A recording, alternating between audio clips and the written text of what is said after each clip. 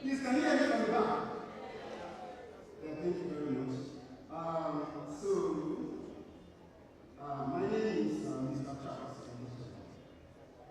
I am one of the starting professionals. So today, I'll be talking about few things about the Xplore and the Islamic programs. It's actually came as, let me say, not planned big as this. Well, at the end of this, alhamdulillah. So alhamdulillah. Please answer alhamdulillah. If you are studying programmers to yourself, Sabi, and the rest, Sabi, please answer very well. So, talking about Sabi programmers have been existing for the past 4 years now. 2021. Actually, we started small, but thank God today we are where we are. And I'm very sorry if you can't hear me from back, but please just pay attention. I welcome you guys to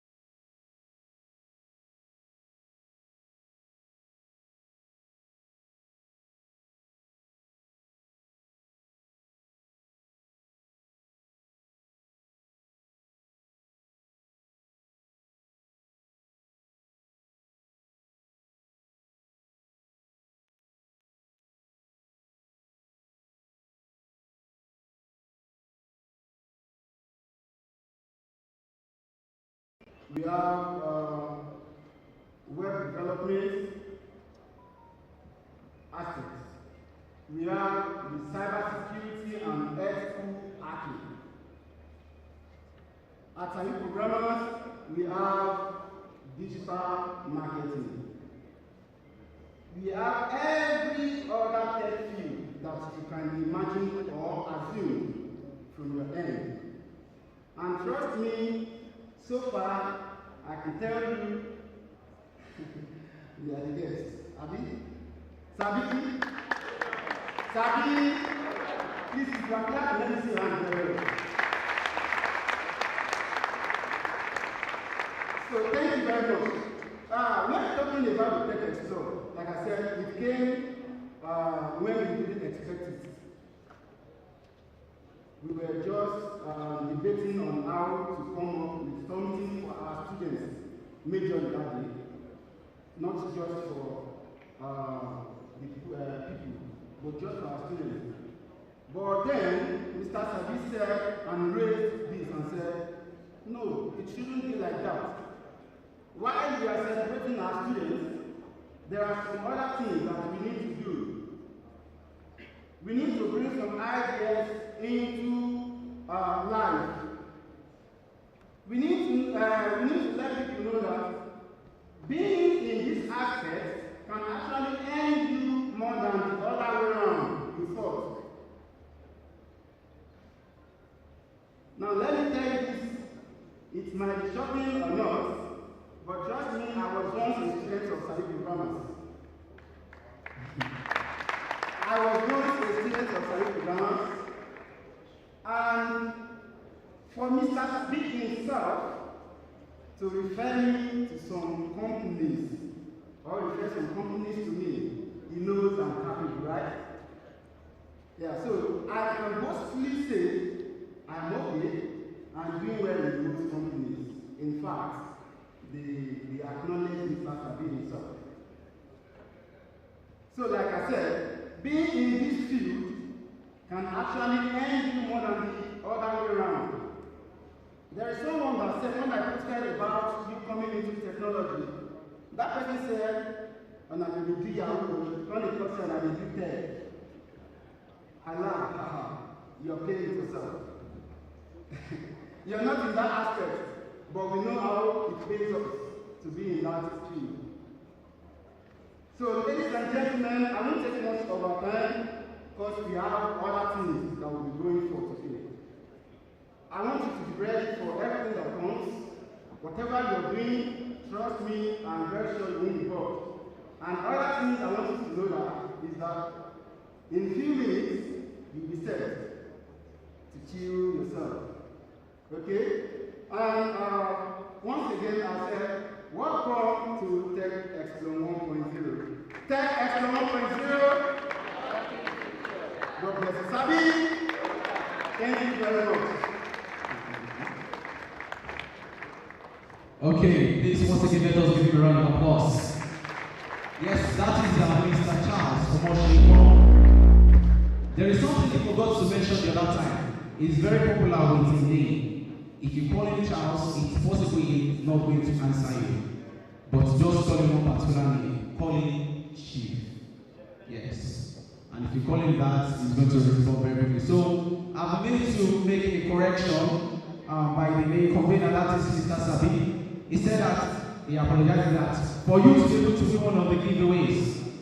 The slogan for today is not unlocking the future anymore. They say that they don't look for the padlock.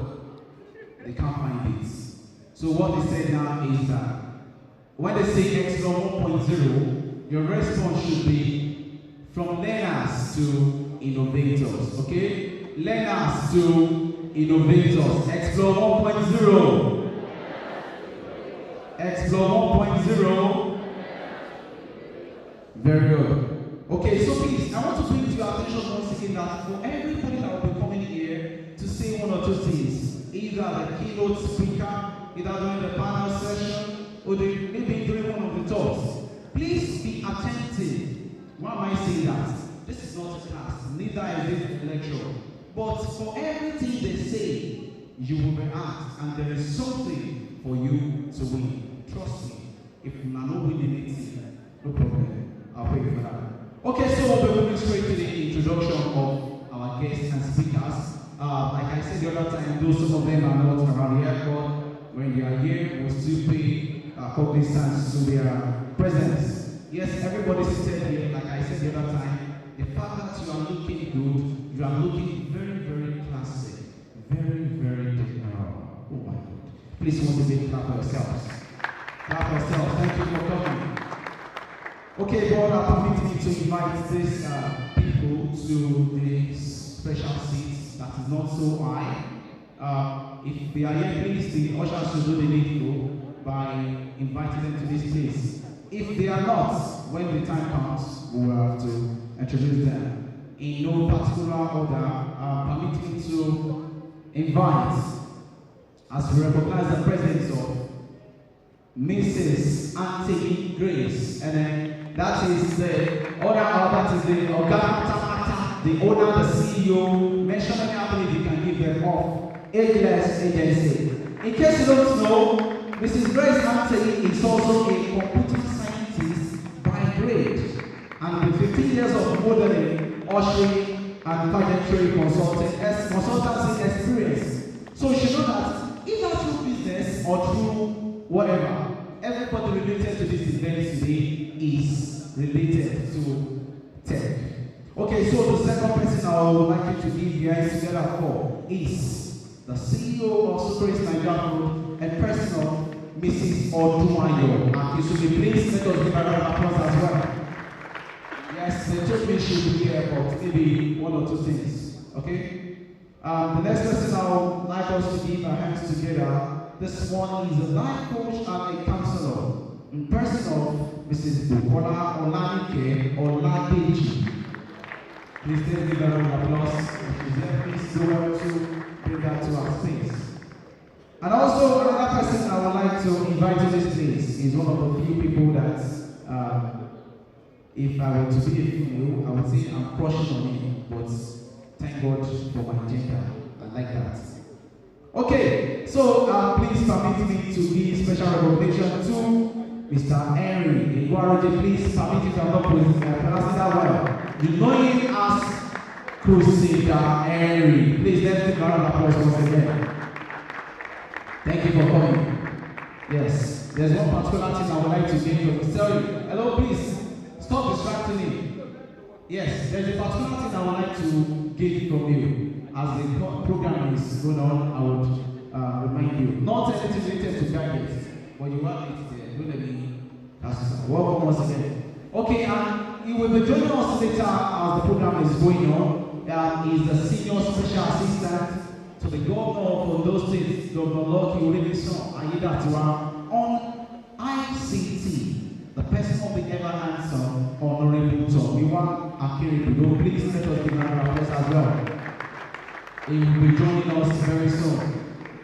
Okay, also let me recognize the presence of, he's also a software developer. He's into system integration, software development, experts, not just one, an expert in that. The person of Mr. Tomide Daniel. Please let's clap for him. Okay, and also let me recognize the presence of these people as well. Majority of these set of people, majority of them are part of those that are going to make the supported this program Orioye. Even though everybody seated is supported in your own particular way. But these people, one way or the other, either through cash or kind, they supported the movement of this program. Let me recognize the presence of multifaceted philanthropist and entrepreneur. The person of Miss Tobilola Emiola Odunayo. Thank you, which is here. Our passion of familiar with a particular global resource, and that is the global resource of John Collins. Please, if they are representatives here, let us also clap for them. John Collins. Okay, very good. Also, let me recognize the presence of this next person. Is the executive director of Rizoka Technologies. That's the person of Anteyi. Please let's clap for him. Like I said, Orioye will join us. Also, let me recognize the presence of Adebiyi Moses Smart. Is a cyber security instructor and analyst. Please let us give him a round of applause. Another smart person I would like to introduce is a social and serial entrepreneur with vast experience in entrepreneurship development. The person of Dr. Sumi Smart Francis. Imagine there is Adebiyi Moses Smart. Then there is Dr. Sumi Smart. Please, I will suggest they put their table together. We can call it the table of what? Smart people. Did you just snap on me? Don't worry. Okay, second to last of all that we're recognizing is the person of Moyoluwa Adeshiwe. Please permit me, pardon me if I'm not pronouncing that well. She's the owner of TM Brands. TM Brands. Please let us give her a round of applause. I'm quite sure she'll be joining us very soon. Let me also recognize the last but not the least on my list. That is the CEO and founder of Zagra Apparels, Adebiyi-Akinsunmi. Please, if he's here or not here, let us give him a round of applause. And finally, before I call the last person, please, this is the last person I want to call. I want you to start clapping. Sorry, before I call the name, let's continue to clap. Please, wherever you are seated, let's continue to clap wherever you are seated. This guy has gone far and wide. He has traveled to different parts of the world to do a lot of things. Yes, ladies and gentlemen, I would like to introduce myself. Yes, I am the one. Yeah, it's okay, thank you. I am the one I want to introduce. So I am, yes, that is like Daddy. Yeah, you know me, I'm the one. Okay. So my name is MC Kuwait. If it's English you don't understand, you want me to introduce myself in Spanish, me llamo Anteyi, MC Kuwait. And if probably you want me to introduce myself in French, je m'appelle Anteyi Obuchosi. If you are from Benue State, most especially from the team master, Motiame Anthony Ogunṣusi, MC Kuwait, ẹ̀yin ti Yorùbá. Orúkọ mi ni Anthony Ogunṣusi, MC Kuwait. If you are from the southeastern part of Nigeria, Afambo Anthony Ogunṣusi, MC Kuwait. If you are outside from the other part of the country, Sunana Anthony Ogunṣusi, MC Kuwait. Which other language should I be using myself in? Who said Korean? Akure? Akure o! Ọkọ̀ mi fi orúkọ mi ní Anthony Ogunṣusi, MC Kuwait. Ọkì kékeré o ṣáà ní. Which other one are you satisfied? Did you say Korean? Okay, the last thing I will do is to disgrace my generation. Thank you very much. Please give yourself a round of applause. I also want to recognize all the vendors here today, my colleague on the stage, and the different panel, Mr. William, everybody seated here today, all the hosts seated, either known or unknown. I recognize you. We want to recognize our technical crew, the DJ and the usher, everybody seated here today into the event industry. I recognize your presence. Thank you for coming. Moving on, we are supposed to have right now. That is the chairman's speech, and I don't know if it's said. Okay. All right, very good. So we are going to have a very, very short break while I make some consultations. But before that, while the consultation is going on, I just have two questions. There are two tech questions. The first one is, where were you during the days of BlackBerry? Where were you during the days of PE? Who said, I greet all the Gen Zs in the house, so if you are a Gen Z, everything is up your hand. Give the Wi-Fi to a Gen Z. Suddenly, everybody is not Gen Z again. But when it comes to voice sound, your voice is like, Gen Z, you know it's not doing like this, right? No problem. When the time comes, we will recognize everybody. We will know who is Gen Z or Gen X. We will know the Gen Alpha. Okay, so the first question I'm going to ask is, the things we are joking with the giveaway. The first question I want to ask you. Now, please, if you are not following Sabi programmers on any of the social media platforms, be prepared. There is also a giveaway for that. If you've not taken a picture of yourself inside this hall today, get set. There is a giveaway for that. Virtually everything you are seeing around here today, there's a giveaway attached to it. Apologies, please. I skipped a particular name while I was writing that. Let me also recognize the presence of some of our sponsors. We have with us Dominion and Shalom Traveling Agency Farm, correct? Dominion and Shalom, am I? Alright, thank you for coming. Please let us give them a round of applause. Thank you guys. You know, traveling distance is another way of saying what? If you want to Japa.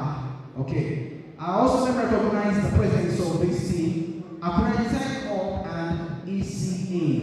Akure Tech Hub and ECA. Thank you very much. Let's give them a round of applause. We also have part of our sponsor, the Innovators. The Innovators. Let's clap for them. And to tell you that today we have two set of giveaways from these guys. Gadget Paddy and Old Tech Solar. Old Tech Solar. Gadget Paddy and Old Tech Solar, please, if they are here. Either they are here or not, let us give them a round of applause. They promised us something today, so when it's time, you are all going to see. Everybody is going to win something, one or the other. Also, let's recognize the presence of Ambassador Orioye Benedict Gbayisemore. Let us give him a round of applause. Recognizing the presence of Honorable Joey Ojekon. Recognizing the presence of Honorable Timothy Adeshua. Let us give him a round of applause. Also recognizing the presence of Miss Moyioluwa Adeshipe. Thank you for coming. And last but not the least, Your Honor, Shekoni Oluwadare, thank you very much for coming. Yes. Okay, moving over to the next, like I said, we are going to have the chairman's address. The chairman's address is going to be very, very brief, and is going to speak with us. Okay, not said. Alright, so we go straight to the keynote speaker. Today we'll be having our keynote speaker. That is a person of Mr. Adebiyi-Akinsunmi. I introduced him the other time. Mr. Adebiyi-Akinsunmi will be giving us something to listen to. Now, I want to give you a clue. Do yourself a very great favor by listening attentively. Put your mind here. If you want to do a recording, no problem. Okay? Let's listen to the keynote speaker as he comes to the stage to address us, Mr. Adebiyi-Akinsunmi. Thank you. Please let us give him a round of applause as he's coming.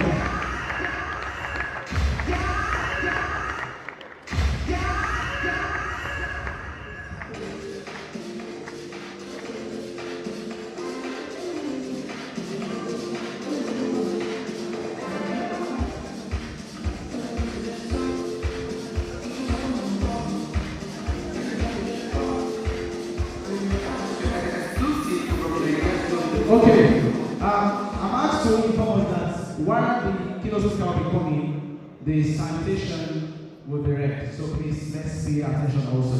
Thank you.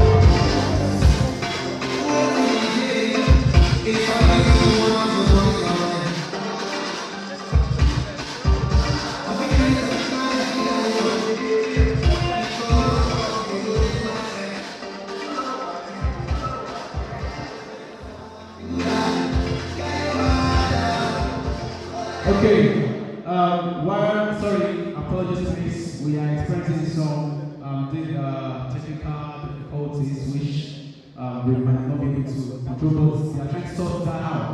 So while that is happening, okay, please, if it's set, let's see. Right? Okay. So like I announced, we'll be having the keynote speaker with us, that is Mr. Adebiyi-Akinsunmi. And like I said, majority of the people that will be coming to speak to us today They don't look like what they have up there. You know why I'm saying that? Meaning the mind, the brain, everything is way bigger than what you see them to be.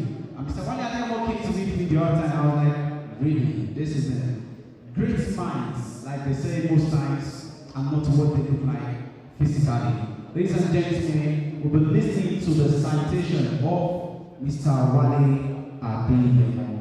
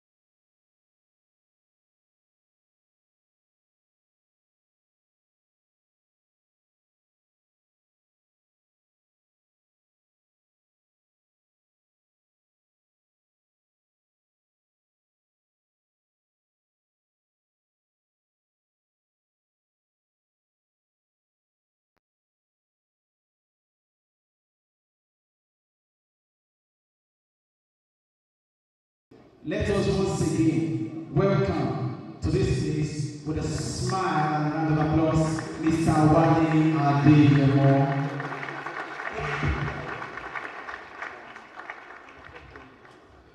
Good morning. Good afternoon. Is your energy high or low? What can I do to bring up your energy? I should give you. What's your account number? Call it. I can't hear you now. Call it now. Just call it first. Network is bad. Good morning, everyone. My name is Adebiyi-Akinsunmi, and thank you very much to the organizers for inviting me for this event. For the keynote speech, as the program has rightly said, unlocking the future one skill at a time. Please, I would like you to pay attention to what you want to talk about for the next 20 minutes, especially if you are learning a tech skill or if you've learned a tech skill and you want to do something with it. So I spent some time to put a very short presentation together, and I think it's going to be impactful in helping you know what next after you acquire the tech skill. So now that you've learned the tech skill, what next? Why did you learn the tech skill, by the way? Who has learned the tech skill or you're learning the tech skill here? Anyone from the audience? You've learned the tech skill or you're learning the tech skill? Okay, from the audience. Why? To change the world, to make money. Okay, anybody else? I want a female. Why are you learning tech, or why are you learning tech?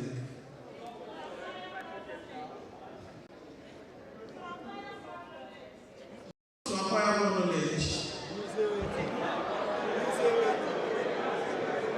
to provide solutions to Nigeria's problems. Okay?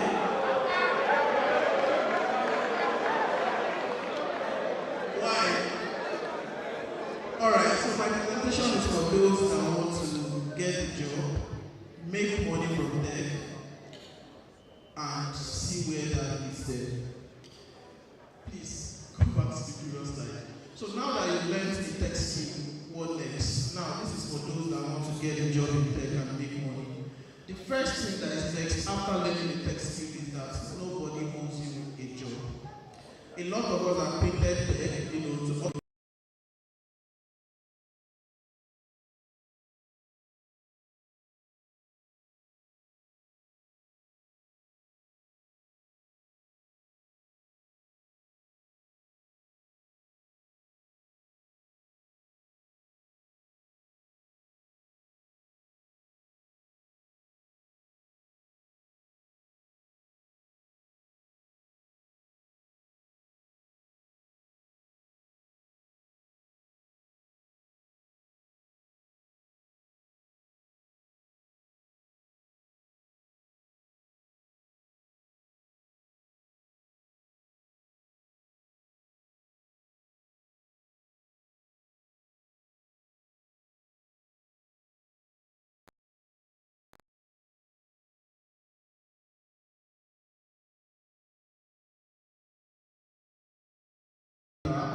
I'm now making this, that. And forget about those that tell you that just learn the skill. There's a lot of job for you, right?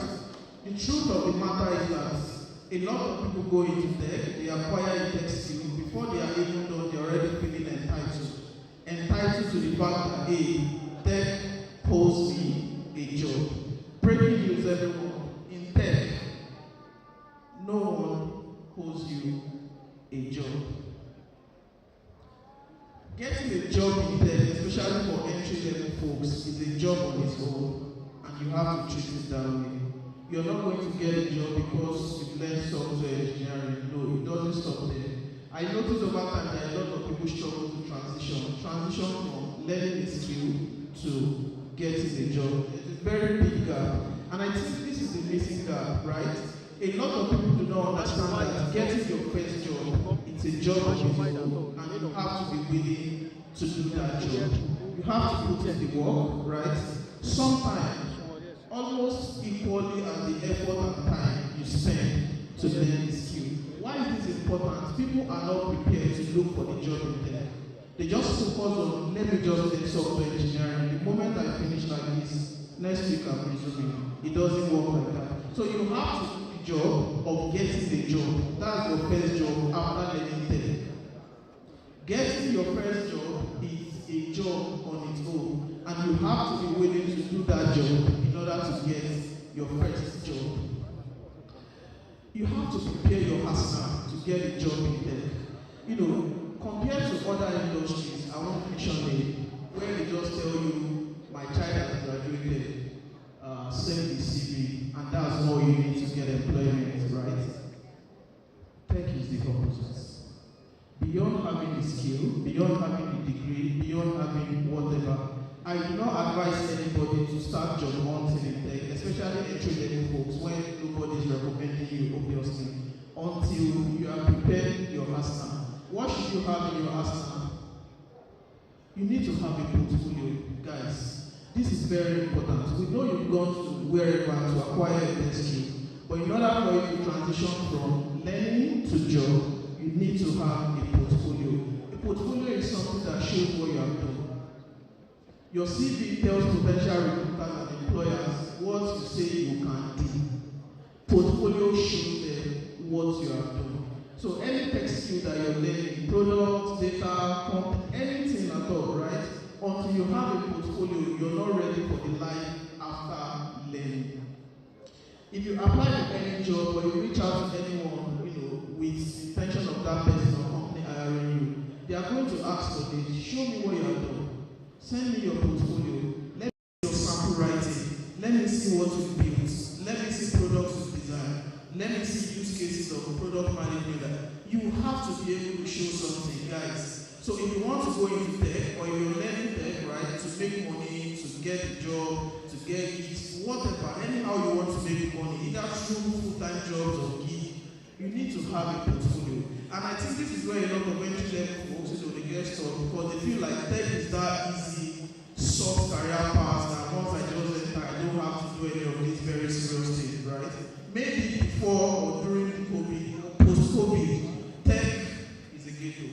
You need to be able to show that you've done something. Next one, your CV. I won't say much about this, but I'll say a lot about your social media presence. All the tech jobs you're looking for, name that company. Google, Apple, HP, Microsoft, name the people, even NASA, right? Your recruiter or the teams you aspire to join, the people leading those teams or working in those teams, they are all on social media. So how are you using social media? As someone learning tech or someone that just finished learning tech, how can you leverage social media, right, to enhance your first job? I've hired a lot of people from Twitter. These people are not following you, so it's not because you have a relationship, right? I've also gotten opportunities from platforms like Twitter and LinkedIn. So for those of you that are serious about getting a tech job, getting into tech, making money from tech, your social media has to be put to a great use, not just for vibes and bands and politics and 30PG versus FC. You need to use your social media critically. It's important. Until you have a professional social media profile anywhere, I don't think you should start looking for your first job. Your first job, you have no track record. People are just going to take a bet on you. So I go through your profile and say, okay, this guy seems like he has sense. Or I go through your profile and say, oh, this lady seems to know what she's doing. That's the only data I'm using to make that hiring decision. It's not because you've worked at A, B, C, D, and I've probably seen things on your CV that I want you to bring to my team. So for those of you that need to get your first job or make money, please leverage social media. You need to be able to do outreaches strategically. Now, a lot of you apply for jobs on LinkedIn. We post jobs on LinkedIn, and a lot of them within 1 hour, you're already seeing like 500, 1,000 applications, right? LinkedIn, one-click application. So you upload your CV, and you just see any job, click apply, and that is it. How can you stand out as an entry-level talent in tech? You have to reach out strategically. Go on LinkedIn, create a list of companies you would like to work on internet. Reach out to people in those companies, right? Write messages, look for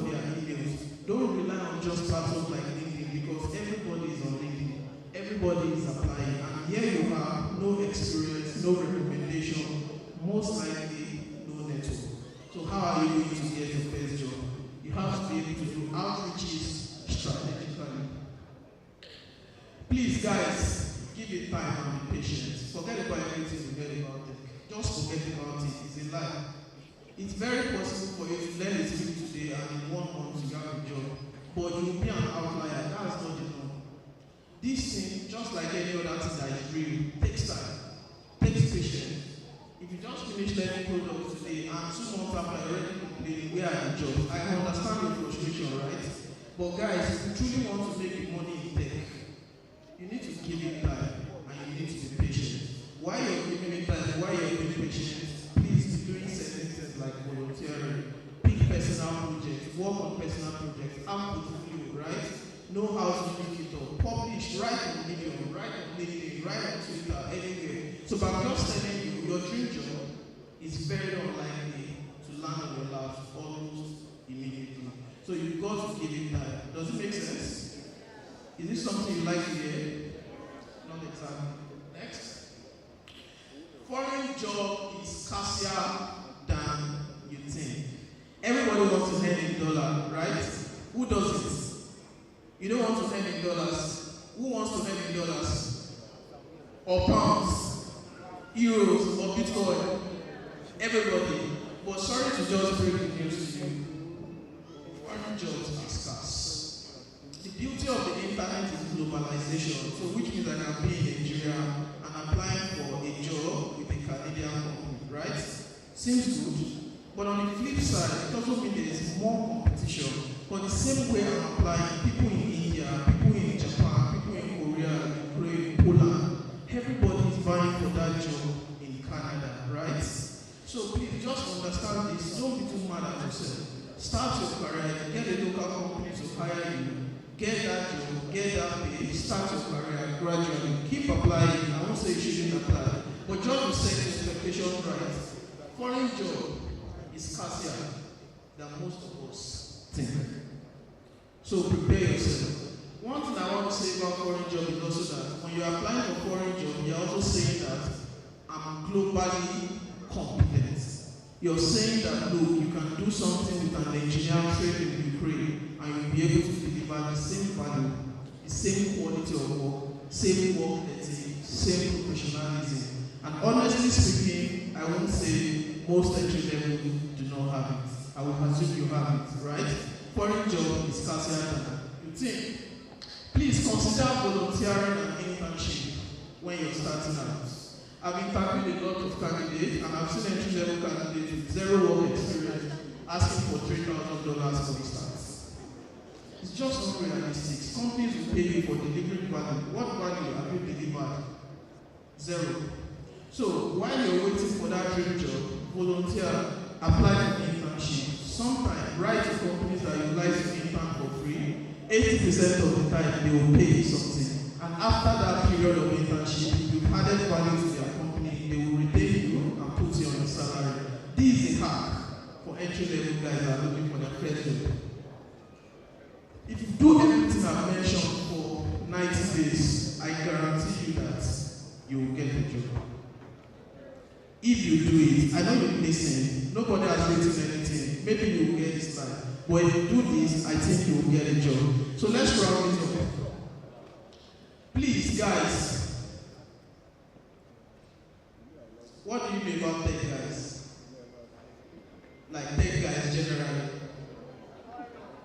Vibes, inshallah, in tech, work is work, and tech is not vibes.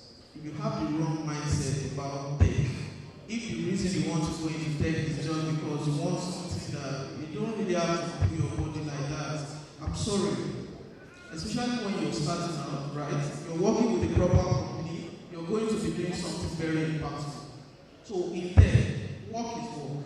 So for those of you that are planning to go into tech and you have the wrong mindset, please just change it. Tech is not vibe, right? Please drop the shitty behavior and mindset. Those of us in tech who have the worst attitude most times. We have the skill, yes, professionalism, communication skills, interpersonal relationship, right? Entry-level folks, please don't even pick it up yet. Because you are not even indispensable. You've not even started your journey, right? So if you think that tech is that industry that affords you to behave anyhow, talk anyhow, or ghost on your employer and team members, if that's what you think, please drop it. Tech is not where you have your shitty behavior, thrown out there. Define what success means to you. For me, I've worked in tech, on both sides. The key for me was, what does success mean to me? I don't want to spend my life doing maybe coding or whatever it is. I want to build tech companies. So what does success mean to you? Beyond you want to make money in tech, please define what success. Money is a means to an end. Tech might be a means to money, but money should take you somewhere. Define what success means to you. I think this should be the last slide. Next. Please have a 5-year plan for those of you just starting out. Please don't wing it.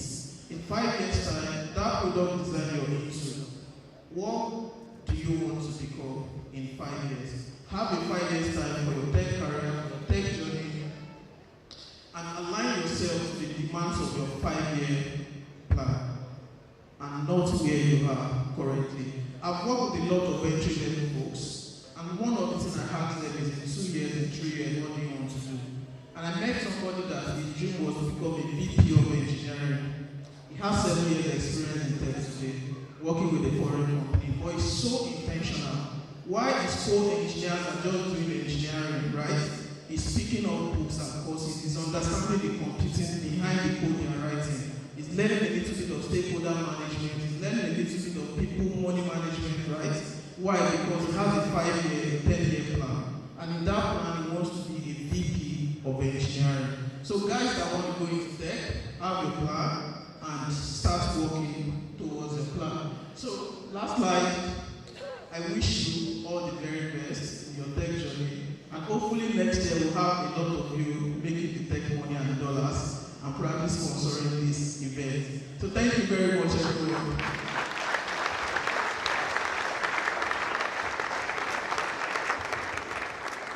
Yeah, please don't go, sir. I think such presentation should be given a good, wonderful round of applause while it's time. So please, until he sits, let's keep clapping for him. Until he has his seat, let's keep clapping for him. Thank you very much, Mr. Adebiyi-Akinsunmi. Wow. Yeah, what else? Please, let me look.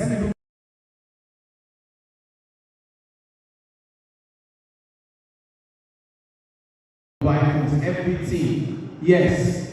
Very good. Mr. Wale, please, you are the chief judge of this particular one. Out of those guys,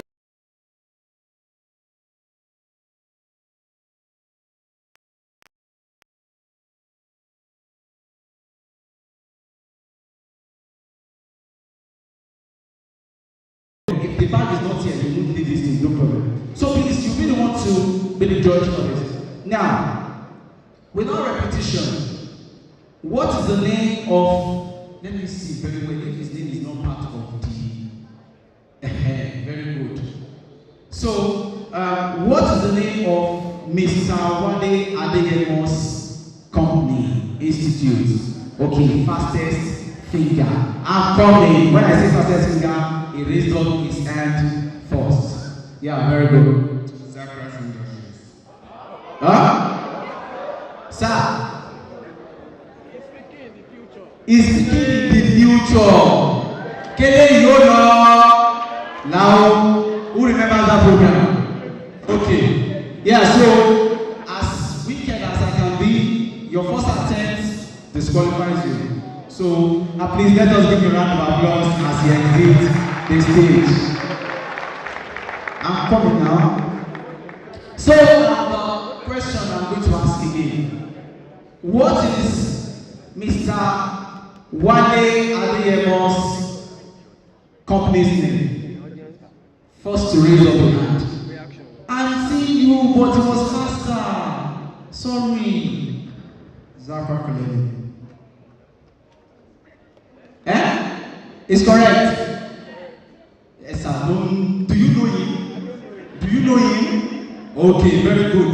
Go to that place. You are qualified. First round. Yes, okay. So my question for you is, during the slide, he said a lot of things, right? so many of the points. So now, do you mind telling us one particular thing he said? She's the first to raise up her hand. She. Yes. Sir, I won't be the one to judge. We talk about tech work is work, but not a bite. Align with your 5-year plan and prepare your ass. I did not ask you to give all the slides. Thank you for being my witness. Just mention one. You are giving tests. Go here, you are qualified. Very good. Leave your phone. You don't know back. Okay, so this last round, okay, this round is going to be the first person to say it. The first person. Wait, come here now. You want to contest again? Okay, the first person to say it, this one I'll be the one to decide. What was Mr. Wale Adeyemo's last slide? Okay, she's correct. Yeah, so please come to the place. Thank you guys for coming. Yeah, sorry. You know what? She gave me one thing. There's a color. Yes. There's a color. Yes. Emma, you thought I was joking. If you look at that place, do you know what happened to Lord's wife? She thought what? Salt. I think I'm joking. You want to carry my gift away like that? Please, is the total ready? Thank you. Alright, what do you call it again? Sir, please, do you mind walking to the place? Sorry. White A-O-T-B-O. Okay, so please, is it correct? Is it correct? This white. This is okay. Yes, but the fact that he could mention a particular color as part of it is a bona fide winner of one of the total bag. Yes, let us give a round of applause. Now we have two of you. What do we do? Sir, please, do you want to answer any question? Anything. It is your time. Nothing. You are giving me the permission to ask. Okay. Alright. Please, I don't like. If you see me in your former life, I'm the. So the next question I'm going to ask is stop praying, calm down, I'm here. The next question I'm going to ask is just about Mr. Wale Adeyemo. Also, look at me. Yes. What is the one significant color of the top he's wearing? She spoke first. Yes, close, let us give a round of applause. She's like, thank you, Jesus. Father, Lord, I bless your holy name. I want this to go back. Yeah, so thank you very much. Come and receive the handshake. At least we shake the celebrity today. Sorry. Yes, this round is just for me. Thank you. Okay, 3. Ooh! Okay. Wow. Sabi programmers are generous enough, so they asked me to give you this customized pen. Where's the camera, please? Okay. Yeah, thank you. So this total bag sponsored by Sabi Programmers Xplore. Okay, this Xplore, they did not tell us if you still use it for 3.0 and 2.0. This one has only Xplore. You see how good that is. Next year you should come. Congratulations. Yes. Congratulations. Thank you. Yeah. Out of time. More to come. Pay keen attention. Alright, so the next thing we'll be having, I'm sorry, I'm trying to get all the names of our guests that are present here. Wait, it's time. We are going to give proper recognition to you all. We'll see you, but when it's time, your citation, your name, everything will be said. Everything is said. Alright, very good. Next speaker is one of the finest I've ever seen. I will not lie. Dear ladies and gentlemen, if you are a single lady in this place, please do well to wear your sunshade because it's not available to be seen. But before I call his name, before I call his name, let me just quickly recognize these following people. The first person I would like to recognize, in no particular order, of course, is the Senior Special Assistant to Ondo State Governor Honorable Orioye. Akinribido. You're welcome. Thank you very much. Sir, please, I want to say something. I admire your outfit. You look good. Clap for him now. So people was not necessary. You are seeing a better dress now. Yeah, you can see that, sir. Thank you. Okay, the next person I will be recognizing is Honorable Timothy Adebiyi-Akinsunmi. Please, whoever wrote this for me, do well not to allow me land the jail unnecessarily. Apologies, sir. You see what I'm saying? Thank you very much. Is the CEO of Timac Enterprises. You're welcome. Thank you very much. And let me also recognize the special on gender, ably represented. I want to proudly say this. Ably represented by Mrs. Yes, Mr. Adebiyi-Akinsunmi. Yeah, that's my senior. Yes, she's my senior in secondary school. But as of when she was in SS3, I was still playing in primary 3. Okay? But we ended up going to the same. Thank you very much. You're welcome. Okay, let me also recognize the CEO of iPattern Technology when I call fruity dinner. I will tell you very soon. Also, let me recognize the presence of Mrs. Bukola Olanike Oladeji. Mrs. Bukola Olanike Oladeji is the lead coach at Emerge Consulting Services. Please let us give her an applause. You are welcome. Thank you very much. Okay, so as the program is unfolding, all our guests are still around, we still recognize them. Permit me to invite on stage our next speaker, one of the finest in town. Man is classic, man is so outstanding. I know the fact that he's smiling already as I'm calling his name. There's a popular name you all call him, but his full name is Eguaroje, popularly called Crusader. Crusader will be giving us the second word as we listen to his citation. Known as Crusader is a seasoned tech entrepreneur with over 12 years of experience in building tech startups and supporting businesses. As a 6-time founder, he has led ventures such as Cyber Oceans Technology, a leading software and licensing consulting firm, and Expert Motorcycle Asset Finance. His projects also include the Expert Super App, a one-stop solution for daily needs, Powerplug, an all-in-one bill payment platform, and Cyber Ocean Institute, a school of technology and business innovation. In addition to his entrepreneurial accomplishment, Crusader is a dedicated career and business coach, empowering youth to start, switch, or advance their career and business ventures.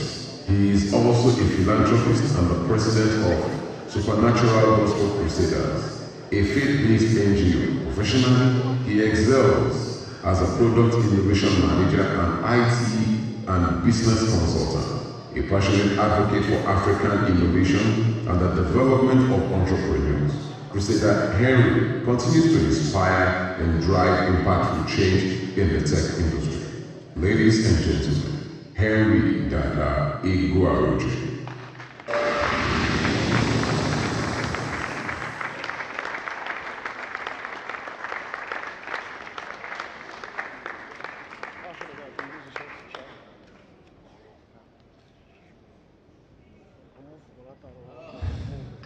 Thank you very much, everyone.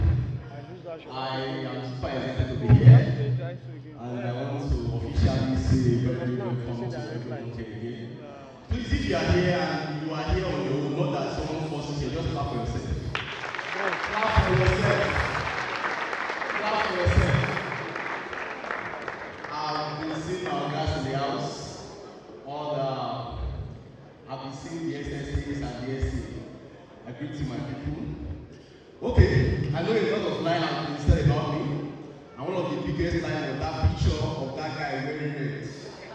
The fact is that seeing me now, you can agree with me that that was never me. So maybe after this program, I might need to send a letter to Mr. Sabi from my lawyer. We have to talk about that picture. But then, it's always, we are always happy to have the opportunity to look back to where we are coming from, right? And And even though we are not where we are going yet, but for the fact that even physically, psychologically, intellectually, we can personally differentiate the difference, that shows good in our life. Am I communicating? So if you are here today and you felt that way, that probably you've set some goals for yourself, some targets, but you've never hit the targets. But then you can just look yourself at the mirror and look back at your throwback picture of 5 years, 10 years ago, and you have a reason to say, I have tried for myself. Am I communicating? Okay. So while we are still waiting for the slides, this program is a fantastic program, and just like I told them on the red carpet, one of the biggest moves that we've taken recently in Ondo State is to work together with every of the technical in the states, right? Be it government organizations, private technologies, startup funders, to be able to make Ondo State the hub of innovations and technology in Nigeria. If you agree with me that we can make that happen, please celebrate yourself. The fact is that this is my 30th year in Ondo State, right? 30th year in Ondo State. And one thing that I kept telling myself is that with the kind of talent coming from FUTA, Federal Regulated Technology, we can work together to make Ondo State the tech hub of Africa, and not just that, we can also leverage on that network, on that talent, and the exporting talent from Ondo State, right? So if you are here today, maybe, just maybe, you are not sure of what to do yet. Maybe you are a student, you just graduated, but yet, you are still not sure of what to do. Maybe to start a business or to start a career, you are still very much confused. Before I get started, I would quickly like to tell you a story of a young man. Please let's go to the next slide. A story of a next slide. A story of a young man. There is this young man. The story of this man must sound familiar with some of you here today, right? This guy has graduated from university for a couple of years now, maybe 2 or 3 years. But even having that university degree rather, this guy has constantly faced job rejections. That is, he kept on applying for different jobs, trying this, trying that, but it always comes back with, sorry, we can't hire you, right? But then, recently, this guy heard the news around about tech, and that caught his attention. But the biggest problem that this guy is having is that for the fact that he has interest in tech, he wants to go into tech, but he has no idea where to start. Because probably what he studied in university does not even align with them to tech. Doesn't have any coding background, data analysis background, or anything related. Fast forward to today, that young man is here in this audience today, right? With a heart full of questions and a mind ready to explore. That young man is someone among you in this audience today. He hasn't figured everything out yet, but there is something he has done for himself today. That willingness to be here today. And if you are that person, please clap for yourself. Clap for yourself. But the biggest problem is that most people have heard about tech, just like I said. You've heard about tech. The other speaker talk about people that are probably you're already in the tech journey, right? You have a skill already. You are looking for a job, of course, you are in level 2. But these guys that I want to talk about today, they are people, like I said, that are still very frustrated like this young man, crying, weeping every night that, how do I get started? But the good news is that because we are here today, I'm very certain that after this conversation that we're going to have right now, we are going to have a course. I mean, something tangible to kickstart that career.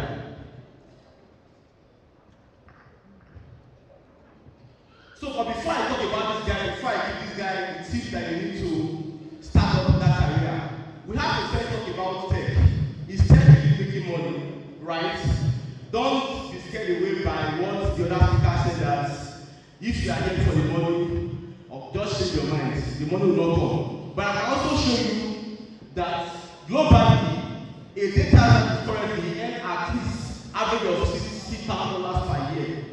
And converted to Nigerian naira today, that is about 8 million naira per month. Same thing happening to a software developer, earning about $80,000 to $100,000. Then a product manager, about $100,000 and above. I believe this will definitely excite you, right? So you have created a tension in your mind. But now, I'm very certain that will definitely excite you. Am I communicating? Am I communicating? So for them, apart from those people, there are also some people here that what you just want to do in the tech industry is to have your own business. And you are wondering, is it that true that people are really making money from this tech?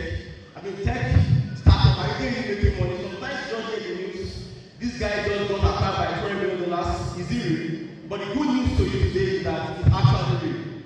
A couple of years ago, a news broke the internet where we were told that Paystack was acquired by Stack for about $200 million. These were young guys just like you and I that have a determination, that have that willingness to say, we want to create a solution that will solve problems. And after a couple of years, just within 5 years, these guys sold that startup for $200 million. And if probably you didn't hear about that, I'm very certain if you're online, just a couple of days ago, another news broke the internet. Moneypoint just raised $110 million, making them the latest unicorn in Africa. If you are here, you have that mindset of building a business, a tech startup, and you are not really sure if those money they are talking about, if it's real, I can also tell you that it's actually very real. But then, the biggest problem or the question you want to ask yourself now is that, how do I even get started, right? There is a need for more tech talents and innovators in Nigeria and globally. Every day, there are new businesses. As we are speaking, I'm currently thinking about another 2 other businesses, which means in the next couple of weeks, I will have a reason to hire another talent, maybe 5, 6, 7, or 8, right? Then, another thing again is that we in Africa, one thing that I've learned over the years is that we focus more on international innovations. So this is also a call to you and I, that we should try to consider building African-based innovations, solving our real-time problem. So this is also an activation to activate that thing in your mind. Maybe you've had this idea for a very long time, you've identified a problem in the industry, and you want to solve it. This is just the right time to get it started. But then, say all of this, that you can be a software engineer and earn as much as $80,000 per year. You can also build a startup like fintech, like the likes of Paystack or Moneypoint, and maybe in 5 or 10 years, that startup can be acquired as much as $300 million. But the big question you are still asking yourself is, how do I get started? What do I need to do to get started in this industry? So for the truth that I'm telling you today, just like my other speaker has spoken, right?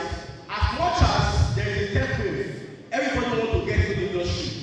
But over the couple of months, the major problem I've identified among the youth, among people that have this urge to get into tech is the ability to know what exactly to do in tech.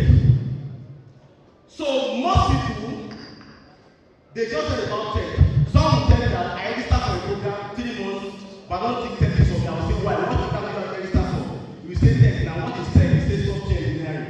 But don't know that there are other courses, other careers that still pay more than software engineering, which we are going to explore today. So, but before you can take that decision, if you are still very much confused, you don't know where to get started or what to do, I've helped to align these questions. If you are able to answer these questions yourself, then you jump from stage 1 to stage 2. The first thing is that you need to ask yourself the question, what am I passionate about? Most people start their career after 1 or 2 months, they stop it because what they are doing does not align with their passion. Just like what he said, you might be in that journey for like about a year, 2 years without making the money. But what would be that encouragement that will keep you going? That is, if only that career you have chosen align with your passion. And the second question is, do I enjoy solving problems logically, solving problems or logical challenge?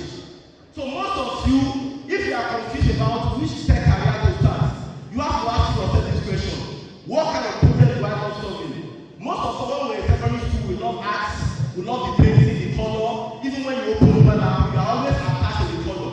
Of course, there is something that your spirit is attached to. There are some people, what they are attached to is some logical challenges. They just want to solve logical problems, mathematics, chemistry, chemical reaction.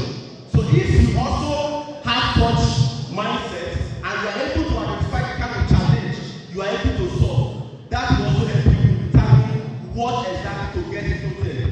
Then the last question is, when working with others, are you a leader, an organizer, a creative thinker, or someone who makes sure everything gets done? Most of you might have been attached to a group of people, maybe 5, 10, to get a task done. So whenever you are in that organization, that group, what do you normally do? You always feel like organizing everything, creating a kind of like a workflow to help everybody grow, or maybe you always have that ego, or maybe that there's just something in you that whenever you are in a group, you are always appointed to be a leader of that group because they saw that leadership in you. So my bone of contention is that if you are able to answer these 3 questions, I can guarantee you that curiosity, that challenge of you knowing what exactly to start with tech has been solved already. Please, next slide. So, but before we continue, let's quickly outline some of the major or trending talents currently in the world. Some popular fields that are highly demanded today. The first one is data analysts. That is, there are people that interpret data to help business and make informed decisions, right? I have a business called Power, which has been over 3 years, right? I have a lot of people that will use that platform. A guy will just come to me and tell me that with this data, you can take a decision, and this decision can help you jump from revenue 1 to revenue 2. Those guys are called data analysts. They will have some other guys who call software developers. These are guys that build applications, websites, the OPay you are using, the money point you are using, the Facebook you are using. For the fact that someone has that idea to solve that problem, there are some guys that were able to write the program to make that innovation come to life. They are called software developers. Then we have another set of guys called cybersecurity, right? Most of you will be hearing about website app, fintech app. There are some guys that their only job is to ensure that there is no security breach. Those guys are called cybersecurity, highly paid job. That one was like artificial intelligence, machine learning, right? Which create an algorithm that enables machines to learn and make predictions. Most of us have seen robots like the one of Elon that was shown recently that can communicate with someone. Almost of you use ChatGPT here. For the fact that you can talk to ChatGPT, ChatGPT can reply you. There are some guys, someone like you, seated somewhere that was able to teach that ChatGPT on what to say, on which response to give at any given time. Then we also have some people called the product managers. Right? These are guys that oversee development of a life cycle of a product from conception to launch. So that means if I have a tech idea now, I want to solve a problem, I will call the product manager. That guy will be the one to start everything from it, writing the product roadmap and everything that he needs to take and to scale that business. So for the fact that I have the idea, that guy is seated somewhere, trained to help me bring that dream to reality. They will have the marketer, which you are familiar with. They will have the UI design. Most of you, when you use your mobile app, you are seeing the design, you are clicking buttons, everything is working. Those guys that make that thing work, that bring out that fine design you are seeing, they are called the UI designers. And of course, you have the developer. So after saying all of this, for the fact that I've shown you the fact that there is money in tech, you can make the money, then if able to answer those questions, you can now decide on what tech career to go for, right? Take for example, if you are someone that loves logic challenges, solving logical problems, of course you are good with that, you can easily go for software development, right? And if you are someone that whenever you are in a group of people, you always have that capacity to organize things, to arrange things, to lead the group, you can definitely choose the product management. So what I'm saying in essence is that if you've been confused on what exactly to do in tech, if you are able to answer those questions, the biggest problem people are doing is that just hearing about tech and the next thing is I want to jump into coding. Or because Mr. Daka mentioned now that there's money in data, for example, and the next thing is that you want to start doing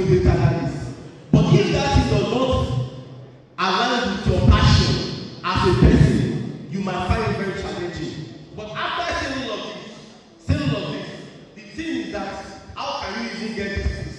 But apart from all of these things I mentioned, software development and the likes, the major problem that people are having that even after acquiring these skills, they are unable to get employed, get a job, is because of lack of soft skills. So most time, we are always concerned about being a software engineer, right? Being a UI designer, but there are some things that hire CEOs that are looking on you, looking in you, aside from that tech or that is that you have. That is the soft skills. So as a software engineer, a product manager, it is very, very important for you to have this thing, to be able to like communicate, right, solve problems, and work with other teams. Those things are very, very important. The tech industry is full of opportunities, but for those who are willing to learn, to fail, and to learn again. So with all of this, as much as it might be very, very easy, you might now decide that, okay, I want to go to UI design, I want to start software development, but the real fact that I'm telling you today is that the tech industry is full of opportunities. Yes, the money is here, but only if you are able to work, to learn, to fail, and learn again. What does this mean to you? Be ready to fail, to learn from it, and to keep moving. And what that means is that, just like he has said, if you start the journey, let me just start this story and we can write it off. If someone wants to have weight, you want to like build up your muscles, right?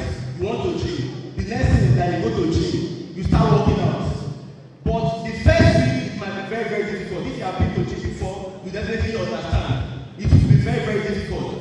But only if you can go again and try again. So what I'm saying in essence is that for you to be able to like get into that journey and complete that journey, it's just like someone trying to like add more weight.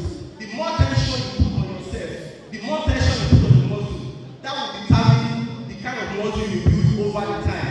Am I communicating? So just to run it off, what next after learning a skill? Just like he has said, after you have decided that I want to go for UI design or start software development or whatever you have decided to do right now. The biggest challenge again that people are always having, which I have mentioned. Earlier this year, I wanted to hire an engineer, and the guy told me that you want to collect $800. He said he's a senior developer, and I asked him a very simple question: how many products have you built? He said he doesn't have any live projects.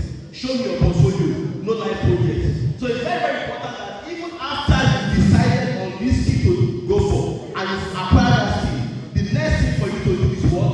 Is to build a portfolio. And for you to build a portfolio is very, very easy. The easiest way is to freelance, to help people, talk to companies, do free jobs, go to Fiverr, get jobs, come up with an idea. Your friend might have an idea. What you just need to do is that sit down with that person, get that idea, work on it, and bring it to life. If you are able to follow up this journey, understanding what your passion is, right? Align that passion with what it means or whichever career it aligns with in the tech industry. Acquire that skill start.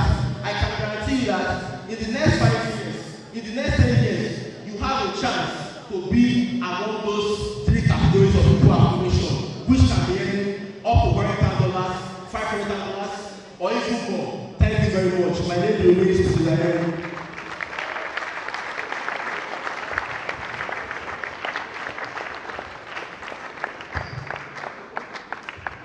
Yes, please, once again, let us give him a round of applause.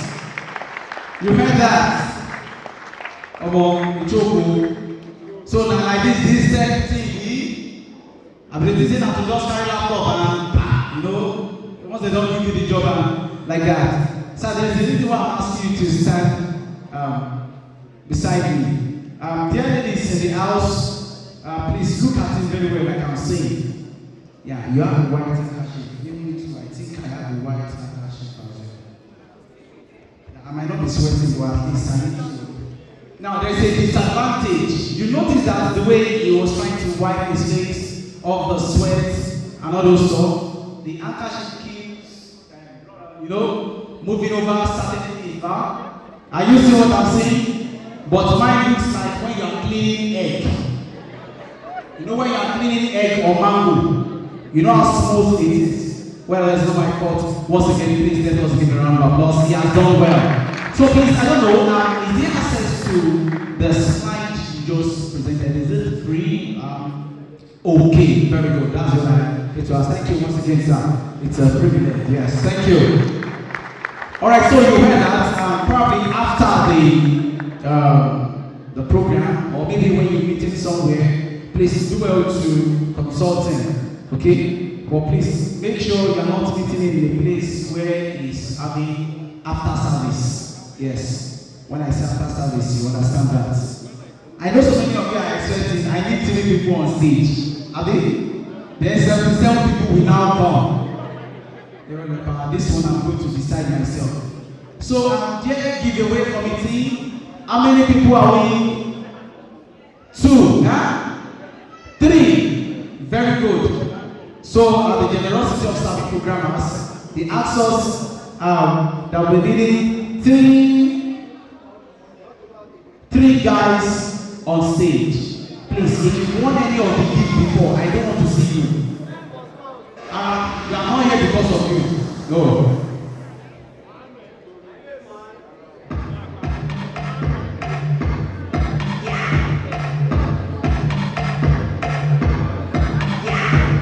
Okay, so I will need 3 people to be on stage.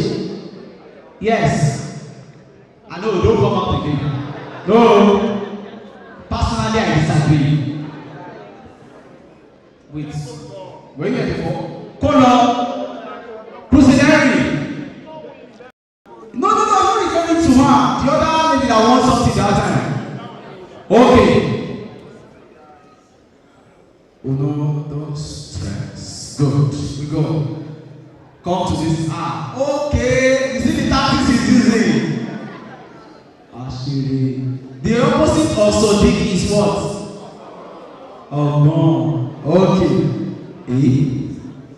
My brother, this is not easy, so you are looking at it. So, before anything, if you want to answer the question, okay, the person that gave, the man that gave the slide, the answer man that gave that slide. No, look at this. Don't let me see you look at that side. Yes, look at me. All right. Okay. Now, Mr. Henry, sir, please do well to pay attention. If any of the things they said is not correct, you are liberty to say yes or no. Thank you, sir. So my first question is, Mr. Henry is the CEO of. So if you look at that side, Mr. Henry is the CEO of 10, 9, 8. Ocean. Cyber Ocean. He says Cyber Ocean. Correct. Okay, good. Yeah, congratulations. Please, give away committee. You have your first winner. Come, Esther. Come to this side. Yes. Thank God. No, you are free. It's a pass. Go to that side. They will see you. Okay, so you are the first winner. Pioneer. Oh, sorry, your name and what you do. My name is Awa Abraham. I'm into web development. You are a web developer. Wow, good. All right. So for both of you, I wish you did something. Before you do it. Okay. Now to the next question. One of the slides of Mr. Henry made a point. Now, you are at liberty to tell us any of the topic of the slide. Okay. Yes, you want her to go first. Sorry, if you want to give Leonia, you might just have given her your gifts. Okay, I guess I'll just list the number of soft skills that are, I don't know how to explain it, but just list all of them. The first is digital marketing, software development, UI UX, DevOps, digital marketing, software development, product management, and okay, you have a second chance. If you can outsmart her with whatever she has said, you win. Sir, please listen. Alright, so what actually got my attention during the presentation was the question that the letter made. And one of it is that before you mention to tech, you have to be passionate about something. Because in the long run, it's your passion that keeps driving you. And then number two, you have to solve a problem. Like instead of you looking outside Nigeria, let's start from ourselves within the nation. Very correct. And you know the beautiful thing is, she even clapped for a see how like the president was giving her an applause. What's your name, please? Olayinka Ojo. What are you into? What do you do? Wow. Okay. All right. Let's see. There is.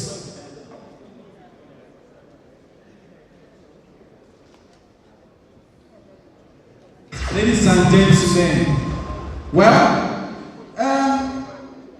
I don't know how to say this, but let us give them congratulations first. No, you don't go.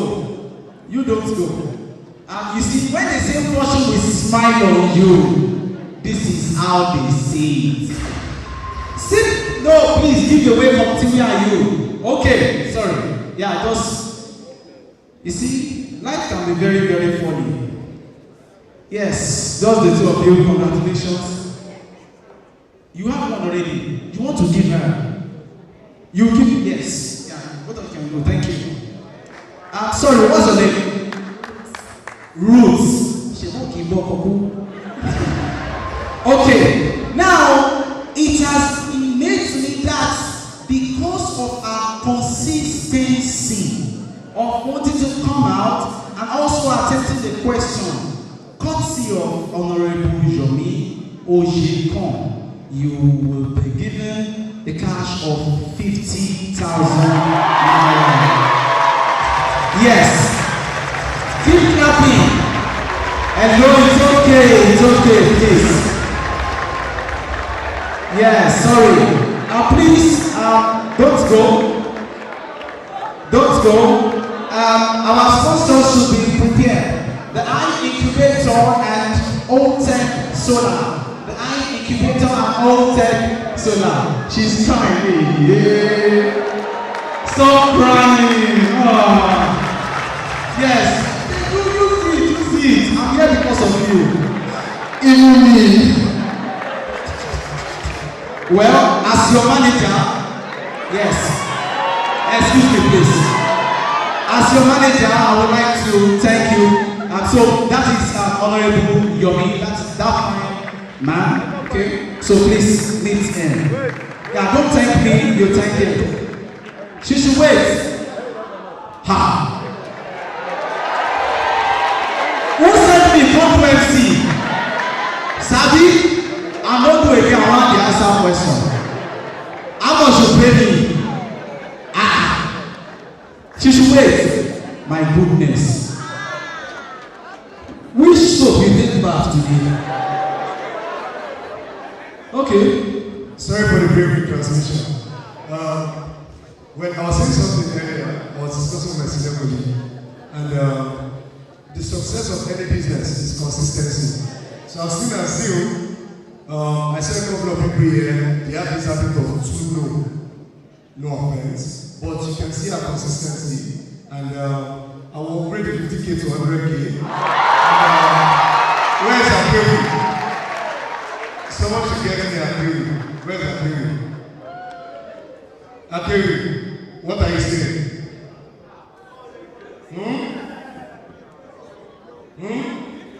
Another 50,000 for my company. Give him a handshake. What's the meaning of this? Well, please, congratulations. That's very, very impressive. So you have, if it was ordinary pain you want now, you won't return this handshake. So because of how PDK now, you think you can talk to me anyhow. No problem. I'm not paid. Let me see anybody answer any question here today. See, if you like, because of having DK, you're running up here. Bouncers, please, where are you? We need one of you in this place. We need to screen the people coming. Please let us give a round of applause to Honorable Odunayo for that. That's generous, that's wonderful. When they say play, you think it's a joke. You see how life is. Extra 1.0, 150K. You pay me. Who said you do MC? Well, also please we invite to this place our sponsors. The two of them will be speaking, will be saying something about their businesses just in 3 minutes. Okay? They sponsor 1 or 2 things for us. The first one is the Akinribido. The Akinribido, any of the representatives here? Okay, very good. And please, coming with them also should be Old Tech Solar. The Akinribido and Old Tech Solar. The Akinribido and Old Tech Solar. Thank you very much.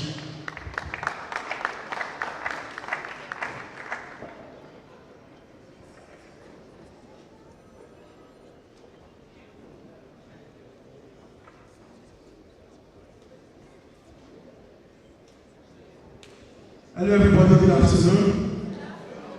No one is responding to me. Is it because I'm not giving you money? Hello everybody, good afternoon.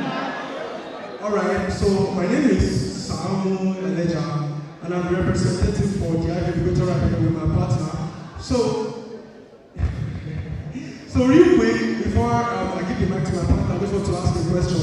If you run a business right here, or you are building a startup either in the ideation stage or you are still in the early stage of your execution, can you raise your hand?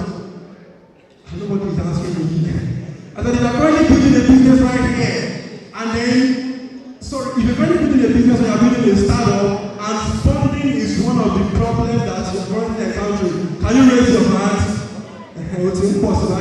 Alright, so I believe that one of the things that you came here for is to get a solution to this problem. So I'm going to be giving the mic to my partner to enlighten you more about that. Thank you. Good afternoon, everyone. My name is Pelumi.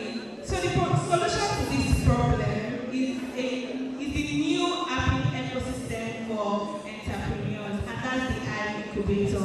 The Akinribido provides funding, coaching, mentorship. I mean, taking your business to the next level, like letting your business reach its full potential. And we also open your business up to investors, cash investment, and so much more. So that we are located at Alabama. So continue.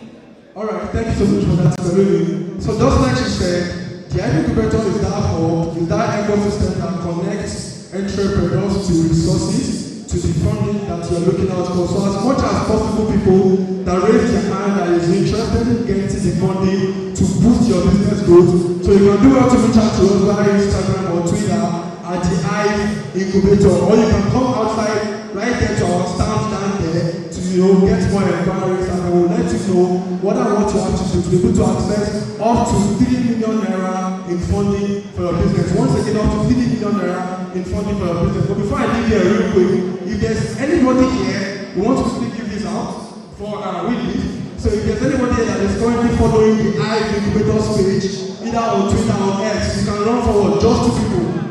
2 people, if you are currently following the Akinribido's page on Twitter or IG. Nobody wants to get my gift. Should I take it? Alright, so one more person. Is there another person that will go down on stage? Alright, she's winning one. No other person. Alright, so for other gifts, you can come to meet us at the store down there. We have more of these goodies for you. Once again, I'm Samuel Eleja from the Akinribido. Thank you. Thank you very much. That is from the Akinribido, and we'll be having now the Old Tech Solar. Hello everyone. You guys are not answering me. I will not talk. Hello everybody. Okay, so let me now start properly now. Good day, ladies and gentlemen. My name is Ola Precious, and I am a representative from Old Tech Solar. Old Tech Solar is a brand that majors in professional installation of solar inverters in your homes, offices, warehouses, literally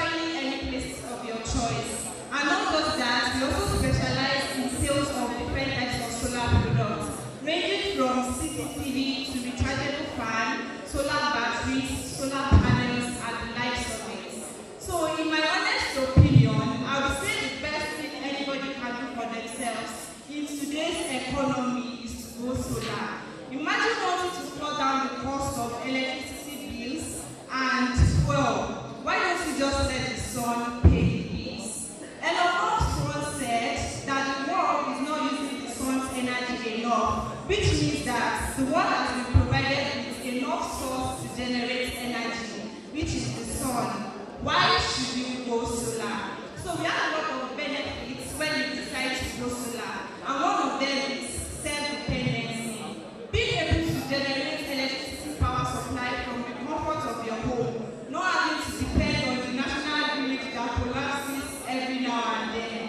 Then the comfortability that comes with enjoying uninterrupted power supply. I bet you all love to see this supply. So the best thing to do is just to go solar. Then secondly is the cost of fuel. An average Nigeria spends nothing less than 25,000 naira to set that down on the cost of fuel.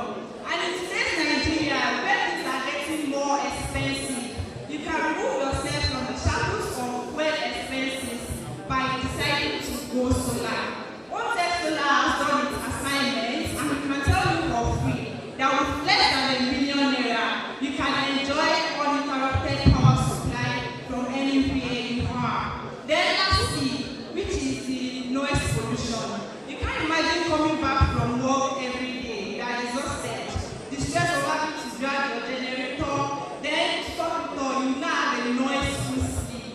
No, now, you will even be the only one that will suffer from that noise. Your neighbors and every other part of your compound will suffer from that too. But when you go solar, you enjoy a stress-free life. Thank you very much. She has said so well. My name is Patrick Odunayo, like our CEO of Xplore.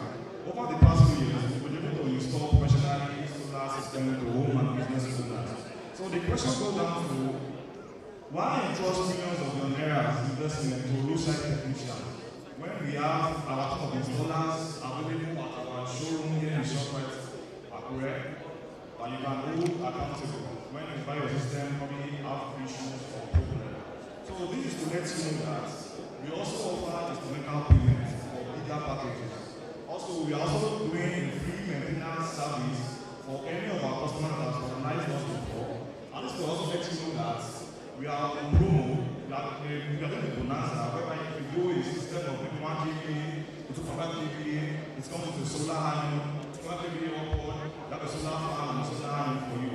So for more inquiries, we have our stand outside there, you can make more inquiries there. So as my team are around to pass the flyer across if you are interested. Thank you so much. Yeah, thank you. Hello, sir. Yes. See, as you hold my hand, it could be president for you. Yeah, I'm need to understand that there is also a giveaway of 3 solar iron. Giveaway of 3 solar iron.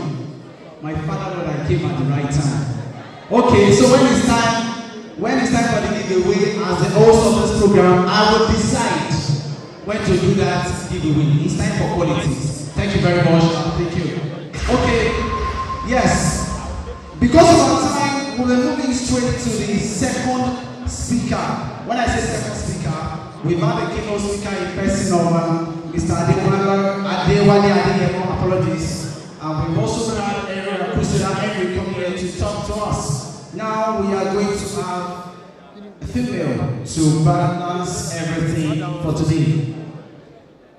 What should be telling us when it's time we will know. Once again, pay keen attention. Let me invite on stage to to talk to us, Mrs. Odunayo Adebiyi-Akinsunmi is an analytical chemist, food trainer. She is the co-founder and managing director of Success Niger Food, with over 7 years of immersive experience with her partner, leading a thriving quick service restaurant in 3 locations in Akure, and thriving team of over 60 employees and expanding. She is a public speaker driven by a mission to make positive impact. In addition, she is a member of the Board of Trustees Gender Mobile Initiative. Hails from Ekiti State.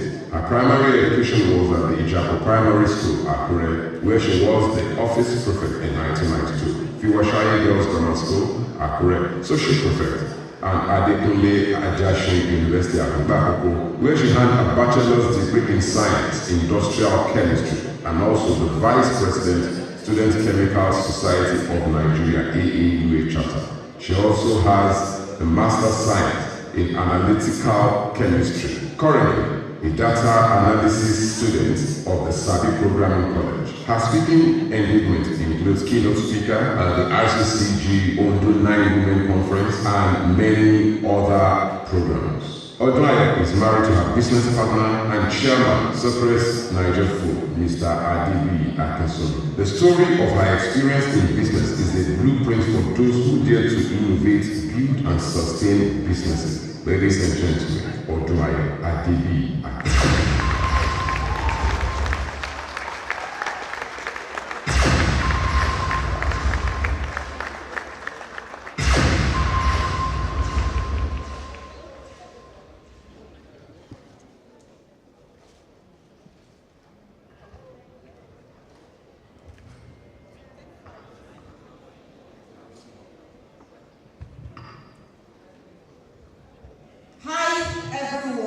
Good afternoon.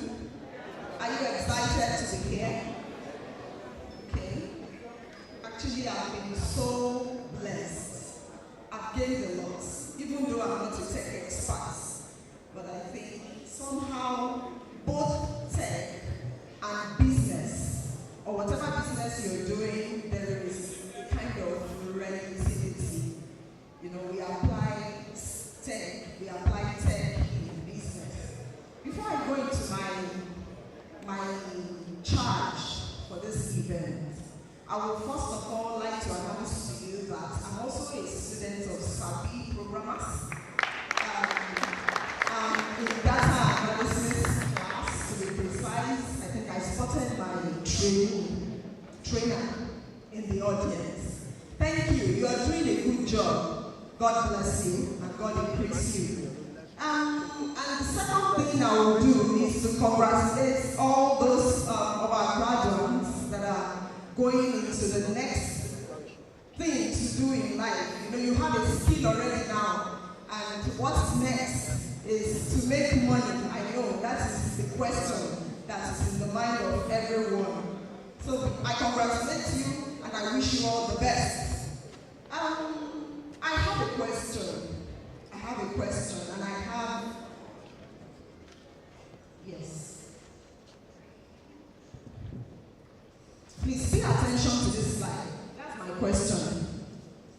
MC, please, how can you help me so that people will not Google? These two, they are common tools used for business. You are with me?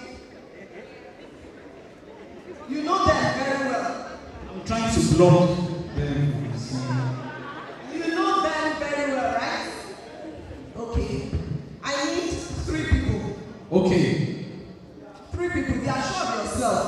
You understand these 2 tools. I call them tech tools in business. Sorry, ma'am. Is this not POS? Yes.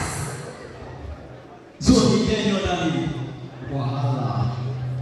There is a love song that is at stake here.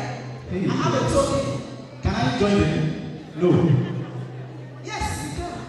Don't let me disgrace myself. 3 people, please. 1. Person when you have 50K that time. If I count to 10 and we don't have 3 people here, we might call it off.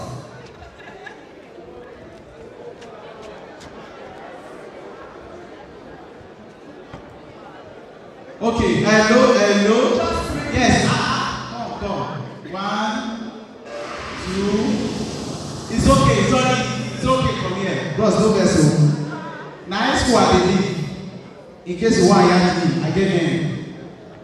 Okay, just 3 people, 4 people get No, 3. 3. Yes. I want to be I want to. Ma'am? Okay, yes, ma'am. Hello, please. Water. Okay, because both of you are wearing Sabi programmers. Do you have anything about Xplore on you? Let me see. What about you? What about you? You have one. Sorry, I don't have. Sorry. You see?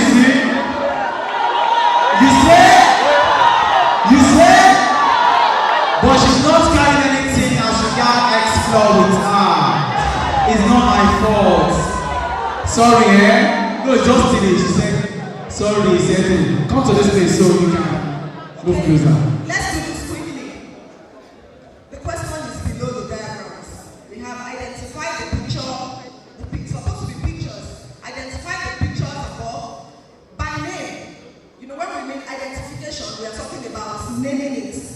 And state the difference between the two by their usage. What I just did is one use. Very I'm fine. So who is coming first? Where's your phone? Thank you. Okay. Who is making the first attempt?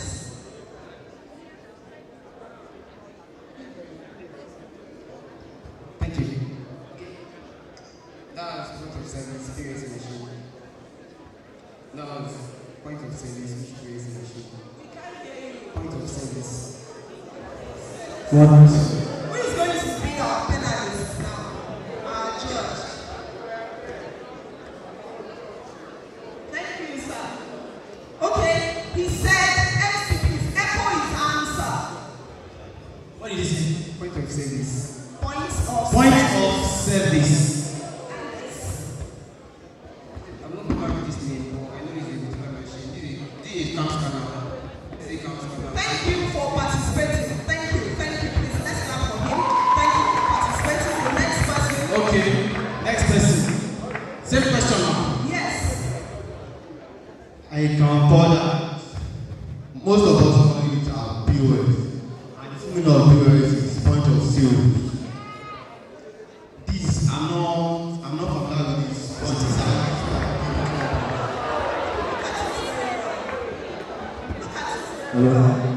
Yeah, I can say these are used for. What is the name first? Thank you. Next person. Okay, the first is I POS. won't be happy to go home with my money, and I'm sure my husband is there, the chairman of Nigeria. I'm sure I'm going to back up, support me. Okay, thank you. So the first is POS, that's point of sale, and it is used to receive payments, card payments. And the second is I'll call it customers CR. Thank you. You didn't do well at all. No, I'm sure that by chance you would have checked the internet. Don't worry. After the teaching, after the charge, I'm sure the MC will ask questions. Okay. With my gifts. So, think of that. Okay, thank you. Let me educate us. Please, drop our mic. Let me educate us. It's unfortunate that the youth of nowadays, they don't learn. They think they know, but they don't know the price. They don't know. When you say you have skill, skill is something you know how to do very well. I'm sure that on a daily basis we make use of this. If you visit supermarkets or eateries, you make use of this.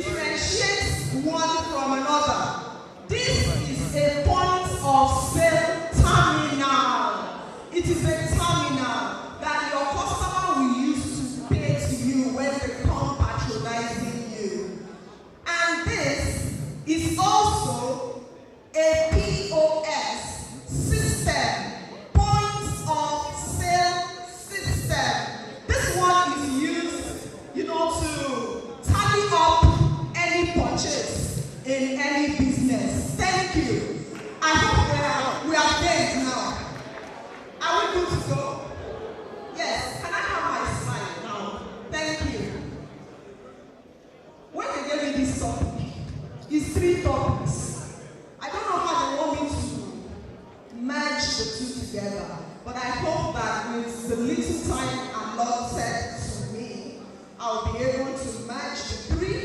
The first one says, unlocking the future, one skill at a time. The second one says, from learners to innovators. And the second one says, use my Jackfruit story. Talk about entrepreneurial and also business principle. I say, hey, this is my small head. God will help me. Let's go into the business of the day. We talk about future. Future, you know, whatever we might have learned while growing up, they will say, work hard so that you have a great future. And the future has kept evolving. That means the future is a journey. And because we need to take conscious steps to make sure that our future is good, our future is, you know, looks like that dream we have. The future is also now. So I summarize the future into now, and it is also a journey. Then when further to talk about unlocking the future using your skill, one skill at a time. A skill is what you know how to do well. If you are here and you don't have a skill, I think you need to get one. And if you have a skill, congratulations. Let's move forward. Learners. Who are learners? A learner is a person trying to gain knowledge or acquire skill in something. The graduates of today, they have gone through a process of learning. And I'm sure to an extent they understand the craft or whatever they sign in for. This knowledge that we're trying to get as a learner can be acquired through studying. Some of us go to the university, we study to acquire skill. Practicing. You know, some people, they didn't go to music school, but because they sing and sing repeatedly, they master the skill of singing by being taught. Some of us, as we were growing up, consciously or unconsciously to us, we were picking or learning from our mentors. A typical example is our parents, our siblings, our teachers. So we are being taught. So whichever way in which you might have gotten your skill, it is immaterial. The most important thing is know how to do it well. Then an innovator. You know, when you learn and you come on the business stage, for you to evolve, for you to be able to grow, you need to move from the level of a learner to being an innovator. So an innovator is someone who comes up with a better way of doing something. I put all this one because in my line of business, we come up with new products, or designing new products, create an improved version of something. For example, now, if they say there is a Nigerian jollof rice, some people gathered and coined one again, put together some material, say one is Ghana jollof rice. So all those ones came by innovation. Then explore new areas. There were still products that have been in the market for long.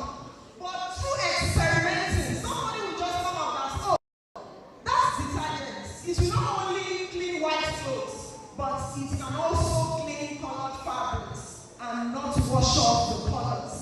Thank you. Next slide. Now, whatever skill we have, be it tech, be it how to do whatever you choose to do, the goal is to be a successful business owner, or to be successful, even if you're not going to be in business. So, with this, I was able to link all this together. An innovator, and this innovator is also somebody that has a technical skill. Entrepreneur is a businessman. The two coming together, they have things to do together, and the entrepreneur will convert the innovative skill to tangible reality.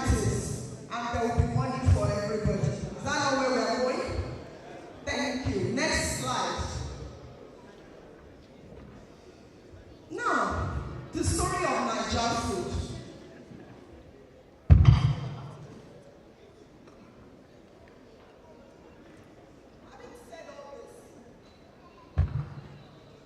We are asked to use the story of Niger food as a reference point. The story is interesting. I could remember 7 years back then, 7 years, my husband came up with that idea.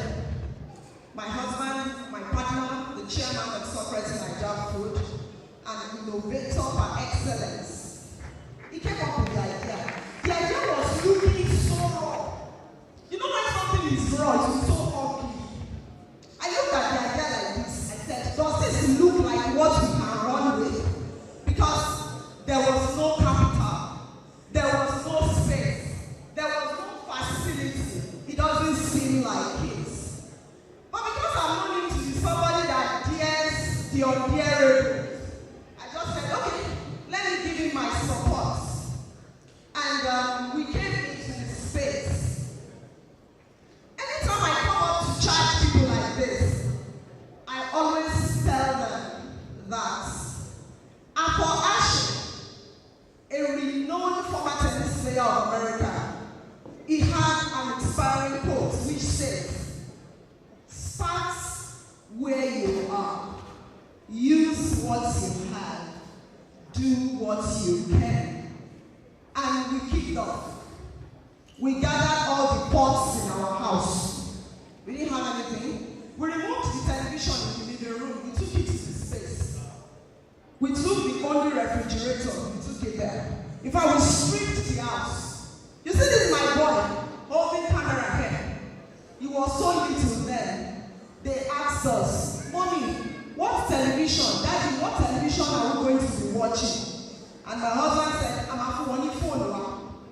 And when we leave to chase our dream, we drop our phones with them at home. You know, we were bringing practically everything we were using at home into the space. And we kicked off. We invited people, come and join us. So we started a new business. They came. It was so fun-filled. Everybody ate, we married. In fact, some friends and family offered to pay that day. They paid good money for the food they had. And the second day, which is the first day of business, reality stared at us in the face. Nobody came. We cooked. We were expecting. In fact, I tell you, anyone who is a food business owner and has done well must have developed some level of patience and perseverance, because food has shelf life. It's not like clothes that when you don't sell it, pack it into the bag. Tomorrow again, you open this one. Some food has 3 hours shelf life, some 4 hours. That if you don't sell it, that's the end. If you don't sell it, that's the end. It was so ugly. At the end of the day, we usually pour away the people. What we pour away will be more than what we sold. But we were so tenacious. We were so intentional and determined. And what are the things that brought about this determination? They were because we had history of failures. History of failures. We have done like 3, 4, 5 businesses, so everything failed before we came into the food space. Time will not permit me to take you through it. But agree with me today that failure is also a course to pass in this journey to being successful. Now, there were a lot of things that we did, and I would like to take us through some of the things that we did. Please, the slide before this one, the slide before this one. What kept us going? We had a lot of challenges from, all this, what will I call them now? All these people that bring demand notices. You know a business that just started and will start bringing bills for you to pay. A lot happened. We were not selling. We were so discouraged. But what kept us going? Now, the skill we have a building engineer and is also a QS.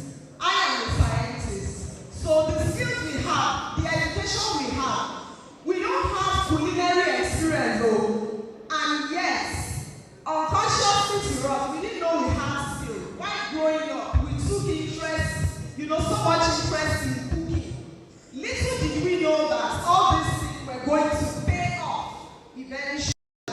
My husband is a very good cook, very good cook. I cook very well, such that at home we compete. We didn't know we were going to do restaurants. So when we came into the space, we don't have money to hire a professional chef. In fact, the bill they will give you, you will run. Okay, what can he do? What can I do? We begin to put heads together and we were doing what we could do. Sometimes there will be error, production error. We will pack it and throw it away and put another one. I was running a 7 to 5 job. He too was working with a construction company, but he had to suspend that for a while to grow that business. So we showed up consistently with our skill, the skill we acquired unintentionally that we didn't know was there. We gave back to the business. The day we sold 6,000 naira, opening from 7 a.m. to 9 p.m. 6,000 naira. You can imagine the amount of petrol that you burn on that.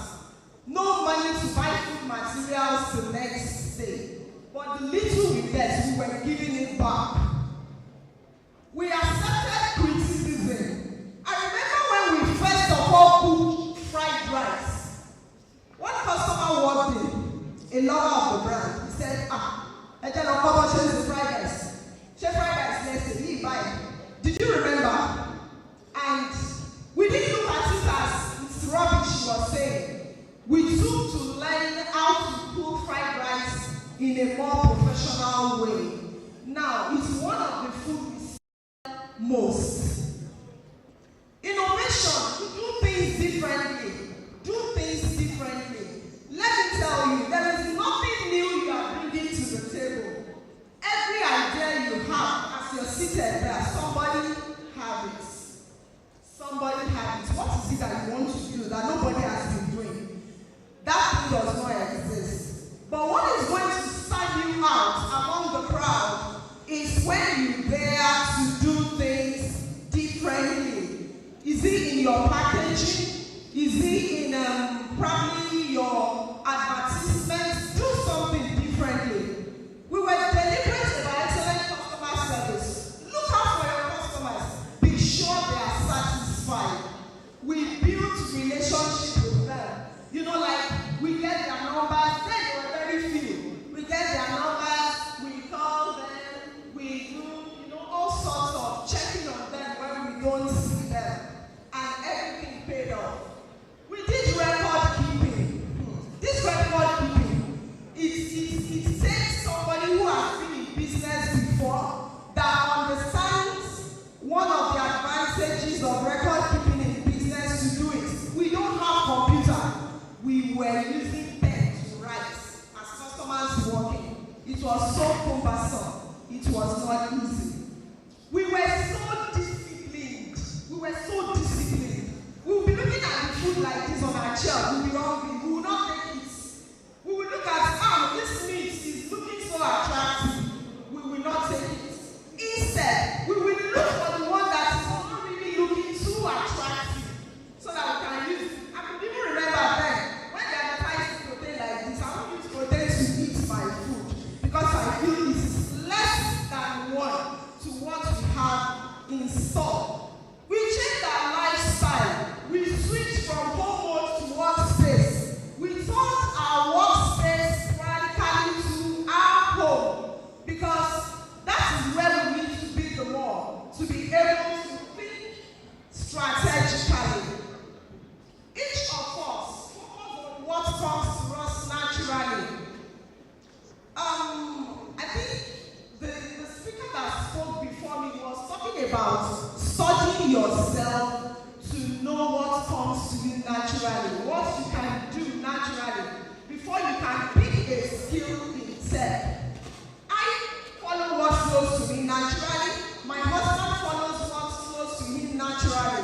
When it comes to gadgets, appliances, automobiles, he faces it. When it comes to food and all other related about production, I face it. So by the time we come together, we make a complete team. We were benchmarking. Some of you will say, that person said he's best in tech. What does he do? By the time I come up, you will see that it's nowhere. See, giants will be giants. The experience they had before they get to that point, you need it. Benchmark yourself against global brands, home and abroad. Look at the things they were doing differently that made them to get there. Baba Adebiyi once said, he said it is easy to climb the success ladder, but the energy you need to stay up there is more than the energy you require to go up the ladder. We build credible relationships with our vendors. We make sure we don't owe them. As we are selling, we are giving them their money.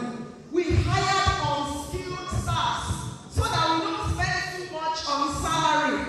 And we train them. When we bring them on board, we onboard them, we train them. Embrace tech as need arises for it. As each problem unfolds, we try as much as possible to bring in solutions, especially as we are moving into tech. We're already in the tech world. We ensure that we embrace tech solutions. We ensure that we embrace tech solutions. Finally, collaboration and outsourcing. There are a lot of things that we couldn't do ourselves. A typical example is ice cream. There was a time we needed to sell selling ice cream. We consulted Fine Ice, Fine Milk, and they were giving us their products.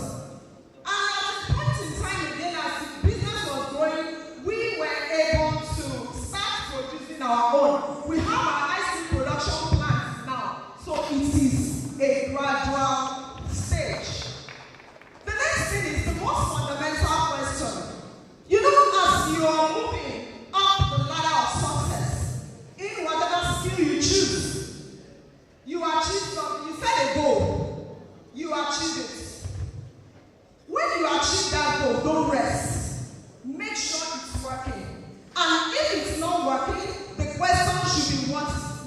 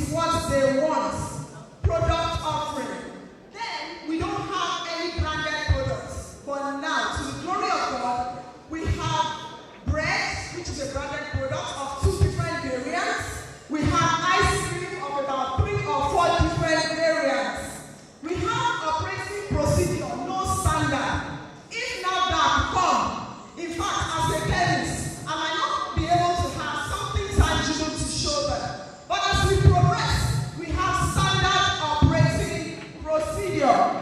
Business name. The business name was not known at all, not familiar. But now, it's an household name. It is notable. Now, we going through all this. What am I trying to tell us? That this thing is in stages. All these were not gotten once. We were unlocking the skill one step at a time. There was a time we had to go and, I had to go and register to learn how to prepare certain recipe. I wish I could continue. But I think by now, anyone seated should have been able to get one thing that would be useful in business. Conclusively, the cornerstone of my charge usually is prospective entrepreneurs, and which has worked for us in an inspiring quote by Akinribido, a former American tennis player. It says, and I quote, "Start where you are, with what you have, and do what you can." Business is a long-term play, but you can start small and scale big, no matter how big or giant your idea is. Thank you.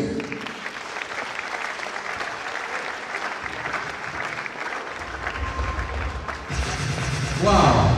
A round of applause now once again for that wonderful talk, Mrs. Odunayo Adebiyi-Akinsunmi. That is the CEO of Crusader Food. You heard everything she said. Yes, because of our time, the other time I was telling you that the chairman of this occasion is here with us. Yes, the chairman of this occasion is here with us. He has been supportive in every manner to make sure this program comes to pass. I told you the other time, instead of people who are invited for this program, I'm not just ordinary people. Everybody here is special, young or old, big or small, fair or dark. Even if you are not a man and you are not very dark, that makes you what? Very good. All right. So permit me to invite to this place, even though I'm going to call it, let me just recognize everybody seated once again, to invite to this place to give us the chairman's address because he has a particular function to attend to urgently. Now, let me invite to this place the senior special assistant to the governor of Ondo State, Governor Akinribido, the SSA on ICT technology, the personal Honorable Tomide Akinribido. Please let us give him a round of applause. You're welcome, sir. Thank you very much. Let's keep clapping, yes. Let's keep clapping. That is the shout of the day. If men from the other side are going to introduce me, because of English, I'm saying the chairman of the day, right? If from men,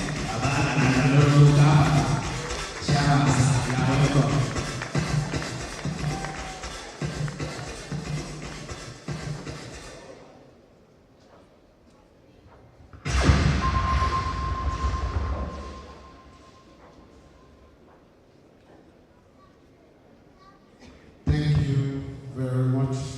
I say a very good afternoon to every one of us. This is my pleasure to be here this afternoon. I want to apologize for my lateness to the event. I was just rushing down from my local government where we just had a campaign rally yesterday, and we still have some campaign-related activities this morning. But this event is so special to me that I have to take some 3 hours to come from Ondo town so I can attend this and then go back. I've taken time to listen to some of the discussions we've had here. Very impactful. I want to commend each and every one of the speakers. My name is Tomide Akinribido, former member of the Ondo State House of Assembly, and currently the SSA to Mr. Governor on ICT, overseeing the state information technology. I was met by Sabi programmers to be the chairman of this occasion, which I agreed on. But on my way from Ondo, I saw that he had sent me a message that I would be giving an address. I said, but when you met me over 2 months ago, you never said I would give an address. So while I was sitting down here, it was right from inside the car, and while I was sitting down here, I had to quickly put something together. I want to say good afternoon once again to all our distinguished guests here seated, speakers, innovators, and very importantly, the brilliant young minds that have gathered here today. One thing that has gathered us here is Tech Xplore 1.0. This event symbolizes creativity and technological advancement, and of course, a promise of a better future for our dear state. I want to acknowledge the dedication and the hard work of the organizers of this event, Sabi Programs, for bringing up this very significant gathering here in the heart of Ondo State, the state capital. This speaks volume about our shared commitment to advancing technology and fostering innovation.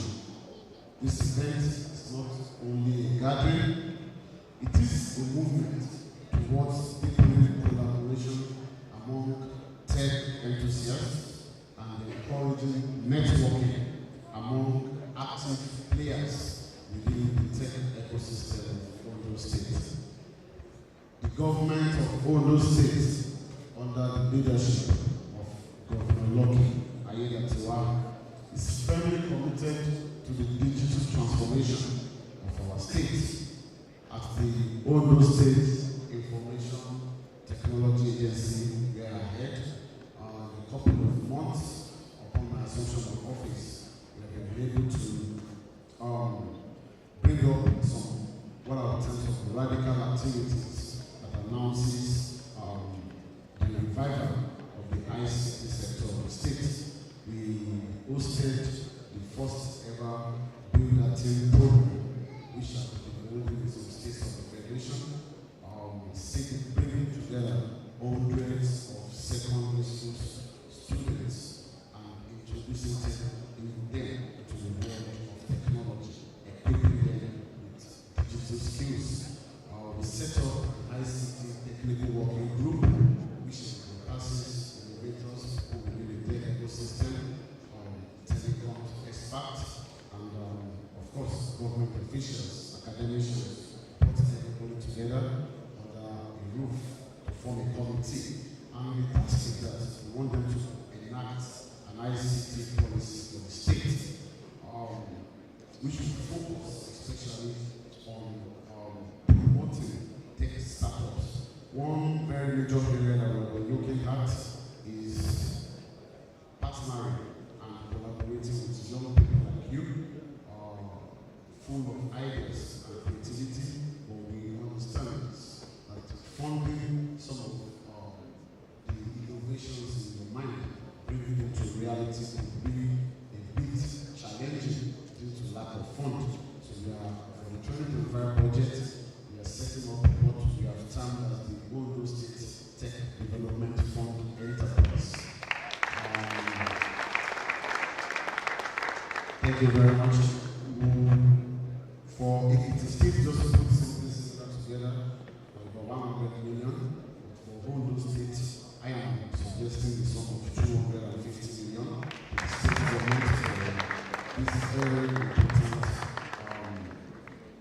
funding for our young tech enthusiasts and experts. We have a lot of challenges in the country, ranging from healthcare, rising unemployment, educational gaps, poverty, infrastructure. So I'm certain that when we begin to have events such as Tech Xplore 1.0, we'll have regular events like this. We'll be coming up with ways and manners where we can tackle headlong some of these challenges.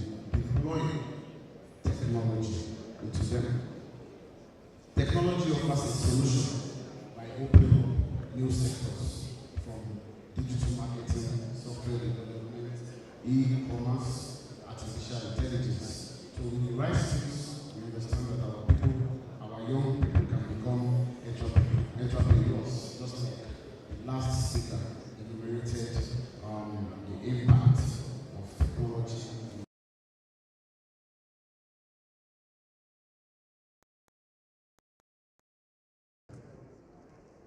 So with the right skills, our young people can become entrepreneurs, freelancers, and contributors to the global digital economy. And by the way, that reminds me, just last week, Ondo State became the first state in the Federation to host a stakeholder engagement on the national digital economy and e-governance bill. I know that some of the participants attended that. So we are working tenaciously to have a very robust ICT sector within the state. We understand that for technology to thrive, there must be an enabling environment. One that encourages innovation, nurtures talent, and provides resources for growth. Rest assured that the current government of Ondo State has dedicated to creating this environment and ensuring that Ondo State remains a beacon of technological progress. In conclusion, because I know we still have, there is still so much to do on the itinerary, I really want to take much of the time so that the intellectual discussions and panel sessions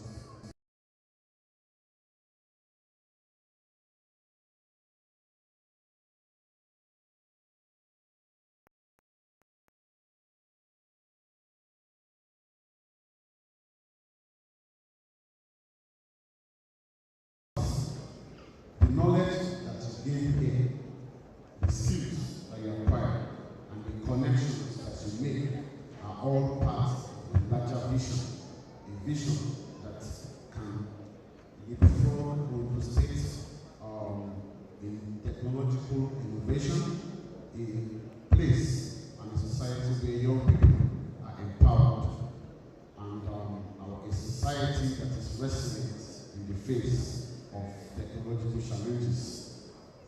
Thank you so much for your time, your enthusiasm, and your commitment to a better future. I want to say a very big congratulations to the graduating students.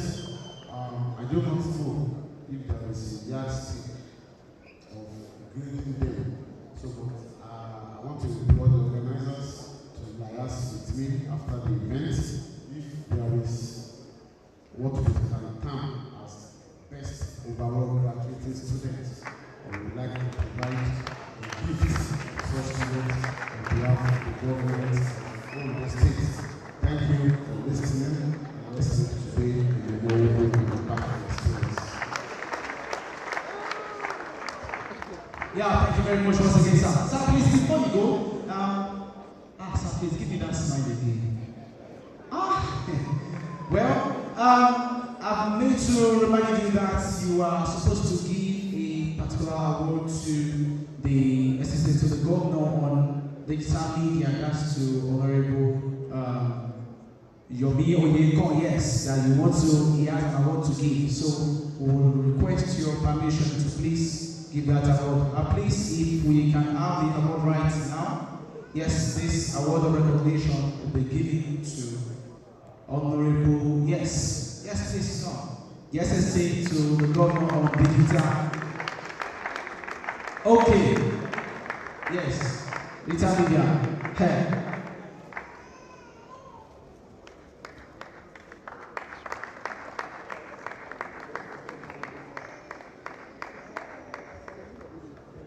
Wow. I didn't know that there is sentiment and bias in this place. I know we collect award. Anyway, this is very beautiful, and I'm very much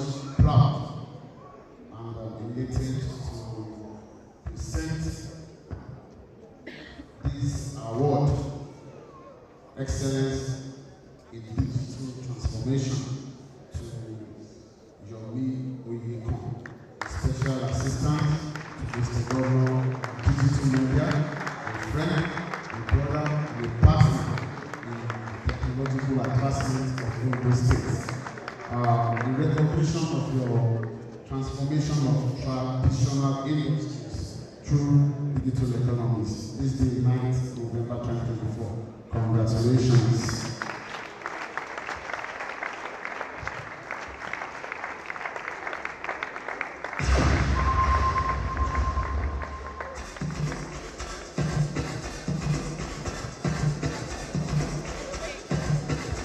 Okay. Thank you, Sabi programmers. Hello, everyone. Forgive me. Over time, I think I also had that beginning. You know, at the point I was a programmer, I was a photographer, I had my hands on a lot of things. But I mentioned earlier, my biggest attraction is consistency. Sometimes you get crushed, come back again, everywhere else. And I'm dedicating this award to the streets. If you are a hustler, you're a tech hustler, I'm dedicating this award to you. It's not easy. I understand. I'm part of, if you've heard of Global Homes and Properties, I'm part of the startup. If you've heard of Shannon Microfinance Bank, I'm part of it. I have my hands on a lot of things. And it has not been easy. So don't let anybody lie to you that you just enter and it will be easy. So I'm dedicating this award to every tech street hustler here. We'll meet at the top. Thank you very much. And I'll be supporting the grant, I believe, the tech grant for Sabi programmers. I'll be supporting with 300,000. Wait, sir! When you said you will be supporting, please, you were looking at me directly, maybe because of my glasses. When you said you were supporting, sorry. Okay.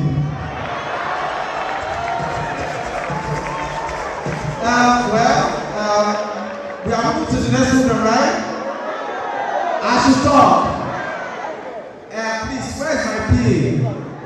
Me says supposed to get PA. Okay, another round of award now. Okay. Yes. I'm sorry this is supposed to happen because of different movement. Please, maybe we want to have it just now. While that is prepared, I want to give to you, I want to tell you, if your name is Anthony and you are here, and your name is Anthony Ogushusi, yes, the honorable that just met said he has 50,000 naira for you. Please clap. If your name is Ogushusi Anthony, are you seated here? Who? Ogushusi Anthony. Now give you Ogushusi Anthony. Una dey joke, nobody go claim my name for me. Alright, thank you very much. This program goes neat. Okay, so we have so many giveaways, like I said. We'll be moving to some, but before that, we are supposed to have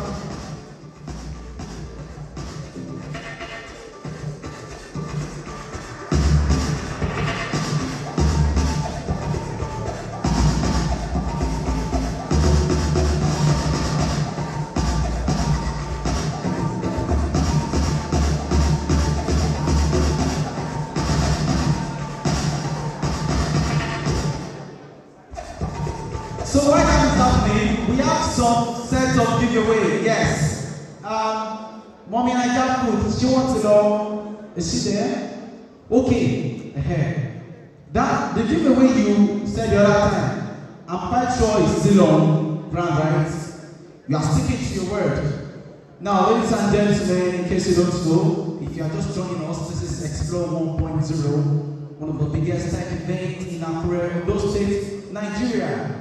And the co-founder of Naija Food, Super Naija Food, has said at the beginning of our talk, she was going to give 3 people something, and 3 men gave SIQ, self-advantage. Okay, it's not about the giveaway, okay.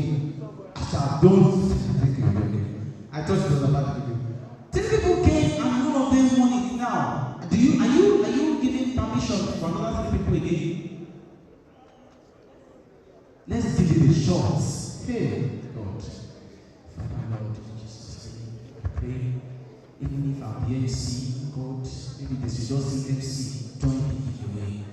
3 people should please, if you stand up, you were part of those that came the other time. You stand up, you turn to rats. This guy does the enemy. Because of consistency. How about you don't forget? Eh? Where's Ruth? Ruth, where are you? Wherever you are, I'm greeting you. Your soul continue. So number 1 again. Yes, number 1, 2, 3. Yes. Sorry, I did not see you. I don't know if I should say, come. Yeah, 3. I even like the fact that you guys are. Now this is what's going to happen. So the 3 of you, now me go ask this question. Ma. Yes. Something don't drop away. It don't believe. Okay. All right. Yes. Okay. Very good. Now, the question I want to ask you, should we make? Please. Yeah,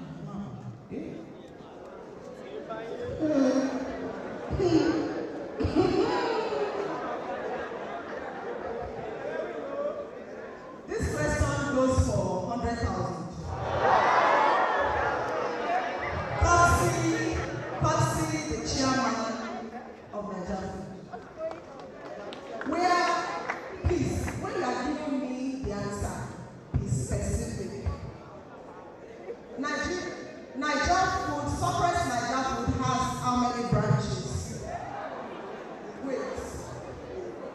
The question is gone.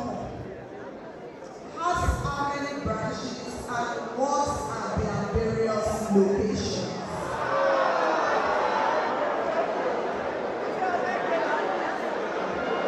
This one, you can't Google it. So, anybody from the audience?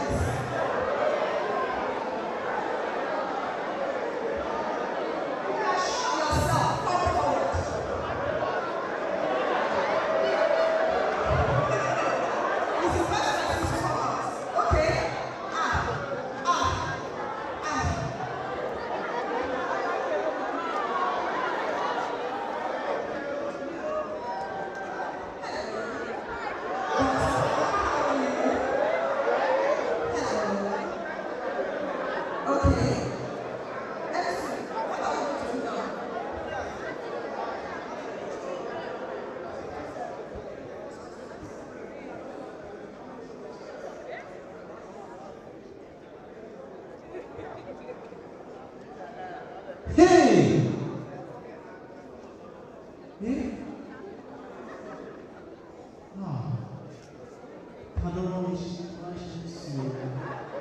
Sir, question. So this is what we are going to do. Sorry. Let me see. Anything about Xplore 1.0 on you? No. Anything about Xplore 1.0 on you? Yes. Sorry. Is here okay, stay. We need to be very sorry. If you call that person, stay there. Stay there. Yes, you too, come. Anything, come here. You don't come at that time now. Okay, so how many people are we giving away? How many? 3. Okay. Yes, ma'am. Sorry, the branches. Was it part of your talk? I can't remember. No, I didn't. Okay. So if you cannot know me, please. I'm begging you that they have. They know it. You know it. Yes. If you know it, let's pray. Okay, if you know it's set here. Yes. Or they can stay back in case they are able to answer any of the other questions. Okay.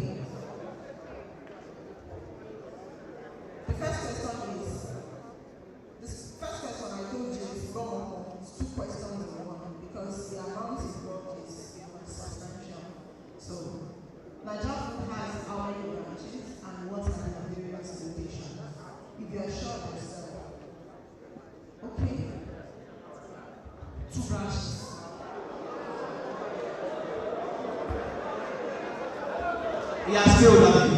Okay, so you can go and sit. Thank you very much. Thank you. We are doing CBT. Okay.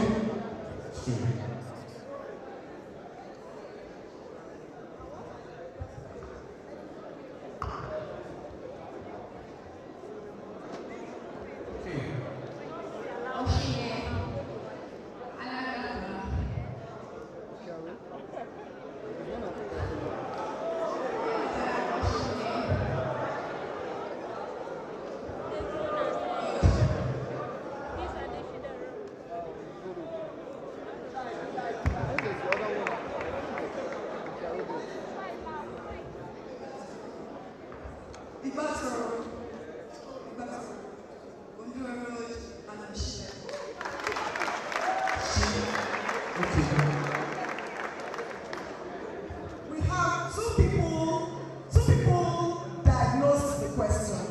Now, the two of them will share the 100K. Now, the second question.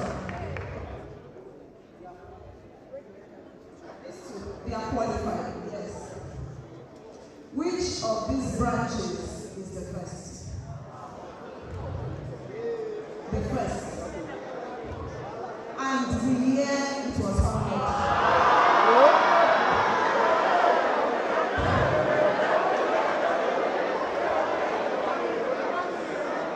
I actually mentioned this when I was speaking.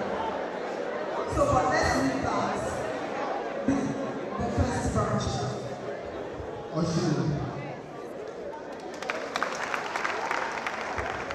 He gets 50,000 naira.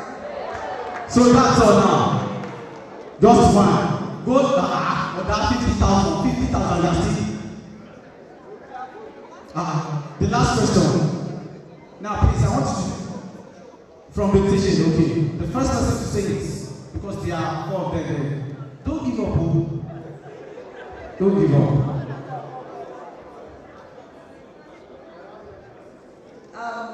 This program has a theme. It has a theme. And if you are able to tell me the theme, and also, hold on, I used to be a teacher. I worked as a school administrator for 15 years. So, be ready. What is the theme of this? Don't look back. What is the theme of this event? And what is my name? The theme of this event and my name. Your name is Mrs. Odunayo, Adebiyi-Akinsunmi. The theme is unlocking the future skill.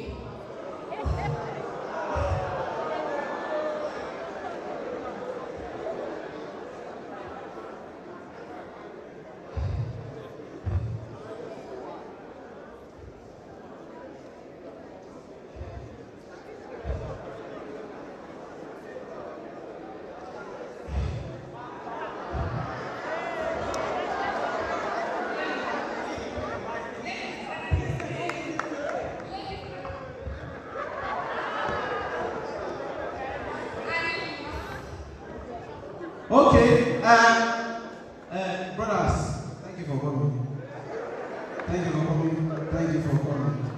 Yeah, okay, now listen to fast. I don't know if she is a qualified winner. So she will get 25K. Yes, the remaining 25K, I will help her to, yes. So please, the 4 of you, give them a round of applause. Give them a round of applause. No, see, the remaining part,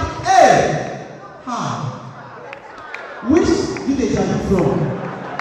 Enugu, they place you all the way from Enugu to Akure. They say you win money in the Ramago inside. See this guy. Thank you very much, CEO of Super's Niger Food. Yes, the last round of giveaway. Atoka, Today talk. Gosh, I think, oh, Father Lord, I pray to you. Before I get to my home this morning, I prayed very well. Well, that's how it's going to be. So the first 10 people get set while your mobile phones, bring out your mobile phones.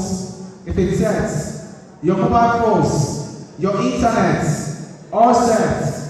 Glow users, I greet you now. I'm only greeting you. Yes. Glow users, your mobile phones, are they set? Admin, are you prepared? Juliet, okay, are you prepared? Okay. So this is how the giveaway is going to be, so that you know we are serious. Listen very, very well. The first 10 people, the first 10 users to follow Tech Xplore page on TikTok. Yeah, excuse me, it's not my fault it's not TikTok. Don't blame me. You don't have TikTok, have you?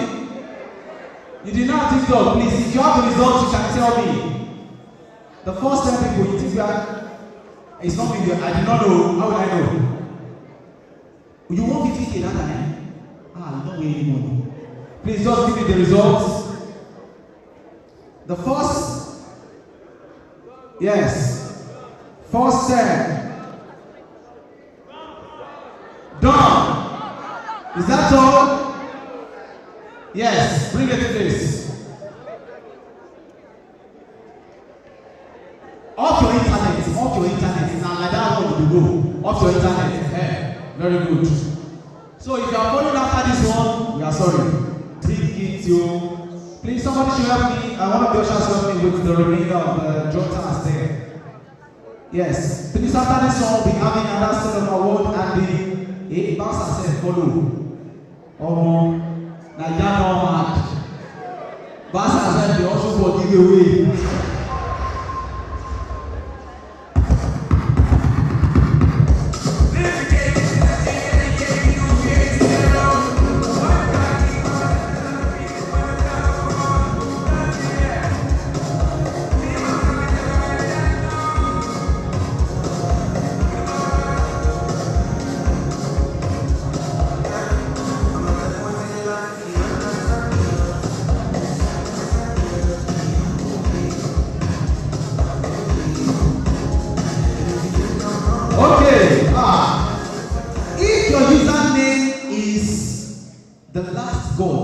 Come outside and get this daughter.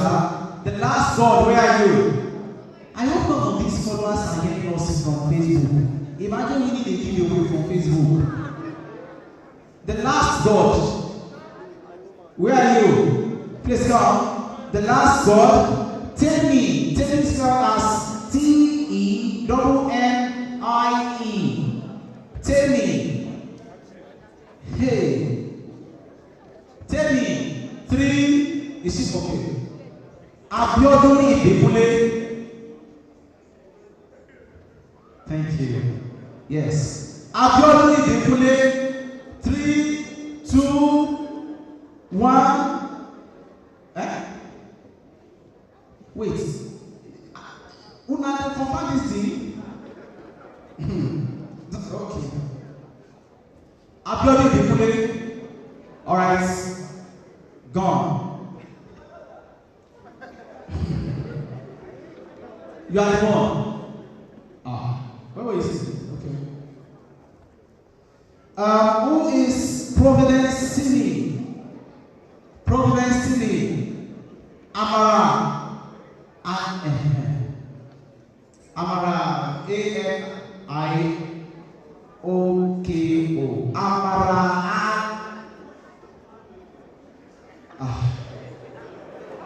Amara, the surname is A-N-I-O-K-O. Whatever, I'm sorry, I don't want to pronounce the wrong thing. Amara, where are you?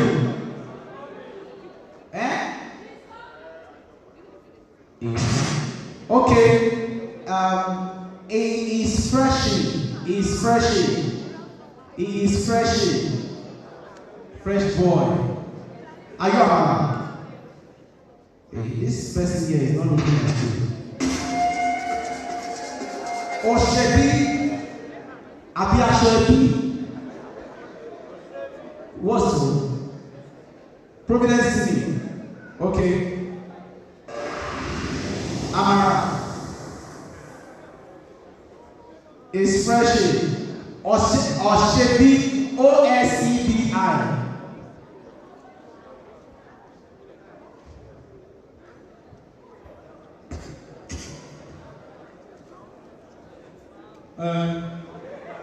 Okay. Who is Johnny Walker? Johnny Walker.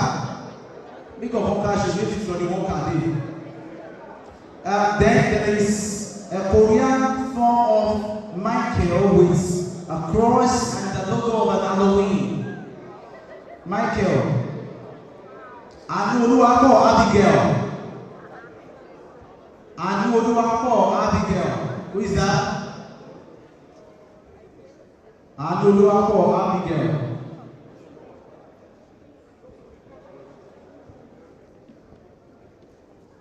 Okay. Thank you. We'll be moving to the next one. Instagram users, get set.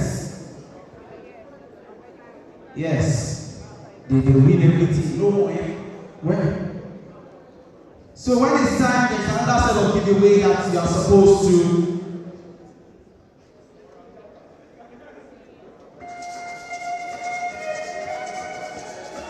Be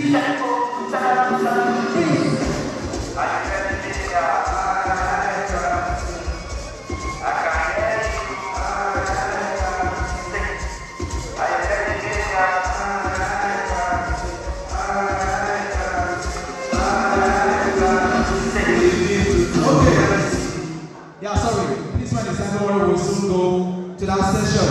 I'm asked to invite to this place another part of our sponsor, Dominion and Shalom, that would like to tell us about themselves. They are a very good sponsor of Xplore 1.0. Please let's give them a round of applause as a representative will be coming. Very soon we'll be having the pitching session. Thank you very much. Good afternoon, everybody.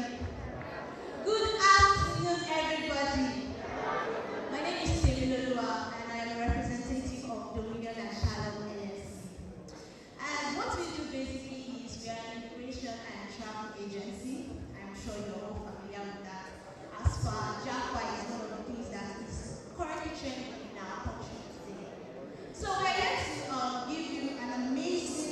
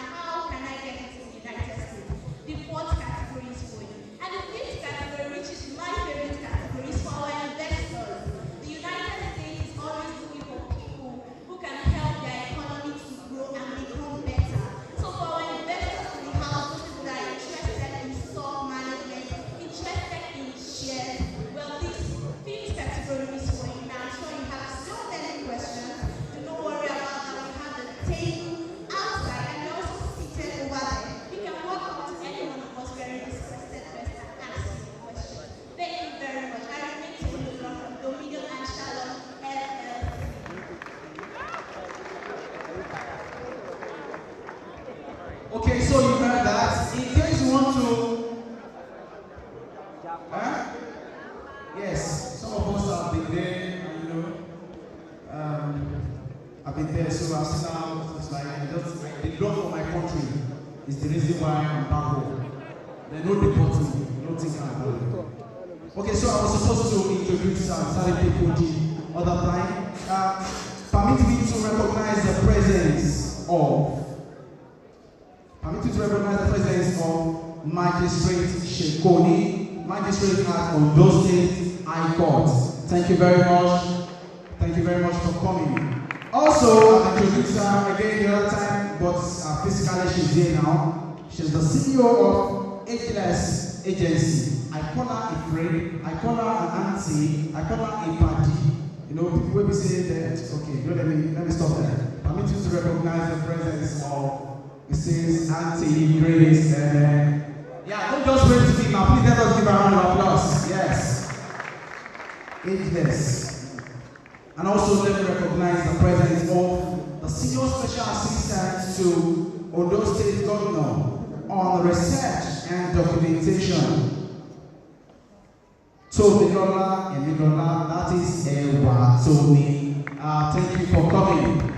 Thank you for coming. Let's see around. Okay, good. As we move, let me also recognize the presence of Smart Moses Adedoku. He is the team lead at Smart Web Global Tech Nigeria Limited. Thank you for coming. Let's give them a round of applause once again. Also recognizes the presence of Omotayo Tibikayo Daniel. He is the lead at Simplified Synergy Limited. The current lead and Simplified Synergy Limited. Thank you for gracing this wonderful occasion. Also recognizing the presence of Arinze Osita, that is the CEO of Rizoka AG. They have some polos for giveaway. It's specified. They have some polos for giveaway. Okay? So when it's time, we will get to all this. Also let me recognize the presence of John Kolawole. Is the CEO of John Collins Enterprise. Thank you all for coming. The last but not the least, which as I'm calling this one, please, would like you to come on stage because you have an award to present. Yes, he's the Senior Special Assistant to the Governor of Ondo State on Youth Empowerment and Job Creation. That is the person of Ambassador Gbayisemore Orioye. Thank you very much for coming. Let's give a round of applause as a master stage to lead this next set of award. Please, Ambassador Gbayisemore, wherever you are supposed to be on this stage now. Ushers, please. Okay, thank you for coming. I need you to present the other time. Please, the award. Yes. Like I said, let me also remind you as it's coming, you can see that is a young man. Class too much. He said, how are you? I am not yet fine. People are not 100,000 a year. None of them enter. People are 100K. No one enter. People don't. I'm not yet fine, so I'm very sincere. In case you are not used to the game Kahoots,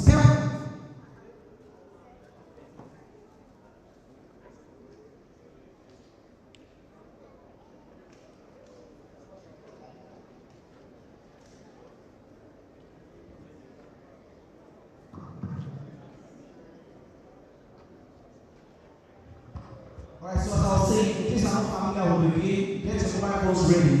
We are going to be grouping ourselves. The grouping will tell you how it's going to be. K-A-H-O-O-T. K-A-H-O-O-T.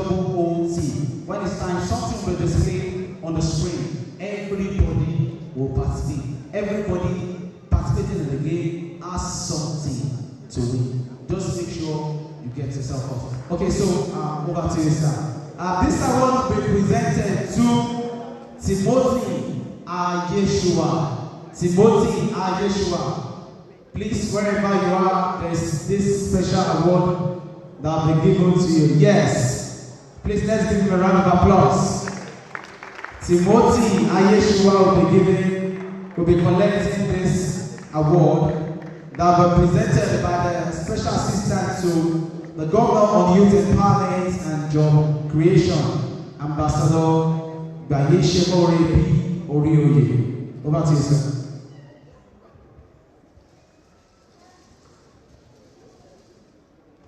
Thank you so much. Good afternoon, everyone. This award is presented to you in recognition of your significant contribution to empowering young people through orientation, skill building, and career support. Thank you, God bless.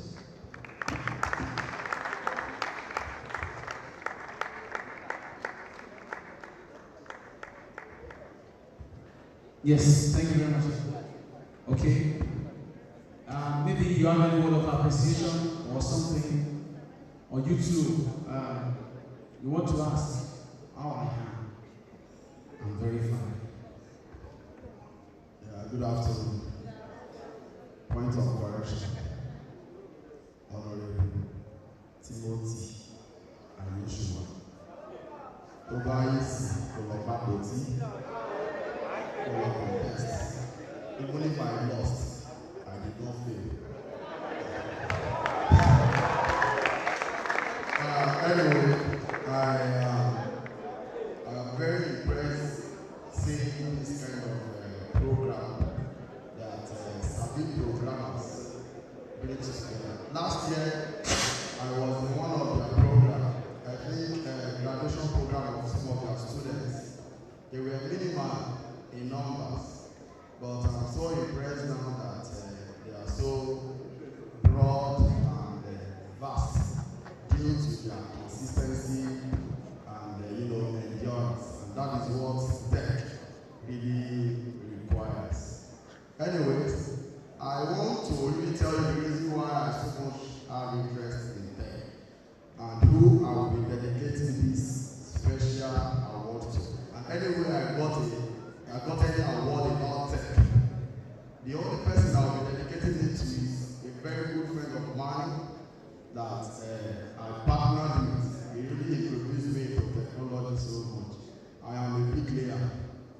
I am into real estate. I sell and build, buy properties again. But he let me know that there are other ways to make money beyond real estate, and that is technology. And I'm dedicating this award to Errol Philip. That is my friend. He is the CEO of Spray App. This is an application, as an honorable, as a politician, we promote enabling environments in the states. This person brings up an idea when the EFCC came up with the issue of abuse of Naira, and he brought up an app, he developed an app that we can use to spray money in gardens. If you come into any garden now, I cannot spray you one cover. I will tell you to download Spray app. I have the app on my phone. When you download it, you register it, then I will get your username, then I will be spraying. I can spray you in dollars, I can spray you in Naira, I can spray you in Euro, I can spray you in any currency, and you can easily convert that money to Naira in your bank account. You see, those are part of the improvements technology has brings to our space today. So I'm dedicating this award to Spray application. Thank you very much. Thank you very much, Honorable Timothy. Okay. And on behalf of Spray app, I will be supporting Sabi programmers with 100,000. Okay, thank you very much. Yes, thank you very much for that. Please, once again, let's give a round of applause for that. So now, straight up, moving on, we'll be moving to the first set of the panel session. But before that, I want to remind you, please, if you are not following Sabi programmers on any of their social media platforms, please do well. And also this program, I forgot to mention right from the beginning, apologies. This program is streamed live on Don Bosco Online Radio. Don Bosco Online Radio on Facebook, it's there. Please, you can as well do well to share the link with your friends. It's being streamed live. Okay, so you know what global audience means. That's a big deal. And also they asked me to remind everybody seated here today that all tech still have giveaway for us. Nigeria food, okay, sorry. Nigeria food had the giveaway already. Imagine okay. So yeah, so right about now we're moving to the next program, and that will be the panel session. Introducing the panelists, and also be introducing the moderator for the panel session. That is the first part of the panel session. Let me introduce to this place our panelists for this particular session. Mr. Timidayo Omotayo.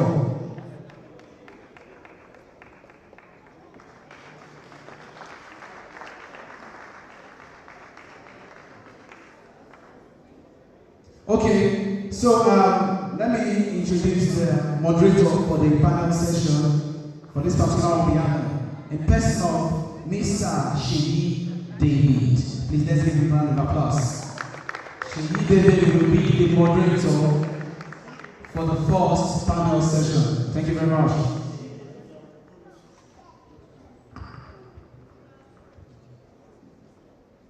Ladies and gentlemen, good afternoon. Good afternoon.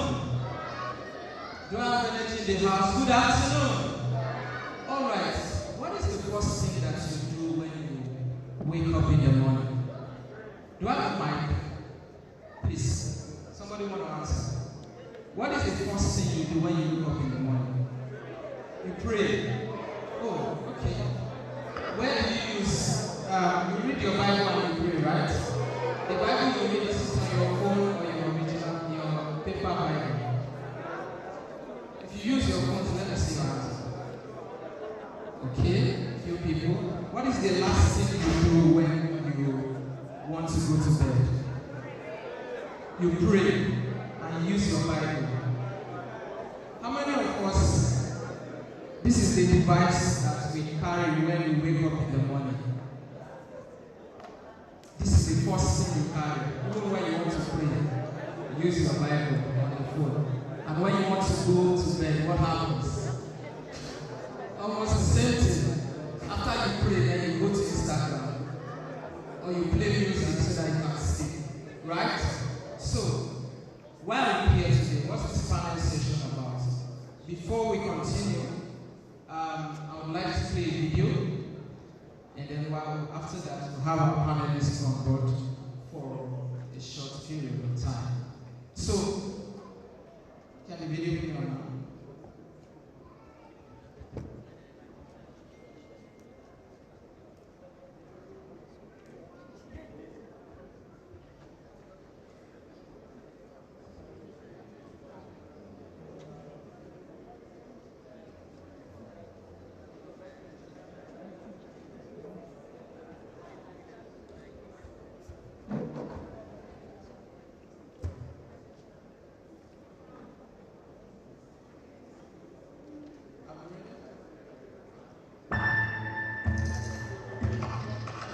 When you go to Google and type in climate change is, you're going to see different results depending on where you live and the particular things that Google knows about your interface.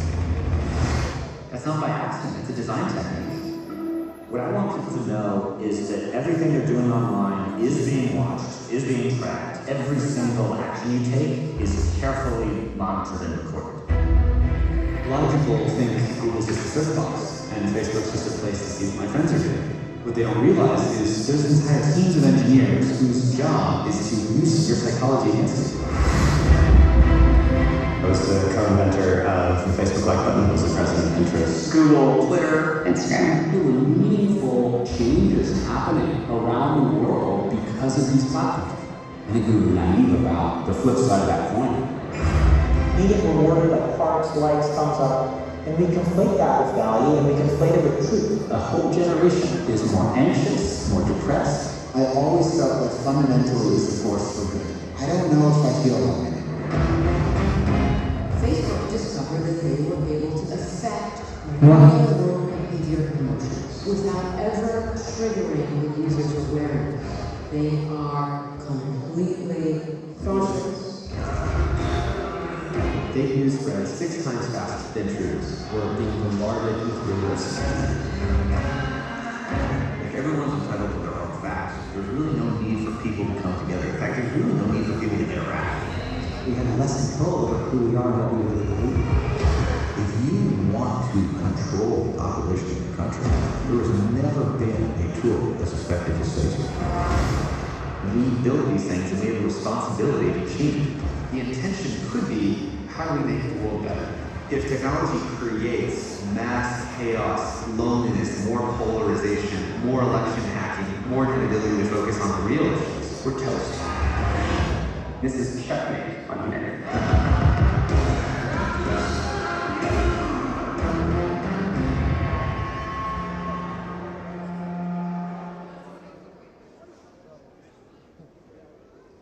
Alright. That video you just saw, it was a trailer of a documentary called Social Dilemma. You may want to write it down and search for that documentary to watch. And it is no coincidence that your phones, your mobile phones, is like the first and last thing to interact with before you go to bed and when you wake up in the morning. When you see this documentary, then you will understand why. The agendas that are being played before you. The world has gone really deep, and we are all going digital, or we've all gone digital. But at the same time, is this detrimental to us? Are you on the detrimental side or the advantage side?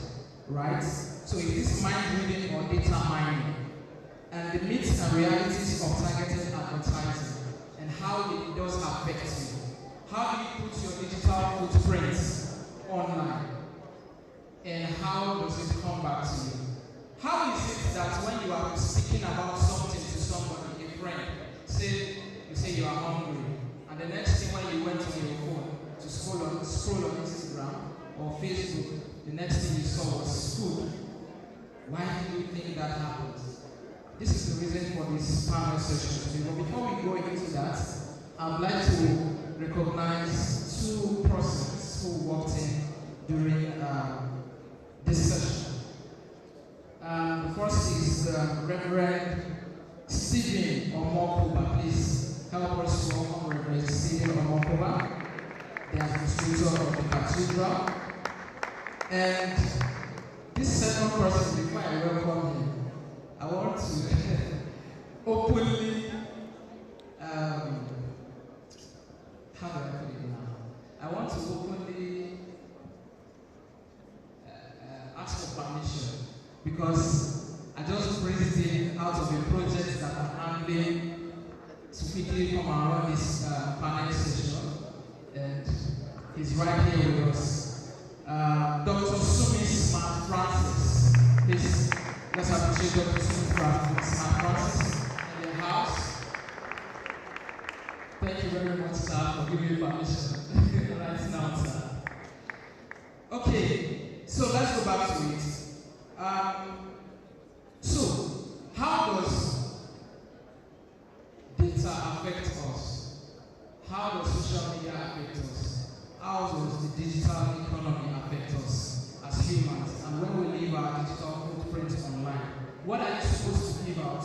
What are you not supposed to give out? What are the things you should be mindful of, such that you are not a victim of the agenda.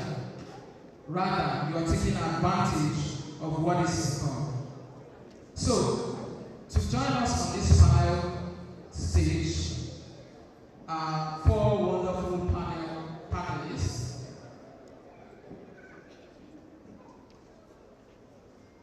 All right, I'll welcome Mr. Henry Crusader. Henry Crusader. If he's still with us in the house, please, you want to help us with the welcome invitation?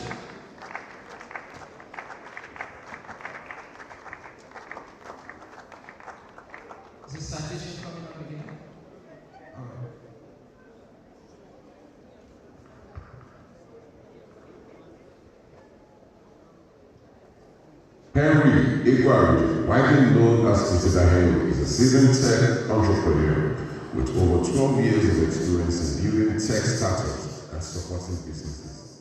As a six-time founder, he has led ventures such as Cyber Oceans Technology, a leading software and ICT consulting firm, and Xplore Motorcycle Asset Finance. His projects also include the Xplore Super App, a one-stop solution for daily needs, Powerflow, an all-in-one bill payment platform, and Cyber Ocean Institute, a school of technology and business innovation. In addition to his entrepreneurial accomplishment, Crusader Henry is a dedicated career and business coach, empowering youth to start, switch, or advance their career and business ventures. He is also a philanthropist and the president of Supernatural Gospel Crusaders, a faith-based NGO. Professionally, he excels as a product innovation manager and IT and business consultant, a passionate advocate for African innovation and the development of entrepreneurs. Crusader Henry continues to inspire and drive impactful change in the tech industry. Ladies and gentlemen, Henry Eguaroje. Come on, let's celebrate Mr. Henry. Thank you very much. Next is Mr. Dayo. Mr. Dayo, where are you? Please join us on stage as we listen to Odunayo is a system integration, software development, and computer programming expert with years of experience in Java programming language, Android development, and mathematical model development. His area of expertise include machine learning, deep learning, Java, and Oracle database. He had his national and higher national diploma in agricultural engineering at the Federal Polytechnic Ado, after which he proceeded to get his postgraduate degree in agricultural engineering at the Federal University of Technology, Akure. Tomide was a Java developer at Shootfish Media in the year 2016. In the year 2017 to 2019, he was a software developer also at Shootfish Media. Between March 2019 and May 2020, he was the senior integrator and software developer at CSDC. He is currently the technology lead at Simplified Synergy Limited. Ladies and gentlemen, Tomide. All right. Next is Mr. Wale Adeyemo. Mr. Wale Adeyemo. Adeyemo is a data evangelist, CEO and founder of Zakra, a data analytics company that provides market research, business intelligence, and customer feedback analytics. They recently launched a product called Parrot. Parrot is a two-sided customer review and social commerce platform that builds trust between businesses and customers. Parrot helps customers to make informed buying decisions and enables businesses to gain visibility, understands customer need, and drive growth. He's also the founder of Zakra Learning, a tech training company. He holds a degree in computer science, business administration, and masters in data science. He is a certified project management professional, Oracle Primavera specialist, among others. Wale is passionate about helping individuals and organizations make better decisions using data, and has been privileged to speak about it at various events, both locally and internationally. Ladies and gentlemen, Adeyemo. All right, then the last on our list is Mr. Smart. Mr. Smart. Adebiyi Moses Smart is a cybersecurity instructor and analyst with his specialty in network and security. He hails from Odunayo, Orioye State. He is currently a cybersecurity instructor and consultant for Software Engineering Company and a team lead for Smart Web Global Tech Nigeria Limited, and also doubles as the CEO. He is also a network engineer, cybersecurity analyst for two other companies outside the country. Ladies and gentlemen, Adebiyi Moses Smart. All right, once again, ladies and gentlemen, please can you appreciate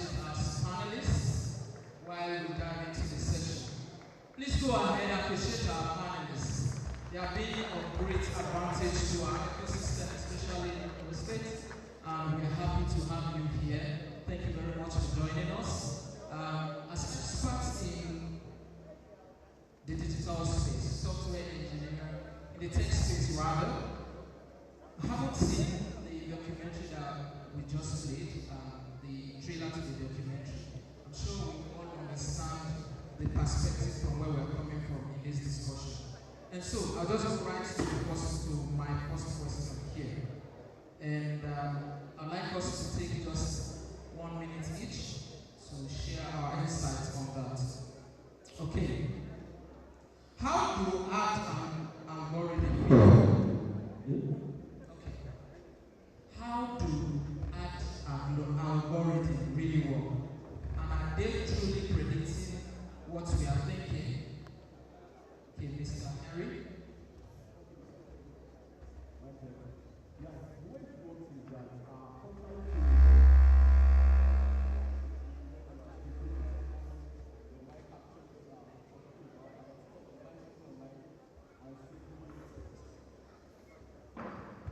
Sometimes people don't access this information, but the real truth is that just that most of us are not paying attention to what we are saying, right? So how it works is that most times we use data mining across our behavior online, such as what we search online, right? Other apps we use. So all of these data are being collected by a system using maybe like an AI, right? Which is definitely advanced, right? We now leverage on those data to predict what that person is thinking. If you use Apple phone very well, sometimes Apple phone will bring what we call a notification on your phone, maybe when using an app, to ask that are you granting this app to track your activities across other apps, right? The moment you accept that, what you are saying is that even if I'm using OPay, which means OPay can track all my activities using other apps like Facebook or any other app. Another thing again that also happens on the phone is that sometimes you see cookies. That cookies, the moment you accept cookies, what you are giving permission is that this platform can track my activities across every other platform. So even if I get that website, I go on Google, I search, all of those data are being stored. And these data are now being are compounded together. They're using advanced machine like AI to analyze the data, and those AI can then predict and say, okay, like with what this guy has been searching over time on the internet, this guy is thinking of buying a phone. And if I start an example, if you use Facebook very well, sometimes you just go online on Facebook and you see a friend that you've not seen for a very long time. And how that works is that Facebook will leverage on your data, right? Maybe there is a friend of yours, then Facebook will realize that this friend of yours, there's also another friend of yours that you are friends.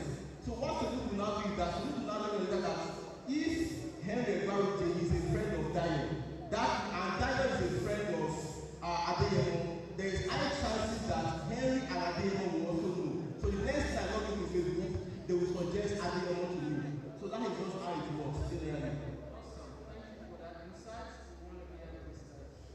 Thank you very much. I agree with Henry. However, I don't know about my phones, but majority of the apps that we have, one of the things we don't pay attention to is data privacy. While we are accepting the terms and conditions, after downloading the apps. And it's because if you go on Android phones, we have what we call permissions under settings. You can actually see apps that are using background permissions. And these permissions can actually be services that will be running in real time. As for your voice and a lot of other things that we collect, yes, it can actually go through over data packets, over VoIP networks, that's VoIP protocols. And this can be analyzed and transferred into data that will be used for marketing. However, when it comes to data collection from any user, there are no boundaries. No boundaries. The idea is, what are you using this data for?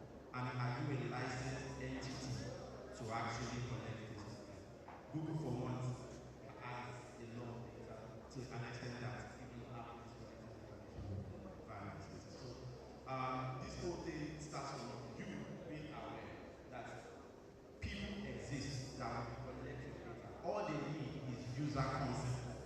What are you agreeing to? While you are watching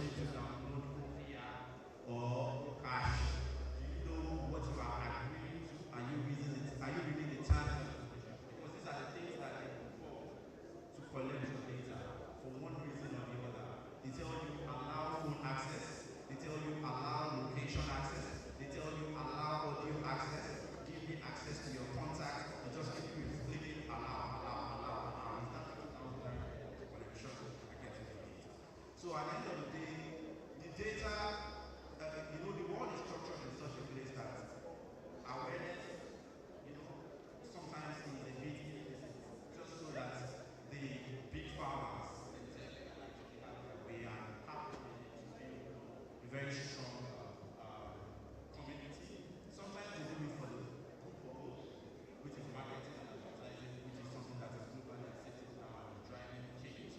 And sometimes for security, for whatever reason it may be. But you as a person, your security begins with you, and you need to start becoming conscious of what is using your background service in your app.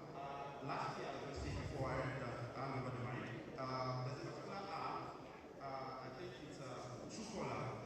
Truecaller, to me, I consider it a malware, because what it contains, in terms of what is taken from you, is more than the service that is offering to you. So just think about the fact that you can know who is calling you.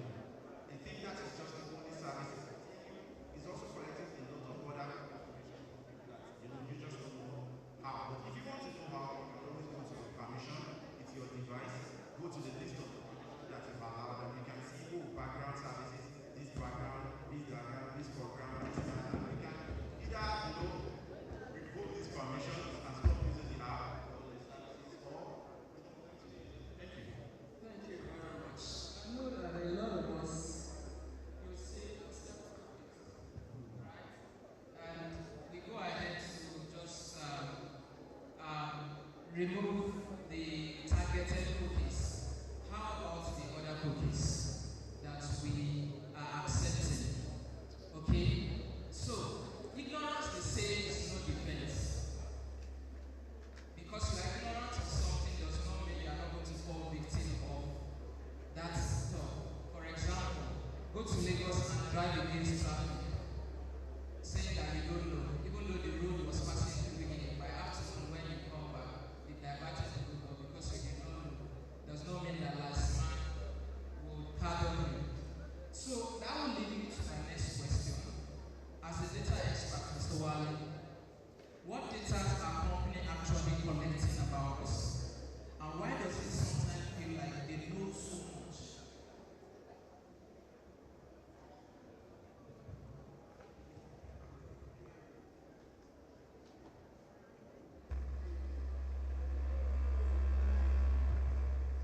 Okay, so why does it feel like companies know so much about us? Correct. The reason it seems odd. What are the data? What data are companies actually collecting about us? And why does it sometimes feel like they know too much? Okay. I'll start with the next question. Companies know a lot about us, by the way, and everything they know about us. Everything they know about us, we give them. So we all use free everything, right? Free WhatsApp, free Facebook, free Instagram. We use everything. Android operating system, everything is free. The question is, how are they getting money to fund this thing? They bought Facebook, WhatsApp rather, for over $20 billion. And you've been using WhatsApp, your family group, departmental group, you call, you send documents, you do all of these things, right? So somebody took out $20 billion just to buy and dash it, and you're not paying. So they know a lot about us because we gave them permission to know a lot about us. For boats to work, for instance, location has to be turned on, right? You can't use boats, you can't use Uber, you can't use eDrive without location, right? For you to use most of the apps on your phone, you have to sign into a single account, which is your Google Play account, correct? And if it's Apple, you have to sign into your Apple account. Now, if you realize that all of these things, they sync. So if I book a meeting on Zoom, it automatically syncs with my calendar. So even though I book that meeting on Zoom, Google is aware that I'm going to be having a meeting at so time. That means Google knows my schedule and Google knows my location, right? Google knows my age, Google knows my gender. Google can use all of this data, put them together to private sell to marketers and advertisers. And when they do that, I actually get to pay Google for the free services that Google has been dreaming. Can you see the value chain? So we give them access to use everything about us. How be it, here is the thing yet. A lot of these companies, I want to believe they do so ethically, right? You can't avoid companies having your data and knowing so much about you. All the innovations that we are having today, you can do video conferencing, you can order a ride, you can order from Childbirth and Global, you can connect with your friend in the UK on Instagram. All these things are powered by data. And you have to feed those data into those platforms before they can recommend your friend, your secondary school friend, that you're not connected with. So we don't even have a choice at this point. We innovators, we are here, we are telling you that look, for us to innovate, for us to build products that you're going to enjoy, right? And it's going to make life easier for you. The only thing we need, the fuel for this innovation, is data. I think what we should be concerned of is how do we use data ethically? And how do we create awareness that the terms and conditions we give you, where you just click, I agree, I accept, allow, I agree, I accept, allow, right? We need to be more aware and educated that look, all of these things gives the owners of the app, the companies, access to your data. But your personal information, these companies are not collecting it. I only see him, if you download my app, for instance, I only see him as a device. I don't see him as his name. I don't see him as serving. It's just another data point, right? On another device. So as much as I have the data, I know his location, I know like last business is visited, I know the reviews it's posting, I know what it's searching. It's just a data point. I don't know you as a person. Is that clear? It's sketchy. So in the law, so there are regulations, GDPR, NDPR, data is too powerful. And there just has to be control and regulation around this thing. Except in exceptional cases like terrorism, like maybe financial crime, that companies are actually mandated to collect and release certain data. So but the power of the innovations that we have, all our mobile apps, the posts, the social media, etc., we are only collecting the data as a data point. See this mobile device, you call it a mobile phone. The companies that manufacture this phone, they call it a data connector. You are calling it a mobile phone, right? But the companies that build them, they are sensors, they are microphones all over this phone. They can know your blood temperature, your blood pressure, use that to predict if you're about to fall sick and route you to an ambulance that will come and save you before you die. So the data is good. Ethical use of this data is not bad, right? What the law prohibits companies is to now be collecting private data. So I have this data, this location, the businesses, the search history, correct? I'm now releasing that data to a third party and I'm putting his name that this is XYZ data. This is his age. This is his actual location. That is not allowed. Can I get that? Of course. Every company where you sign can get that. But the law protects the consumer from companies can't use your personal information and they can't share. Sometimes they can't store for longer than 30, 90 days, right? And they can't sell to advertisers. But they only get to use all your other data, your activity, browsing history, location, etc. Thank you, great insight. Listeners, I appreciate our panelists. Now, the essence of this conversation is for us to understand, even if you are not a data expert or an analyst, is for you to be able to protect yourselves as to what information to give out. So I'll also appeal again to our panelists to bring it down as low as possible for us to be able to understand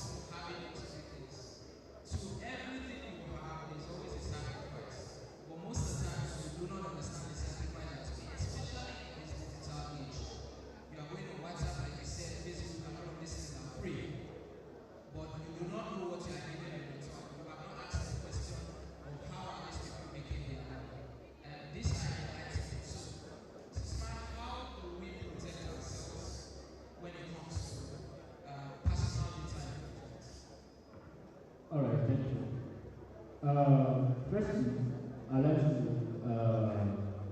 thank the programmers for giving me this opportunity to be here. Thank you so much. Yeah, I want to talk on the cybersecurity perspective. Basically, there are two major types of information that you must keep. That's the PII and PHI. Personally identified information and personal health information.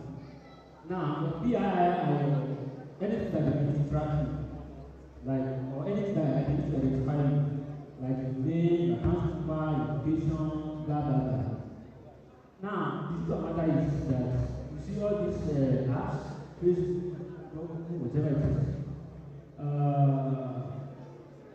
I can say that there is nothing we can do to have an absolute control of how our information is to be shared. Just like us, you understand what I'm saying? So now, if you are signing up a Facebook account and then in the last page you click I agree, most of us don't even want to read the terms and conditions. You are left concerned. You just want to open the Facebook and start chatting. So now, there are laws that guide how companies, how they use our data. Okay? So like the GDPR, that's the EU, that's the European Union. So that's what is meant for who does business in the European Union or in the EU. We have the CCPA, that's the US. We have IPA and so on and so forth. But the truth of the matter is, if despite that they have laws, you cannot say, my name is Moses. Okay, you need it for this particular information, then they might use it for that particular time. But the next time they might do another thing, they will seek your consent. So just discover that your information is there and there. So, but then, let me now go straight to the question. We need to practice personal, or let me say, practice what is called internet hygiene. You know, internet hygiene. A good internet hygiene. Internet hygiene. Yeah, a good internet hygiene. One, when you see, we cannot, as technology is evolving day by day, we have forms of technologies, as they are helping us, they have the good side, they have the bad side, which we cannot, have control over. Now, you will discover hacking, they hack my Facebook, they hack this, they hack that, blah, blah, blah. And that's what we must do. Why? Because we ourselves, we are not, a lot of us do not know how to use social media and all that. Now, for instance, I want to open a Facebook account. My name is Moses, right? And I want to set up my password. Then I use Moses 1, 2, 3. What's the proof of that? That's the password. That's a bad password. Now, I can tell you that there are tools that can decode that password in less than 5 minutes. So, you just discover that there are some tools, I don't want to start, you understand. So, there are some tools that can detach the password. But what you do, there are 4 things notes when you are. So one thing is you need to take notice of your password. Have a good password. A good password policy is one. When you are getting the password, ensure you have small letter, capital letter, numbers and symbols. That's one. And if you don't know how to create any, you can go to password generator. Password generator, just go on Google and type password generator. You see different types of different kinds of those passwords. The software that will plan those passwords are not made. I use them. You understand? That's one. Secondly, you know, this is Nigeria. Everybody loves free things. We love free things, and that's how they are getting it. For instance, just apply for probably we are talking about cookies the other time. Now, cookies, what cookie does is that it reads your mind, it reads what you are doing. Like, you know, it's a small form that generates, it's generated by the web server, right? So, for instance, maybe on Monday, I log into I was trying to check hotels. I want to book an hotel. I was able to book one on Monday. Then on Wednesday, I did another same thing. Before you do it, on your emails, you receive flights, you see different visa, whatever. Now, some of them might be scam, but because cookies are very defined, so they say, okay, come and do this one, something, then they say they give the amount of cookies, then you click. Something you are not even confirmed. There are so many jobs opportunities that you say that they are fake. You need to do a background check. But because this thing has so enticing, and anything that is so enticing, Nigerians always grab that opportunity. So when you do all those things, you are actually trying to target yourself. So there are other background checks while doing this. So another thing I need to mention is that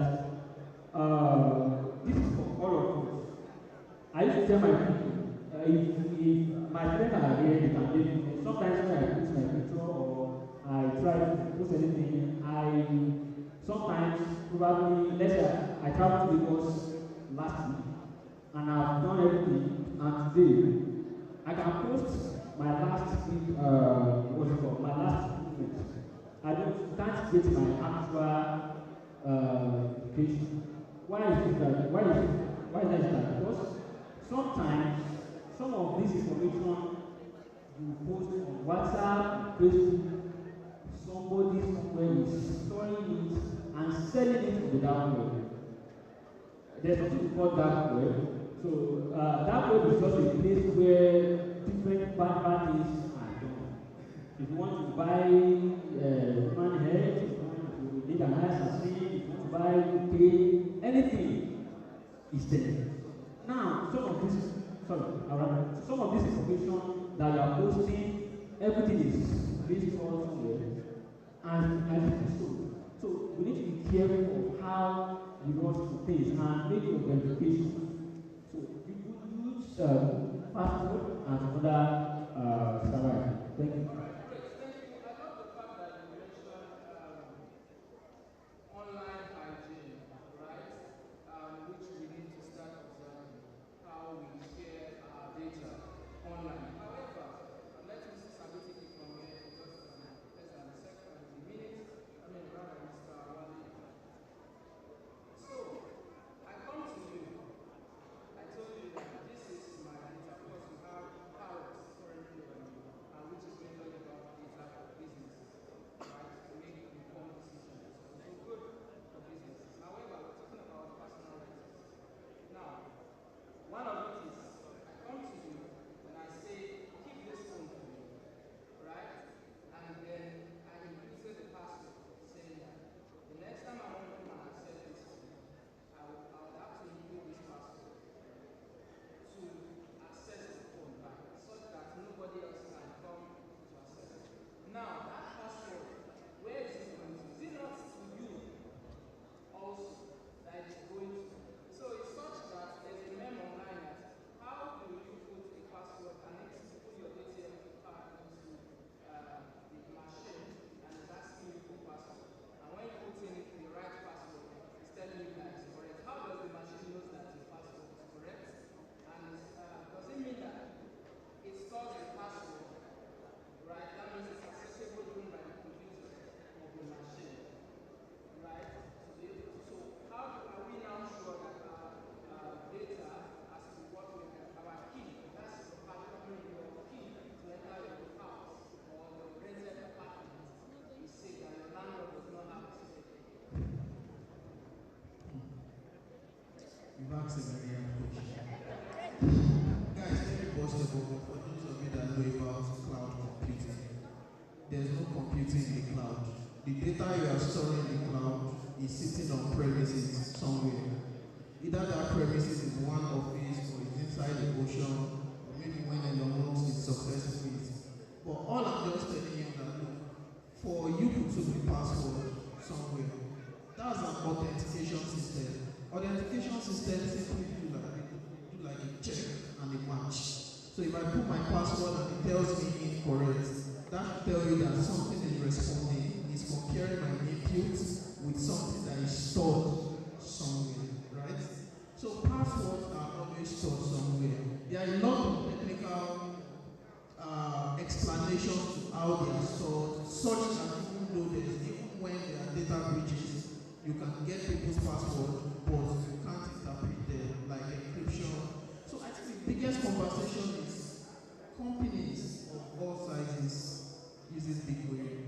You remember that? That's my way. So the biggest conversation we should be having is how do we protect people's data? Your password is stored somewhere, that's the truth. Your ATM pin is stored somewhere, that's the truth. The people storing it, the company, what kind of access controls do they have to even ensure that people internally, right, do not have access to this password? What can they use it for, right? In what instances will the user's password, be reset or change the admin side of the super admin, the owners of the system?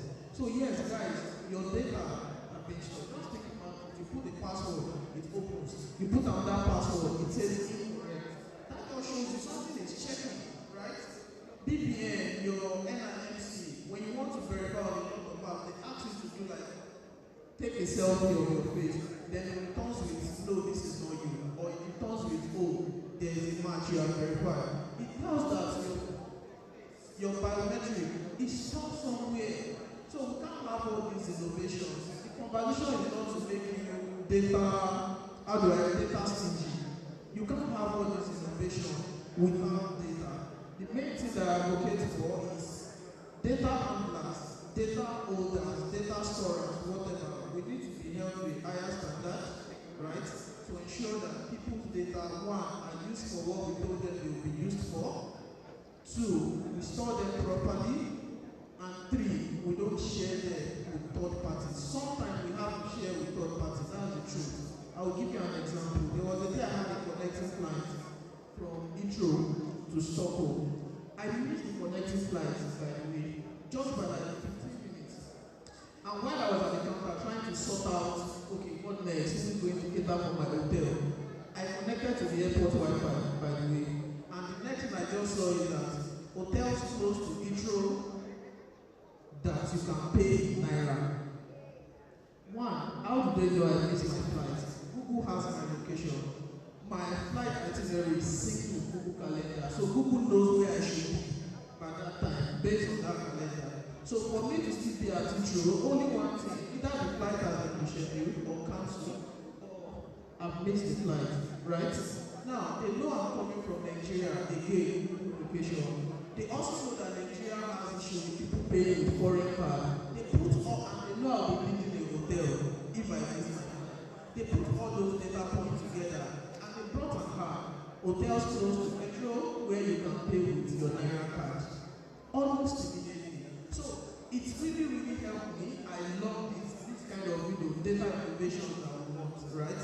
So for all I need to do, what I need to advocate for is Google should keep my data as safely as possible, they should use it as ethically as possible, and they should share it as compliantly as possible. Because that data was shared from Google, the airport Wi-Fi was shared with advertisers and hotels that are running ads, and everything came back to me. So yes, we are storing your data. We will try as much as possible to store it so securely that nothing will happen. Thank you very much. Advocacy and policy making will be the last thing that Mr. Henry is going to touch on. But before you do, in less than 1 minute, I also wanted to talk about what we said, but also then how does blockchain technology, because what we heard as blockchain technology, even the people that developed it do not have access to breaking a sequence or something, and you lost your password, they can't even provide that eventually.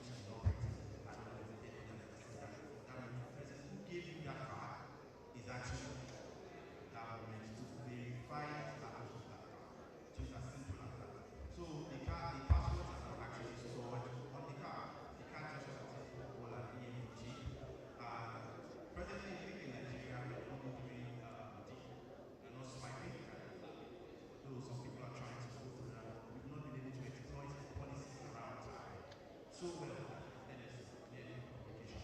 So well that, and because if we don't do that, and we don't understand the policies around it to ensure that we make it safe, I can just walk past you. I just need to walk past you. And that's it. I put my phone in my pocket, I walk past, and I'm going to process the transaction. It's as simple as that. And that can get worse. That can get, so we need to ensure that before we start allowing our K11, 50cc, our money point, everything, do what we call tap and pay. Yes, that's so someone can just throw your card from the wallet and tap. And there's a lot of layers to this. But the other question you asked of blockchain technology, first things first, as someone who has been a revenue consultant, I've been in a place where I woke up in the morning, work on an entire state revenue server overnight. I woke up in the morning and there was no database anymore. And there was only a from address saying I should pay it to some amount. I took my next flight to Lagos, went to meet my boss, and we sorted it out. Trust me, for what it's worth, I think that blockchain technology is not, oftentimes I know we think it's only going to solve problems in the financial sector. But blockchain technology is actually bigger than that. I interfaced with it when I started lecturing in 2018 as my own ICU, and I understood that this is just a tokenized system that requires extra layer of security. We have a generator of memory keys that is attached to every wallet, generate a private key attached to every wallet. You need to do that. And so for me, I feel like if we're going to be using blockchain technology to solve problems in our financial sector, then our financial sector should contain the foundation that we adopt in blockchain technology. Okay, so the notion now is that we want to know if blockchain technology is going to help with data privacy much more because of the layers of restriction. To say that even the people who are asking for those data eventually going to have that data on the product and see who are able to subscribe or need to access. Yeah, blockchain technology directly applied not cryptocurrency, because cryptocurrency is decentralized. Now, in terms of security, yes, we're essential privacy. So I was just putting out there, like, you know, we need a centralized system to control financial system. We just need to ensure that this centralized system, for example, our banks, everything falls on compliance and policies. Let me just wrap up quickly. It falls on compliance and policies. People don't have to be policies. So if our banks, starting with CBN, major stakeholders in the banking sector, and every other agency will come around with policies that will further improve security. We still have banks today that use open source as banking applications. We still have banks today that use unlicensed licenses while they are doing their mobile apps. There are a lot of things that we need to really consider, and these things need to be enforced in order to make our society analyze it. Thank you so much. On the last one is how do you play in ensuring that your data is well protected? You said something that we have little or no chance, I mean, very little chance to control all of this. But I believe that if you become a policy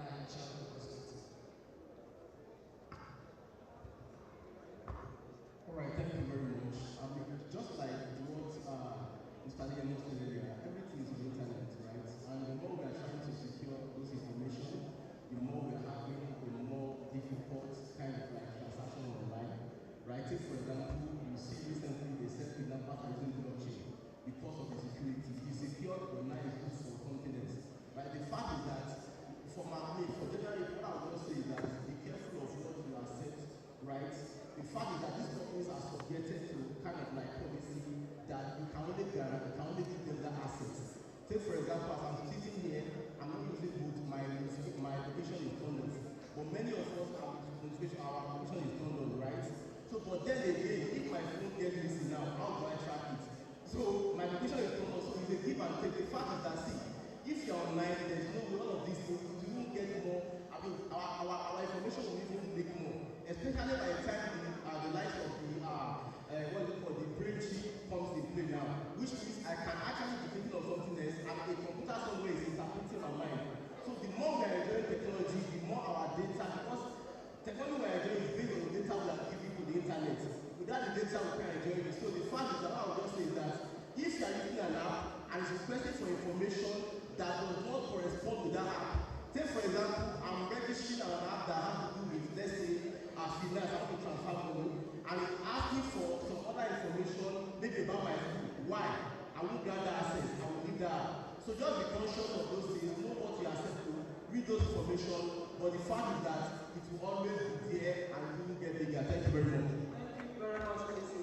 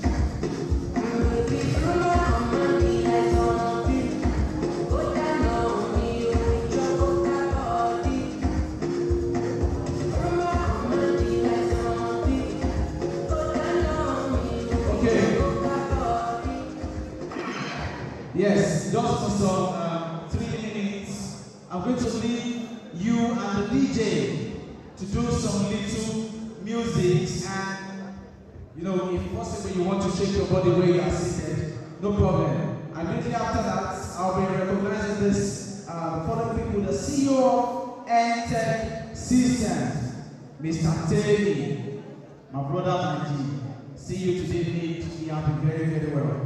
Okay, you're welcome. Please let's give a round of applause.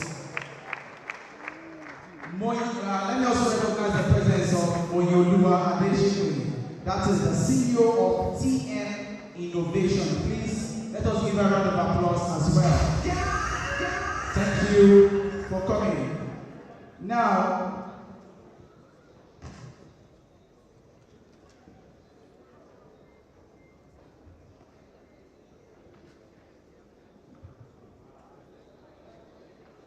okay, let me call on stage right about now. Please be fine calling. In case you want to leave, please, we are sorry. Okay, we are very, very sorry. Almost of this needs to be done. In case you are leaving, it means one person, one more food to be served. What we serve you is not what we prepared. The purpose is just to make your tongue and your teeth well spiced, okay? What we prepared, you are there to see it. And when it's time, you will. Let me recognize the presence of, as it comes on stage, and after that, they perform the duty. Dr. Smart Francis is the special advisor to Ondo State Governor on entrepreneurship and innovation. He's also the chairman of NDEA. That is, yeah, he's also the chairman of NDEA. Ladies and gentlemen, please, let's give hands together as come on stage. Dr. Smart Francis. Let's give an applause. Thank you.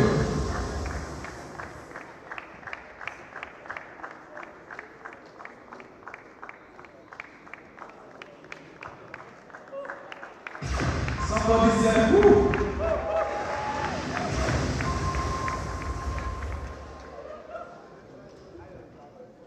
Good afternoon, everyone. Are you guys quiet? We shall take this as quiet, so I won't be surprised if you guys are quiet. But I always say the universe responds to those that react. You might react here as something apples. Something that knows. Good afternoon, everyone. What do you need? Currently. Answer them. You need what? Penetration. Like Guinea, man. You're not from Guinea. What kind of penetration do you need? Okay, I'll give you what you want. See me after this event. Good afternoon, everyone. So what you see is just how the universe works. Very funny. It responds to those that react. I want to take this opportunity first to thank the organizers of this purification. Thank you so much for putting together such an amazing project. I heard about this project, I think, a few hours on the project. And for me, I think that this is exactly what Ondo State needs. The vision of this state is to position Ondo State as the tech, innovation, and entrepreneurship capital of Nigeria. So once again, please put your hands together for yourselves. Now, I heard the other man that came up here, I'm just going to do this in 5 minutes, was speaking about the spray app. Yes, thank you for commending that app. Also somebody that really appreciates that innovation. He's one of the people that gave grants to here. And I'm happy to tell you, please listen, when somebody is talking next to you, wait for that person to finish talking. So please, let's pay attention. Let's wait and see if anybody else is speaking. We wait for them. So I can proceed. Thank you. It's very important that you know that right now in those states we are looking for great ideas. So with this SAPI program initiatives, honestly speaking, you are in the right space. Please remain focused. And I'll just drop 1 or 2 advices for you. Once again, thank you to the organizers, thank you to the special guests, the panelists that spoke, the parrots, the owner of the parrots. I would like to connect with you after this meeting because I heard that your heart is about promoting trust. And listen here, guys, that's one of the first things you need to know. We've been building on several technologies, different styles, using different tools. But do you know the most important infrastructure for business and technology is trust. So let's appreciate this power and know more about it. Because without trust, nothing can happen. Some of us are here, nothing is really in your life. Every goddamn thing is a scam. Even when your wife that will marry comes to you is scam. When your proposed husband comes, is scam. You never trust anything. Let me tell you something, ladies and gentlemen. He that cannot trust should never be trusted. Anytime you find a person that everything they do is doubting, be careful of that person. Be trustworthy. And I hope that hearts like that will help this nation. And I'll be happy to collaborate with you. Honestly speaking, I'm very interested in that project. Now, like I said, trust is our biggest infrastructure. You got to trust the process. Trust the organizers. They didn't come here because they want to show off, but they want to switch on you blue lights. Understand the process and trust it. Allow it. Time is part of the journey. We'll share overnight. So if you come one day, say, I don't go to Sabi programmers, they give us popcorn, they be scam. That's the most common phrase in Ondo State. Another common phrase in Ondo State that I recognized when I came in and I spoke about it in cabinet because I really needed to correct it. Is the phrase, please, if anybody is talking next to you, please let us wait for that person to finish talking. So allow me because let's respect that person. So we will listen. Nice to see you. I see some amazing people here and I see some government officials here as well. You're welcome. Thank you very much. I recognize you guys. Yes. So what was I saying? The phrase was, it doesn't carry us along. Girl, you carry us along, I feel it. Boy, you carry us along, I feel it. Anywhere you find something good, I said it in Expo, I said, please, nobody should carry me along. I don't want you to carry me along. Anywhere I see something good, I will come along myself. Please invitation for something good. Never. Stop that mentality. I don't know about some programmers, but when they came about this event, I gave my support immediately, both financially and I'm here as well. Why? Because it's something good. Anything you see that is right, please do not wait for an invitation. It is devil trying to fool you or manipulate your mind. Somebody that is planning an event like this, do you think he will remember that he has not sent you anything? A friend of mine did not remember to pick his father-in-law at the hotel at the Eshe wedding. So your man shake one lap, you forget some things. It's normal. Ladies and gentlemen, I am happy to tell you this before I leave. There is hope for those things. And it takes a generation to believe in it. When this state existed, there was a strategy, the cocoa time and industries, and then it came the government time when the cost was okay. Now there is no money again. This garbage in, garbage out system of waiting for far and paying civil servant, it has to change. Tell your neighbor it has to change. And it has to change with you guys, the techies. Why?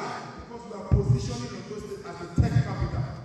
One of the first things we did when I came into this government is to invite my board to build the entrepreneurship village there. Now, what you are seeing there is your future. That is the tech capital of Africa. And that is your home. So you might be passing around and wondering what is here, what is here. The funniest thing is like I'm a visionary. The shortest time I see is 10 years. So some people cannot wait for something. When is it going to happen? When is it going to happen? Before you confront a farmer and complain about his harvest, find out what he planted.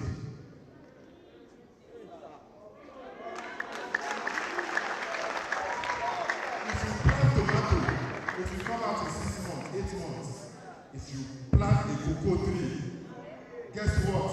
It takes time, but when it comes out, institutions takes time.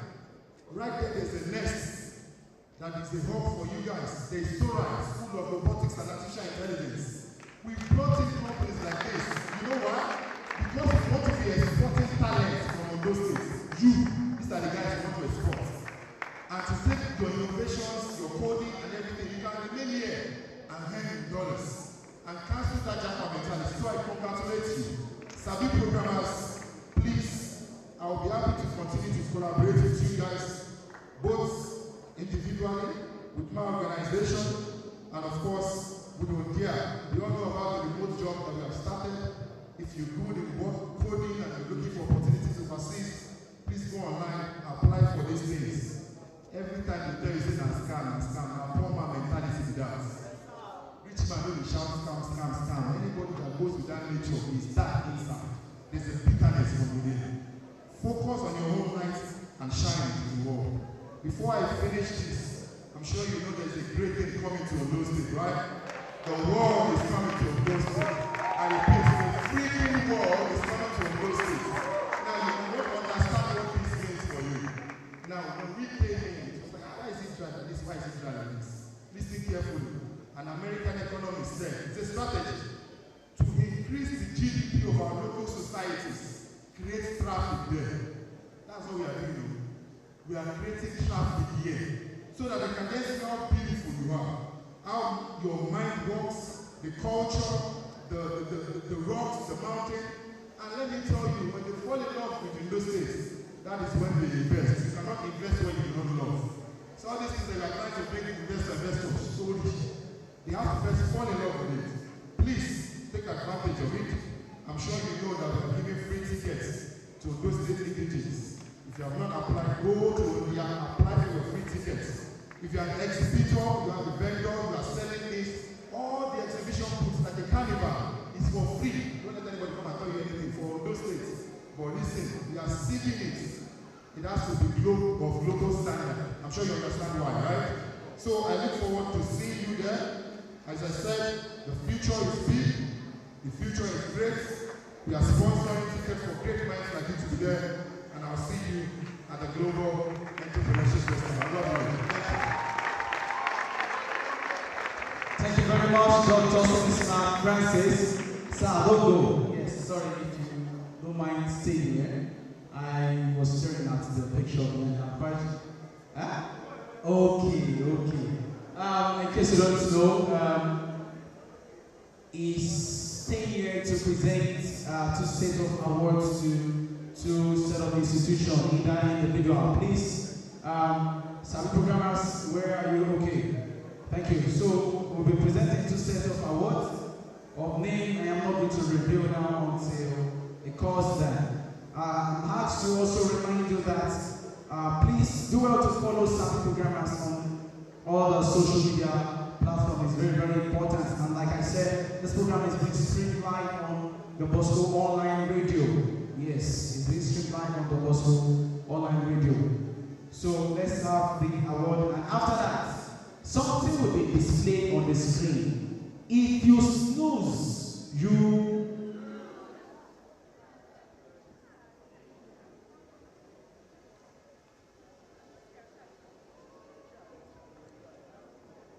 Yes, it's with great joy and privilege that I've been given this opportunity to present the Entrepreneurial Leadership Award by the Sabi programmers. So, Anteyi, and that's agents. Please let's hear that.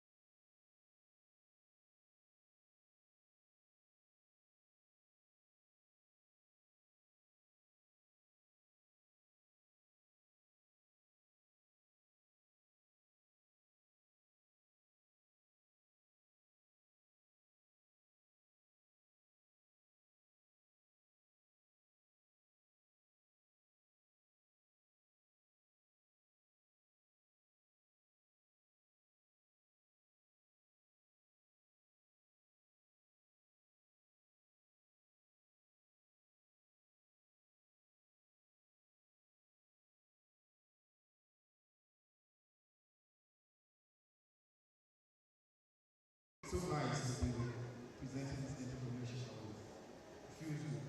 When people say entrepreneurship on the road, sometimes I answer. I think it's my name. I'm so used to it. So thank you for giving me this privilege once again. This is presented to Miss Moyoluwa Adebiyi. Let's put our hands together.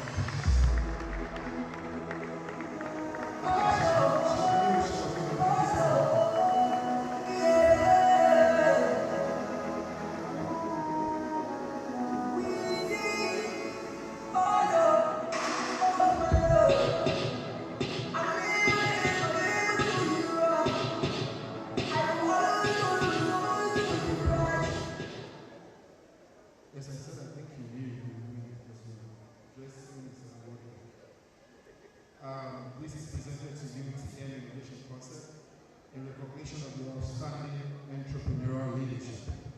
Congratulations.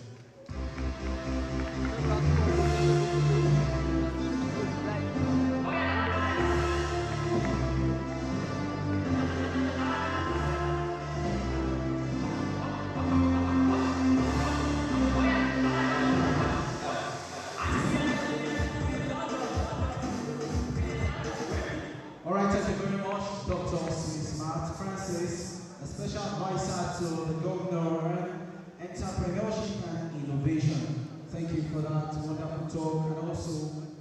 wonderful time. And congratulations to all the awardees. I want to use this opportunity once again to recognize all the members of OSEF in Ondo State. OSEF, Ondo State, you are all cited wherever you are. Also recognizing all members of the DJs Association. I do that, I asked you. So, ladies and gentlemen, something big is coming. Yes. Please, I will need help. Dear anybody here, please. In case you don't know, wait, yes, it's there. Ushers, please. This needs to leave this place. While we are doing the grouping, get set. This particular game is time. You need to have a stable network and a phone. Now, a group of giveaway committee, please. How many members do we have left? Enough. Wow. So according let me finish what I'm saying. Hello? I think I will just skip the explanation straight away. Okay. I think it's just going to accommodate 40 people. Yes. And once it gets to that, wait. Hold on.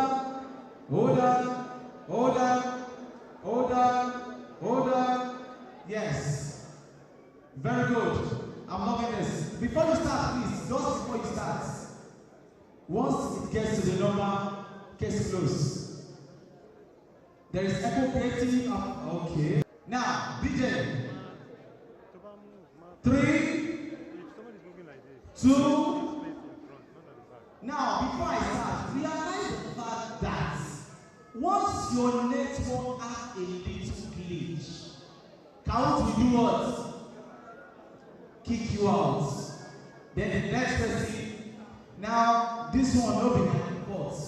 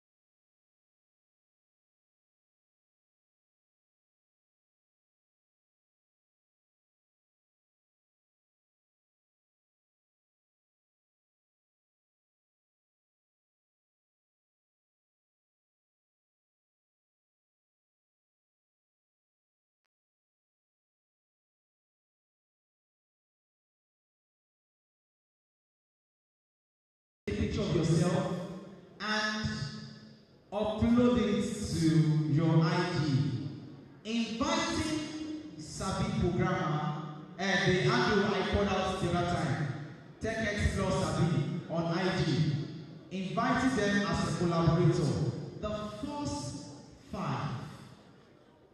first five. Either you have a picture of the red either inside this place, somewhere related to this program. Yes. What the music is going on, we're waiting for that. Please, are you tracking that? Yes, the first five to invite you.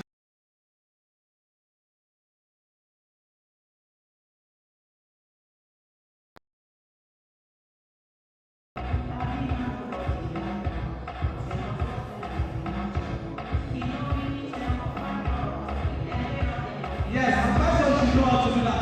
Just take any picture of yourself. Even if you want to take a selfie like our old daddies and mommies, I still don't know who told them. They will want to take a selfie. Now you see the normal way of taking a selfie now, right? Either you do this, either you do this, or you do this, or as the case may be. But you see all the daddies in the house, Okinyo, Abayanda, Daddy and Mommy. Thank you for coming and shake your wow. Our parents, my own papa, they included. You will see something like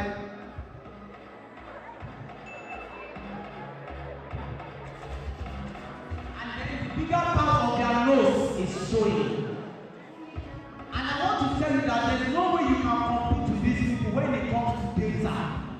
They spend more on data than you. And they are the one from every family group. Tell me yes or no. For every family group, the most active is who? The older people. And what kind of message are they always sending? Prayers, Samuel. You can continue to mention. If I must see maybe private citations. I don't know. Until the day my daddy said to me how it is state development to those states. That video she is me. Stop choking me. Dear parents, thank you for always teaching us well. Please, do we have our winners already? Just off your internet so that the last will not come.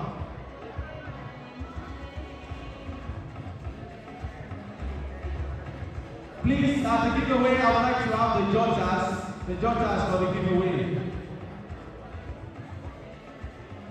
Tote bags or pen. Okay, please, who is Samson Odunayo? Samson Odunayo. No be your name go make me go down. No. I disagree. Samson, please, if you are there. Oh, Yoman, congratulations. Okay, now what is the win with this?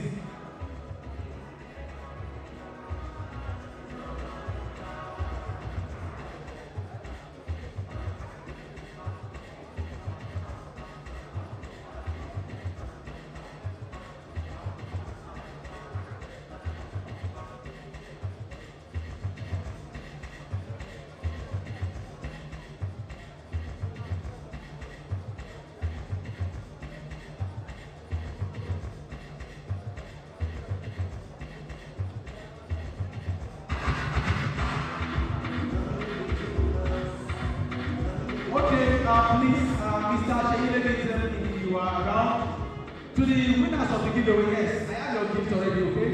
So don't worry, I have it here. No problem, pocket me. Mr. Sheyilebe for the picture. Please, if you are set. Okay.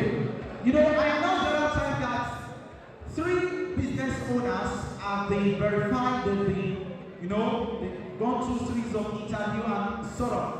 So today, something worth 3 million naira, courtesy of Sabi Programmers goal. Yes, Sabi Programmers is the brain. I didn't say I'm not mentioning your name. Allow me to talk. Now Sabi Programmers do the program, yes or no?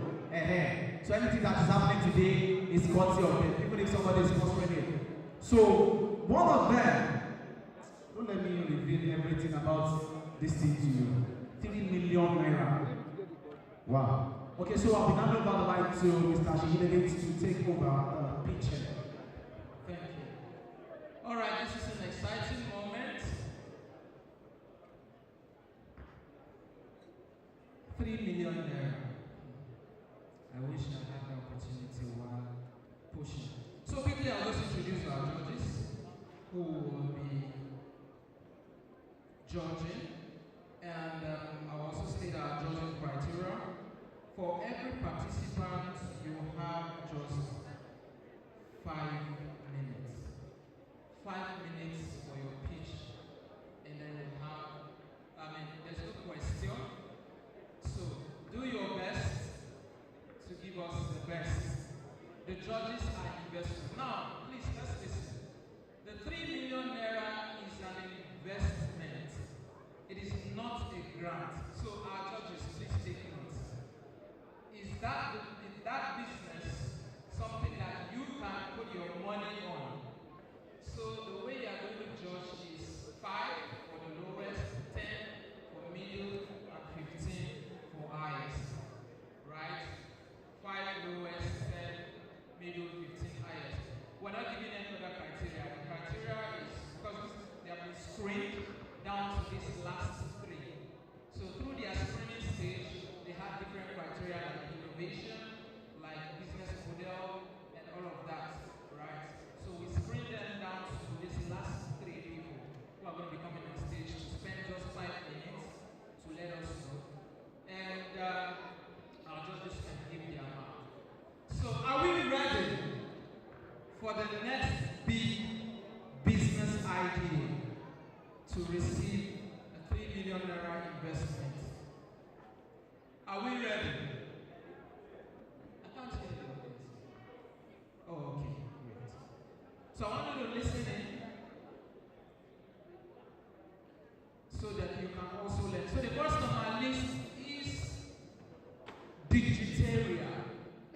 Digiteria, where are you? Quickly run to the stage. Next is Scan Alert. And next, the last is Safe Zone. Please, all 3 contestants, please come up quickly. All 3 contestants, rather. Come up like you are business owners. You're working like. Thank you very much for appreciating them. It takes courage to bring your ideas to life. One more. Where's Digiteria? Digiteria. It will not be found once on the day of. Okay. All right. Let's start with Scam-Alert. Scam-Alert, you have just 5 minutes to pitch your idea. Ruthless individuals in Nigeria use technology to scammers every day. Imagine you had the ability to check someone's personality, someone's credibility, someone's information, before committing yourself to any financial transaction with them, before sending money or before transferring any money to them, especially online. This is what Scam-Alert is for. Scam-Alert aims to be a database that has the details of scammers and every information you need to know about the person before making a financial transaction with them. We are asking you to come on board, to join us, to provide a multi-layer of security that will help Nigerians protect their money and reduce fraud drastically in Nigeria. All right, you have 5 minutes. Yes, Charles. My name is Charles, and I'm here to talk to you about a program that I know too well. Okay, thank you. Good afternoon, everybody. Scam is very prevalent in Nigeria. As a matter of fact, I'm sure everybody here knows someone who has been scammed before. And if you're very unlucky, you've been a victim before. How do I know? Well, NIDSS released their financial fraud landscape for 2023. In 2023 alone, over 80,000 Nigerians got scammed on over 17 billion naira. Now, we know information is power.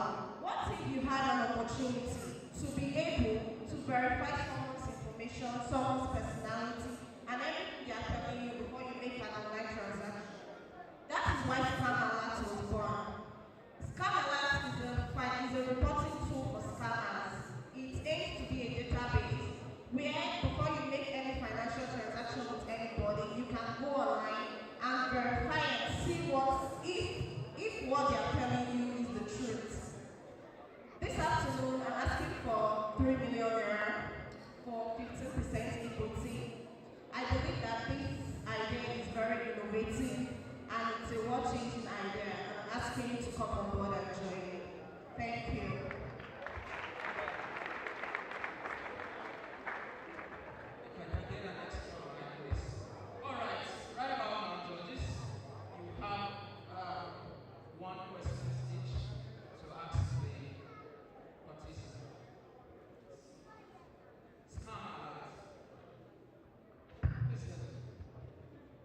Okay.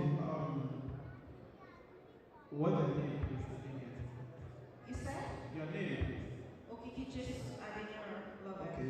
Okikijesu. Is this an app? No, it's a software. It's a tool.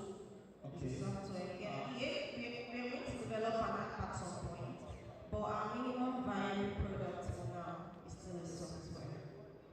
Okay. And what do you exactly intend to solve with this? We intend to solve the problem of fraud via information.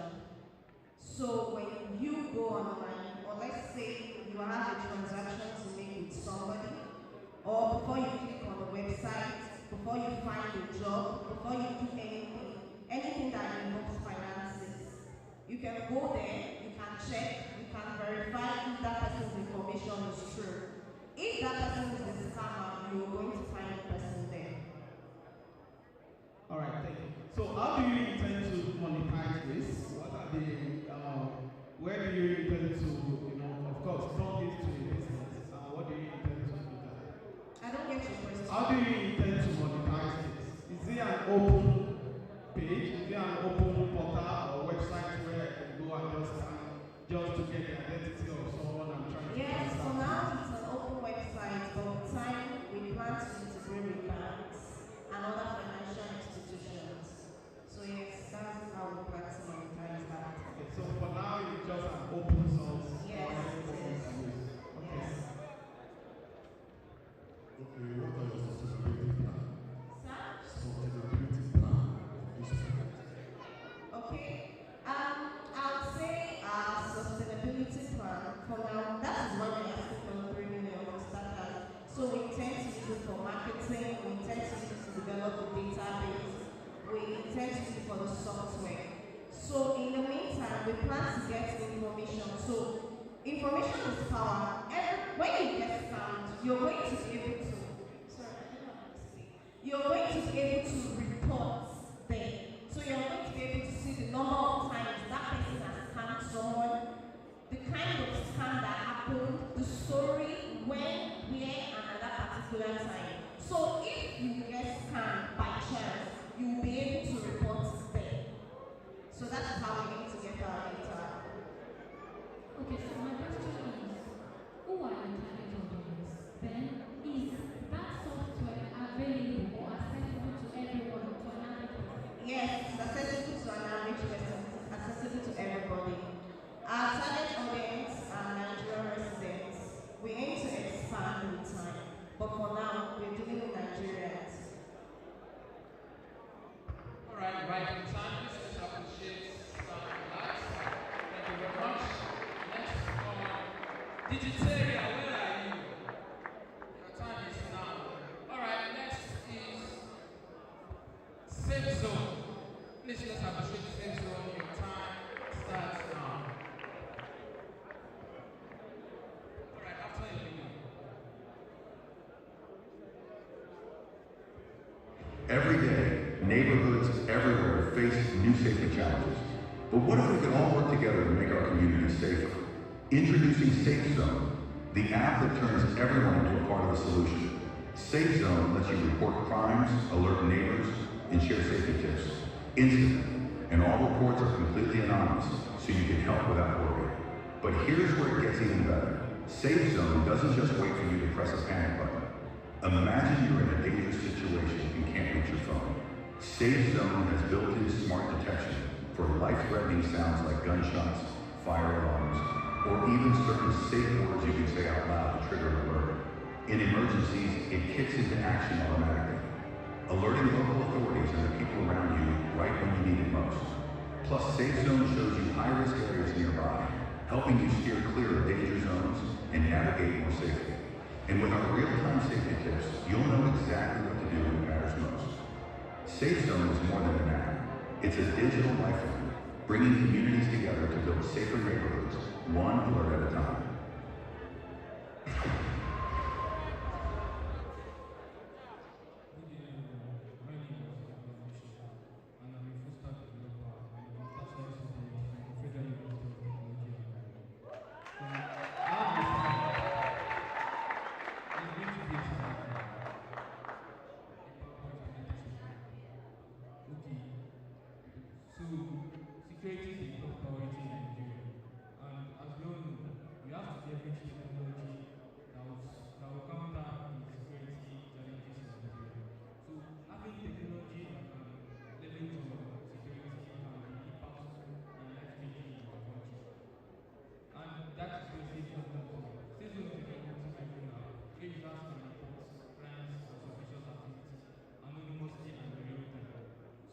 imagine a situation where imagine a dangerous situation where you know this.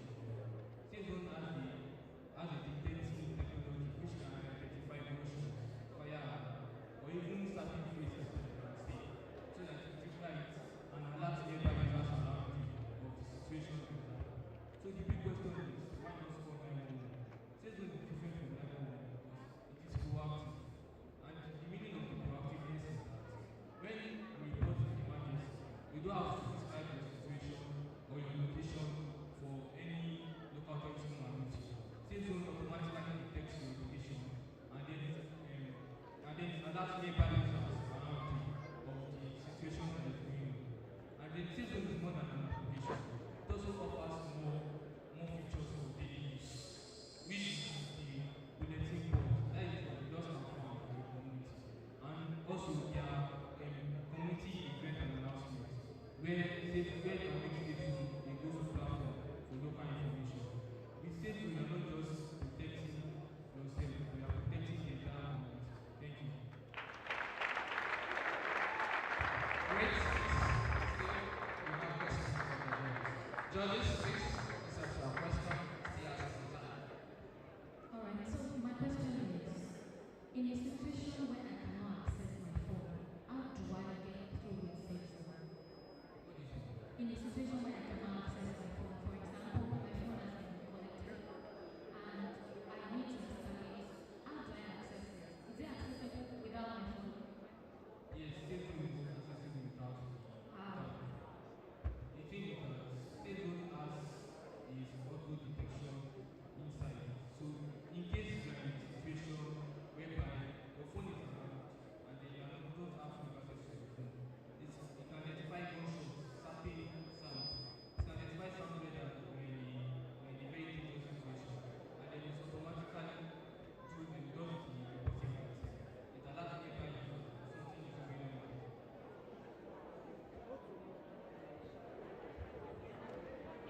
So, once it detects, let's say, data, where do you send the signal? Do you have this route with maybe security agencies or what?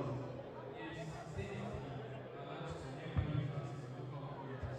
So it uses the internet system whereby it identifies your location and then other people around you. So it identifies the location and then sends an alert to them, telling them that something is going on around you. So it is more better than calling 911 because you have to you have to describe the location. Okay. So, where is your business in this? Where is your business? How do you monetize it? Where is your business in all this? Or you just want to make it and give it for people like that? Okay, so as the reporting crime is taken, it is got to crime data, and that crime data can be analyzed by the local authorities to know the criminal in that place, and they will to detect maybe security resources. So the way they want to monetize it is that third-party agencies like real estates and other people can come to state because we have all the crime data, and then they can integrate it to their application.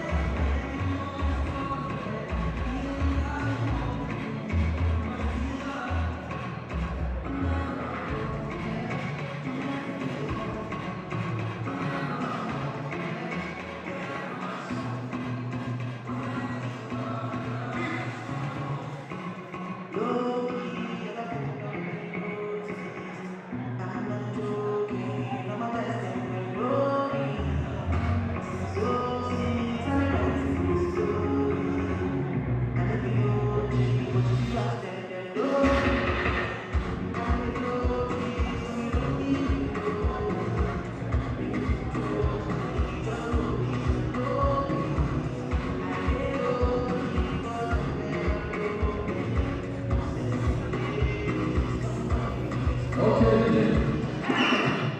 Yeah, thank you very much to the Keys for the connection. What were you thinking when you named yourself DJ Keys? DJ, what do you mean? What were you thinking when you named yourself? What's your name again? DJ Keys.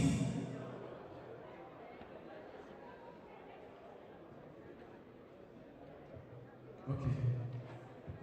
Well, I pray for you. May your business continue to grow. But imagine a pastor wants to hire your service. Daddy, can you please, what's the name? Can you call DJ? There's a program play already. Can you hear? DJ Keys. DJ Keys. Well, right having done that, we've heard from them. I don't know if yes, I think the judges are collating. Or you are done collating. Is the election inconclusive? No, you are done. Ladies and gentlemen, it will be announced very soon.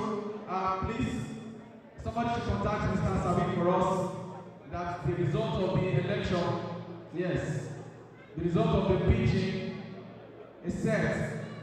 While we are preparing for that, very soon now, which will be like the major thing we do to conclude it, and that is going to be, I have a message from my gadget buddy.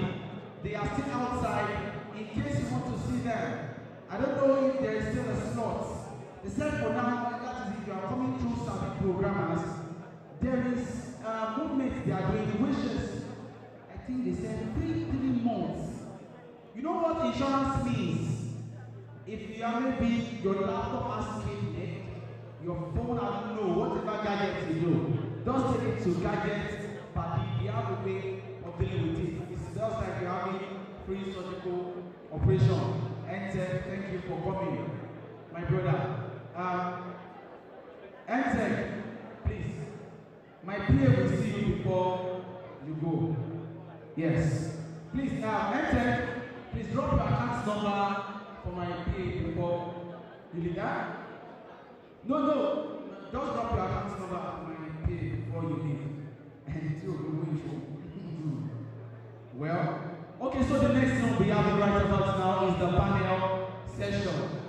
Yes, sorry. Which is the tech aspect. And also we are going to understand that there are students that will be graduating today. Yes. It's not as if I'm not recognizing people. No. I can see your numbers. Yes. On this day, they will be saying, we are done. They will be graduating from this lovely program. I don't know when they begin it, but they know. We understand the fact that we won't be calling all of them on stage, but when it's time, I think all together they'll be recognized as the rise and do the needful. Okay, so that I won't forget that. And for the next panel session, I would like to invite to this place the moderator of the panel session. That is the person of Regina Osoyintuyi. She'll be the one handling the next panel session, which is about, she will be the one to talk about that, not me. Please let's give her a round of applause. Yes, thank you, Regina Osoyintuyi. She'll be the one to invite the panelists for the next panel session. Good evening, everybody. Can you still hear me? Good evening, everybody. So joining me for this panel session, I have first, please can we have the chairs? Mr. John Kolawole. Please let's put our hands together for you. Also, I don't know, would also like to have Mr. Arinze Okafor. I don't know if he's still in the building. Please, even in absentia, please can we put our hands together for you? Then we have Mrs. Eguaroje. Please, if she's still inside, can we have her on stage now? And also, Mrs. Bukola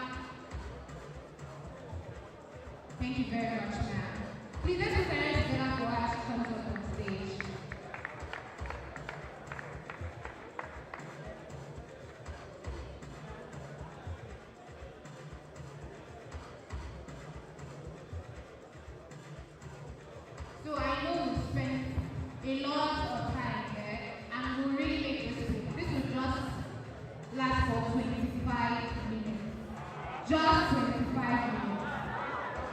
If you want to use, how many minutes do you use to leave? Please, we will take time. We'll use 20 minutes for the whole session and just 5 minutes to round up. Thank you very much.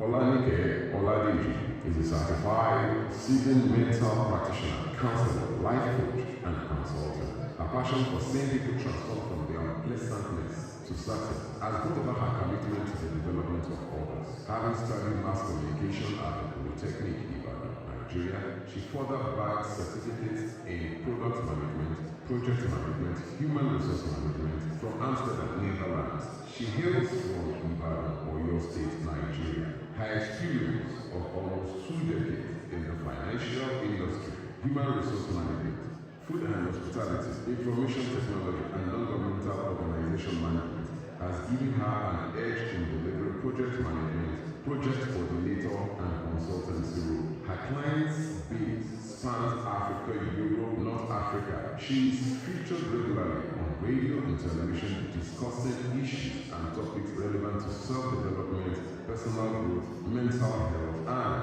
others. She is presently the administrator and project supervisor of Golden Land Leadership Initiative Africa, an NGO that focuses on nurturing leaders in the community sector, supports innovative ideas, and also serves as an access to partners with other organizations that focus on self-development.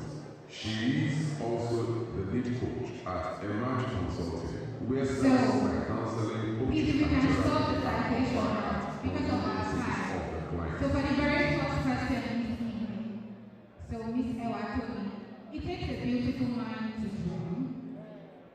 Mrs. Bukola, my apologies. It takes a beautiful mind to dream, and it takes even a creative mind to bring any idea to market. And the topic for today is from idea to market, the entrepreneur's playbook. So where did you get your idea from, and how has it been so far marketing it? Okay, thank you for that question. I completely believe, without any bias, that God is the giver of every idea. For you to come up with any idea, you must have a source. You must have, there must be something that is beyond you that would make you birth such an idea. And when you have any idea, the truth be told, there are several other people who have the same idea. So the difference between you and others is the actualization of the ideas. Who exactly is taking steps? Who exactly is implementing that idea? So it's one thing to have an idea, it's another thing to carry on your idea. Thank you very much. So to Mr. John Kolawole, so sir, you hold John Collins, and it was passed down, the knowledge of the business was passed down. But to do anything well, you have to know that your exhibition has to make you stand out, make you different. When you came, what is on ground now wasn't what it used to be. What was the idea behind the seek for growth in the business? Okay, thank you very much. And I really want to appreciate especially the graduates who have taken their time patiently to wait till this time. Just listen to some few counsel, and I'm sure it goes a long way to help you.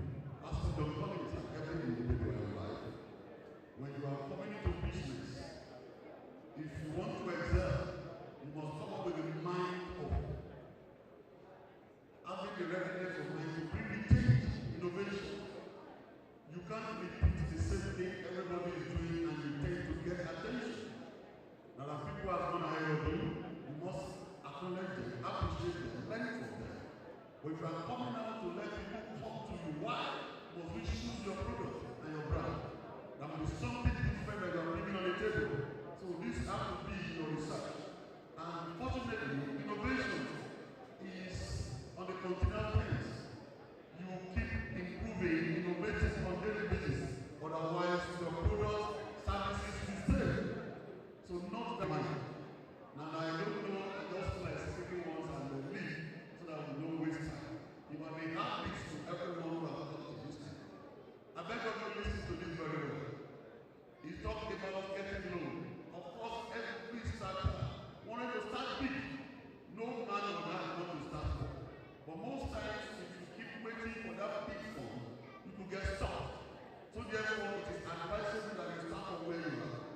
have something with you, you have a services with you, and you can always report, link up with people, serve, stay put. If you are a big programmers, you will offer services after you have been trained, instead of going back home and getting stalled with what you have learned. If you are not keeping improving yourself. In Africa, we have the best of talents, we have the best of arable lands and mineral resources whatsoever, but we are still backward among the nations because we cannot network and leverage on what God has graciously given to us. And I want to advise you, you must be good. You must keep doing good. Your character goes a long way to tell if you are going to succeed or fail as well. Above all, the only factor that I will never forget to let you know is God factor. Skills are good, strategies are good, but except the Lord build his house, protect that house, it's going to be people that people have built you idea, they never need to execute it. So make God your source.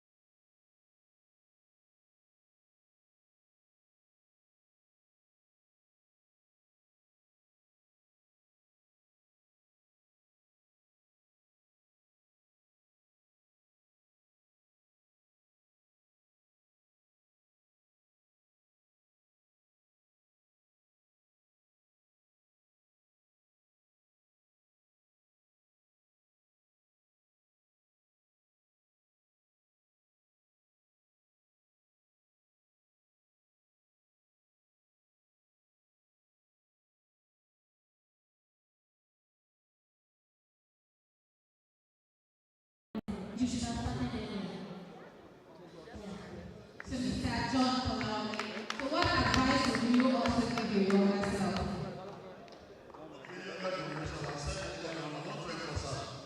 There's this saying that comes around us, be your boss, serve your boss, and plus and plus and blah.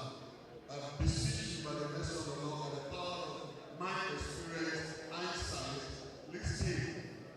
In Africa, we got the best, but we have the best synergy of work. You have to realize that not everybody can actually be a businessman. It's not a statement to bring you down. No. Grace, capacity, tenacity is given to every individual. Some can best work under instructions. Some are passionate and have the capacity to manage, to do business presentation, to produce, to have a skill. If you are starting out, you need many skills put together, and not everyone can do that. So I beseech Africa and your generation next. Plan for synergy. Now, synergy will be very possible when you are not desperately looking for money. If you shift value with all of your passion, money will follow automatically. But if you allow the money aspect to drive you, you can't do anything for free, you can't do anything to support, you can't involve in services to community without getting paid. It will become difficult. So please note this, be sincere, analyze your strengths, know what you are capable of doing. It is not everyone who has capacity to start a business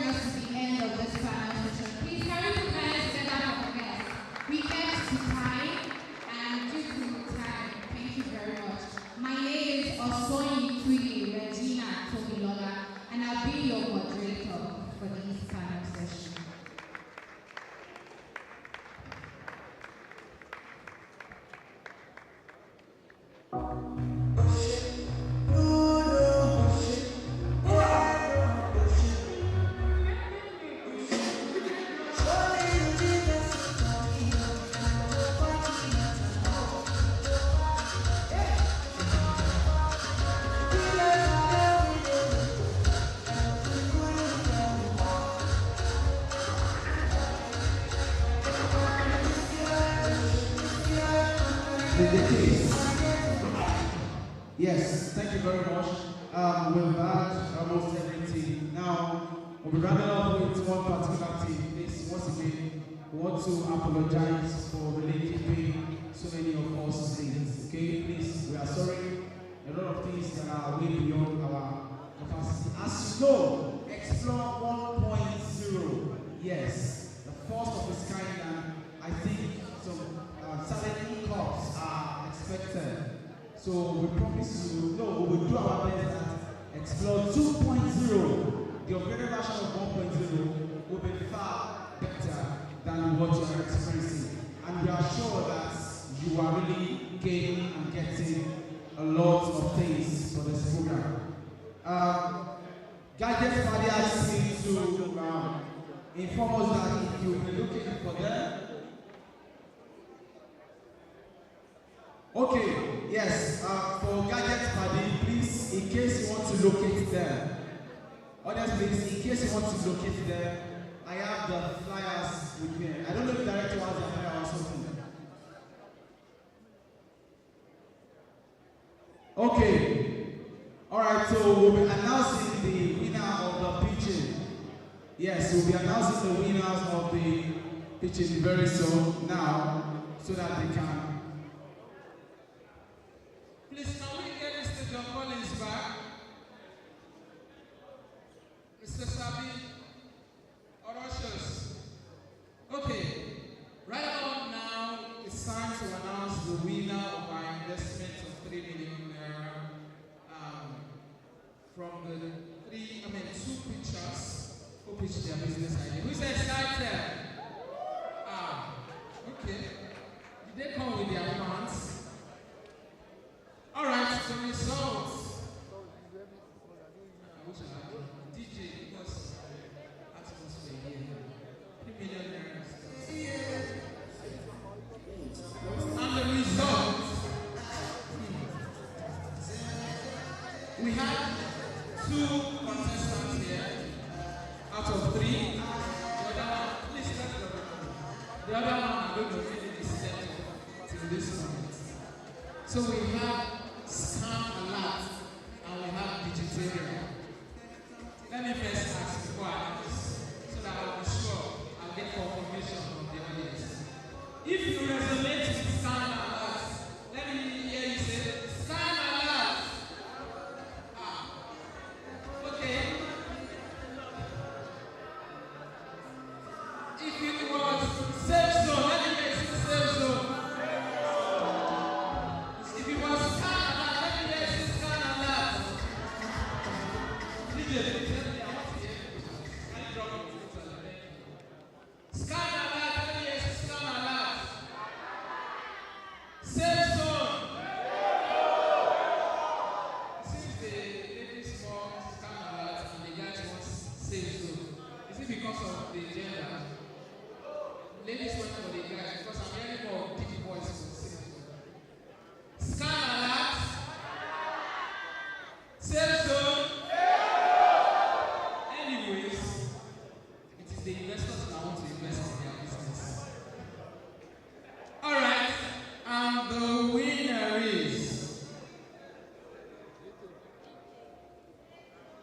Scam Alert! Where is he?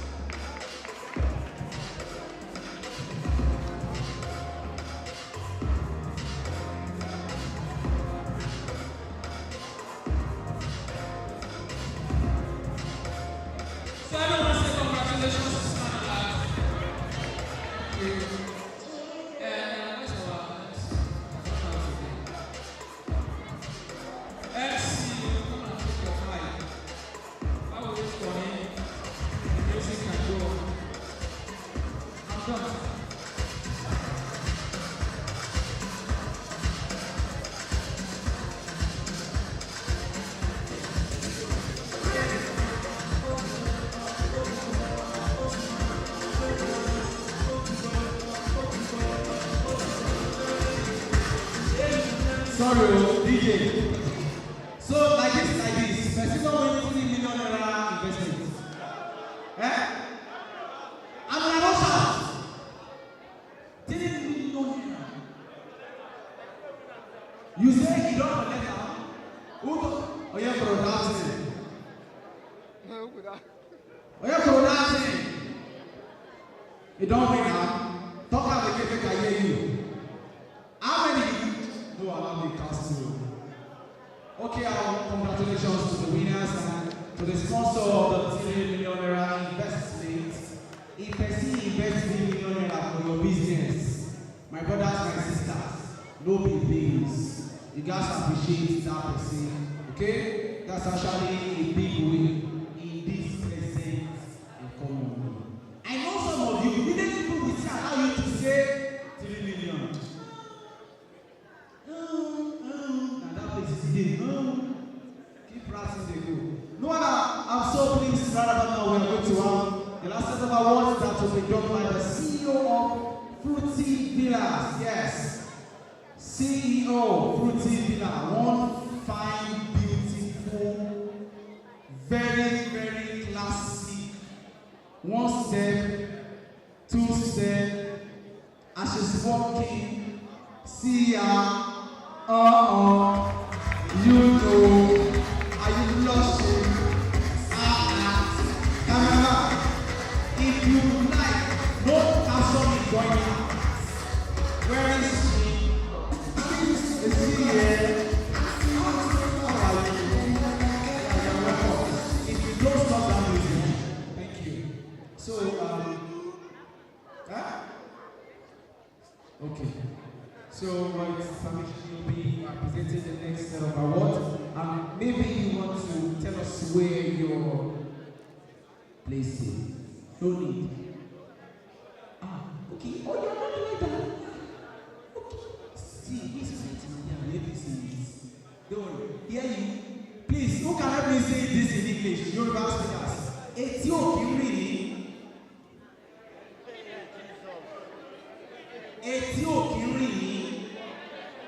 Yeah, you don't used to raining.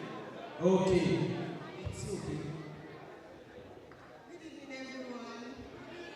I'm so sorry, I know we are very early. We will do that very soon. My name is Ola, and like I said, Fruity Villa. Our store is located just opposite Akure. Just opposite Akure, there's a blue car wash. So the compound there is where Fruity Villa is located. Thank you very much.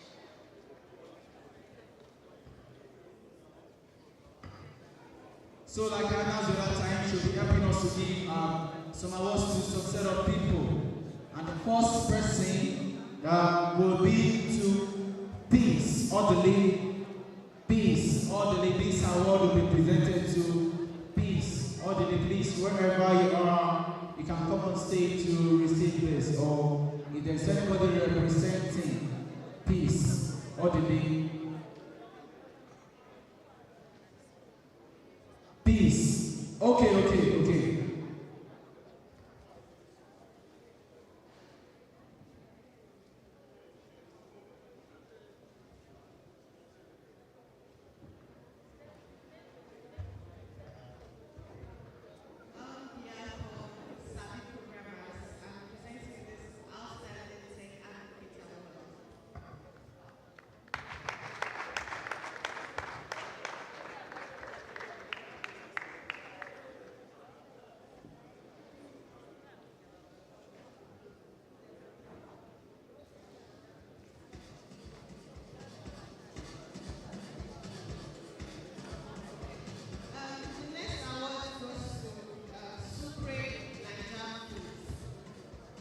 Sucrose Nigeria food.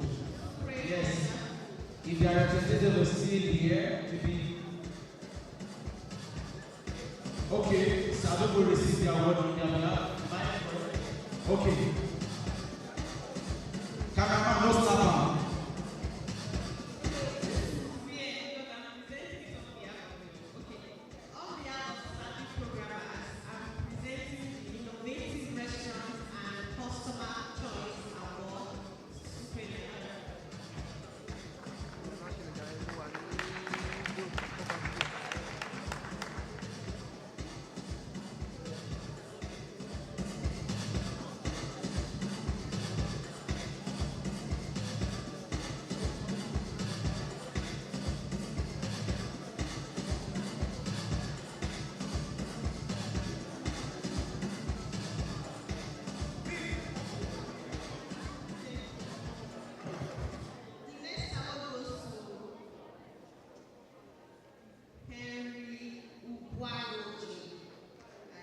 That is the representative of Crusader. Henry, please, whoever is here to collect on his behalf.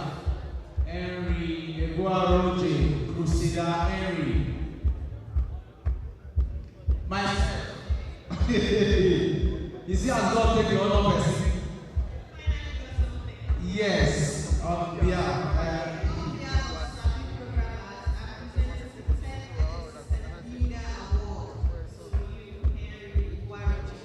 Representing Henry.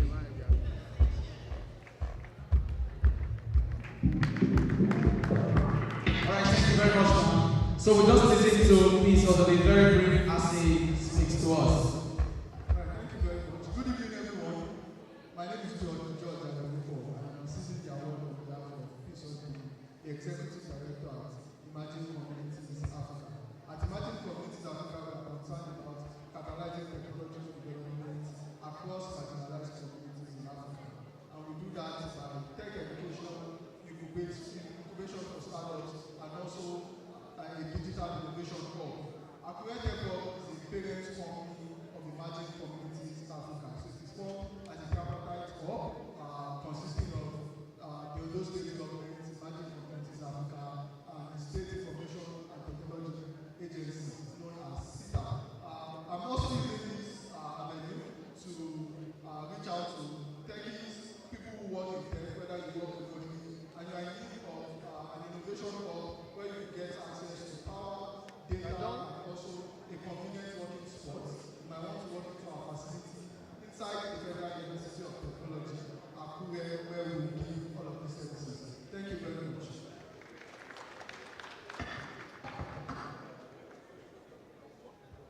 Thank you very much, Mr. Albany, for that. Okay, and please, whoever is doing the presentation for the students, yes, the project presentation for the students should please come to the stage right away. Okay, I have 5 pens to give right now. Please, the person doing the project presentation, wherever you are, please come on stage now. Come on stage now, or okay. Yes. Okay.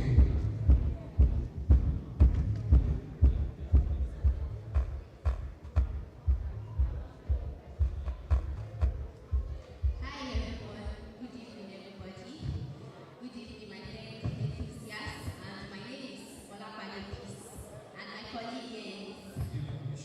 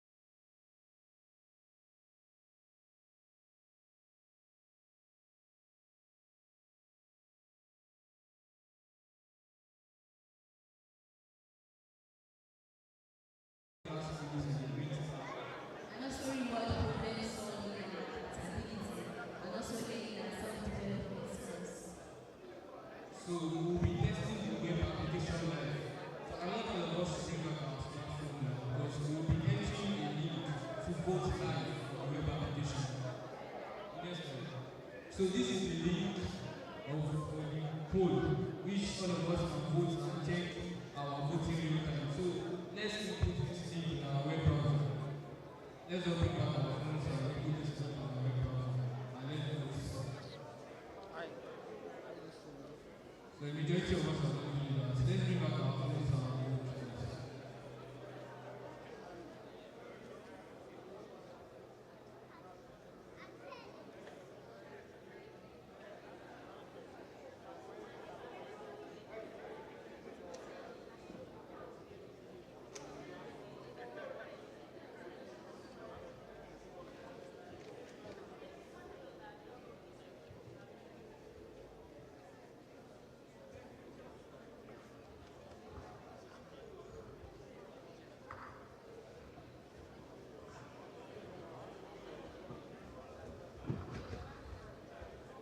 Any URL constraints on state conventions. Any URL constraints on state conventions.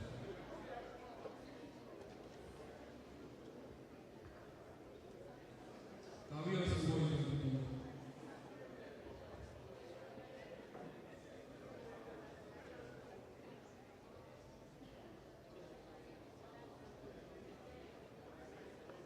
Have you guys voted? Why? Have you voted?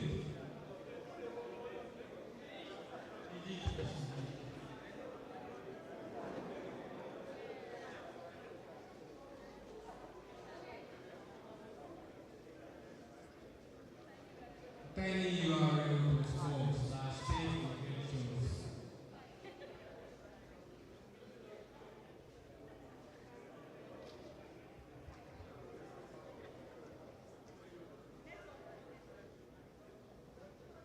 I think the poll is about the tech investment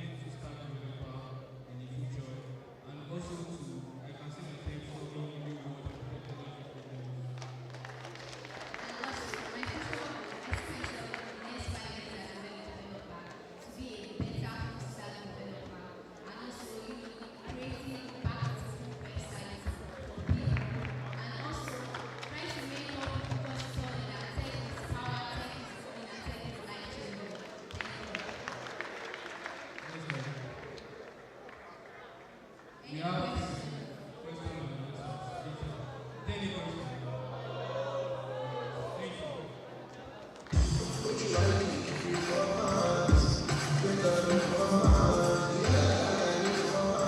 Yes. Finally, ladies and gentlemen, once again, let me thank you for your patience. Let me thank you for being there all through. Let me thank you for standing by all this while. In all fairness, please, whatever you are doing, give yourself a round of applause. If you stayed up till this time, all of you are very give away. God see you.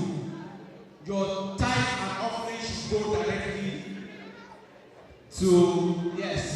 So for this last part of the award, I've asked to, before I call that, each class of Sabi programmers have the department or something.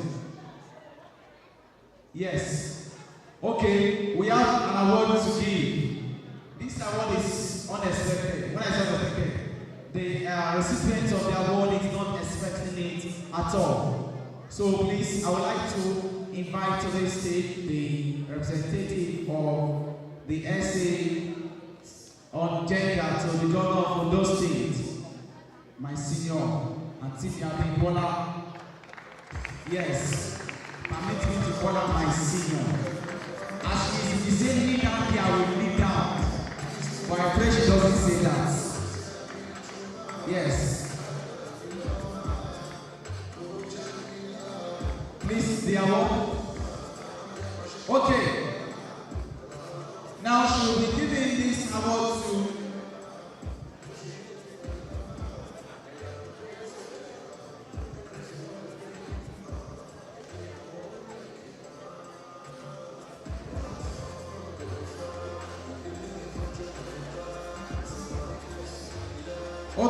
this award will be given to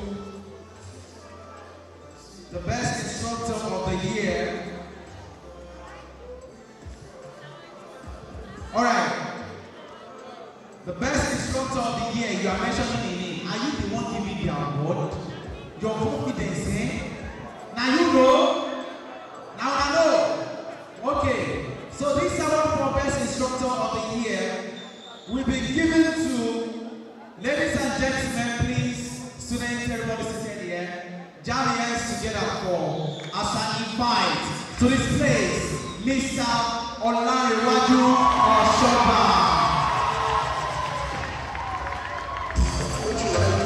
Mr. Orioye Oshoba. See the way he's running.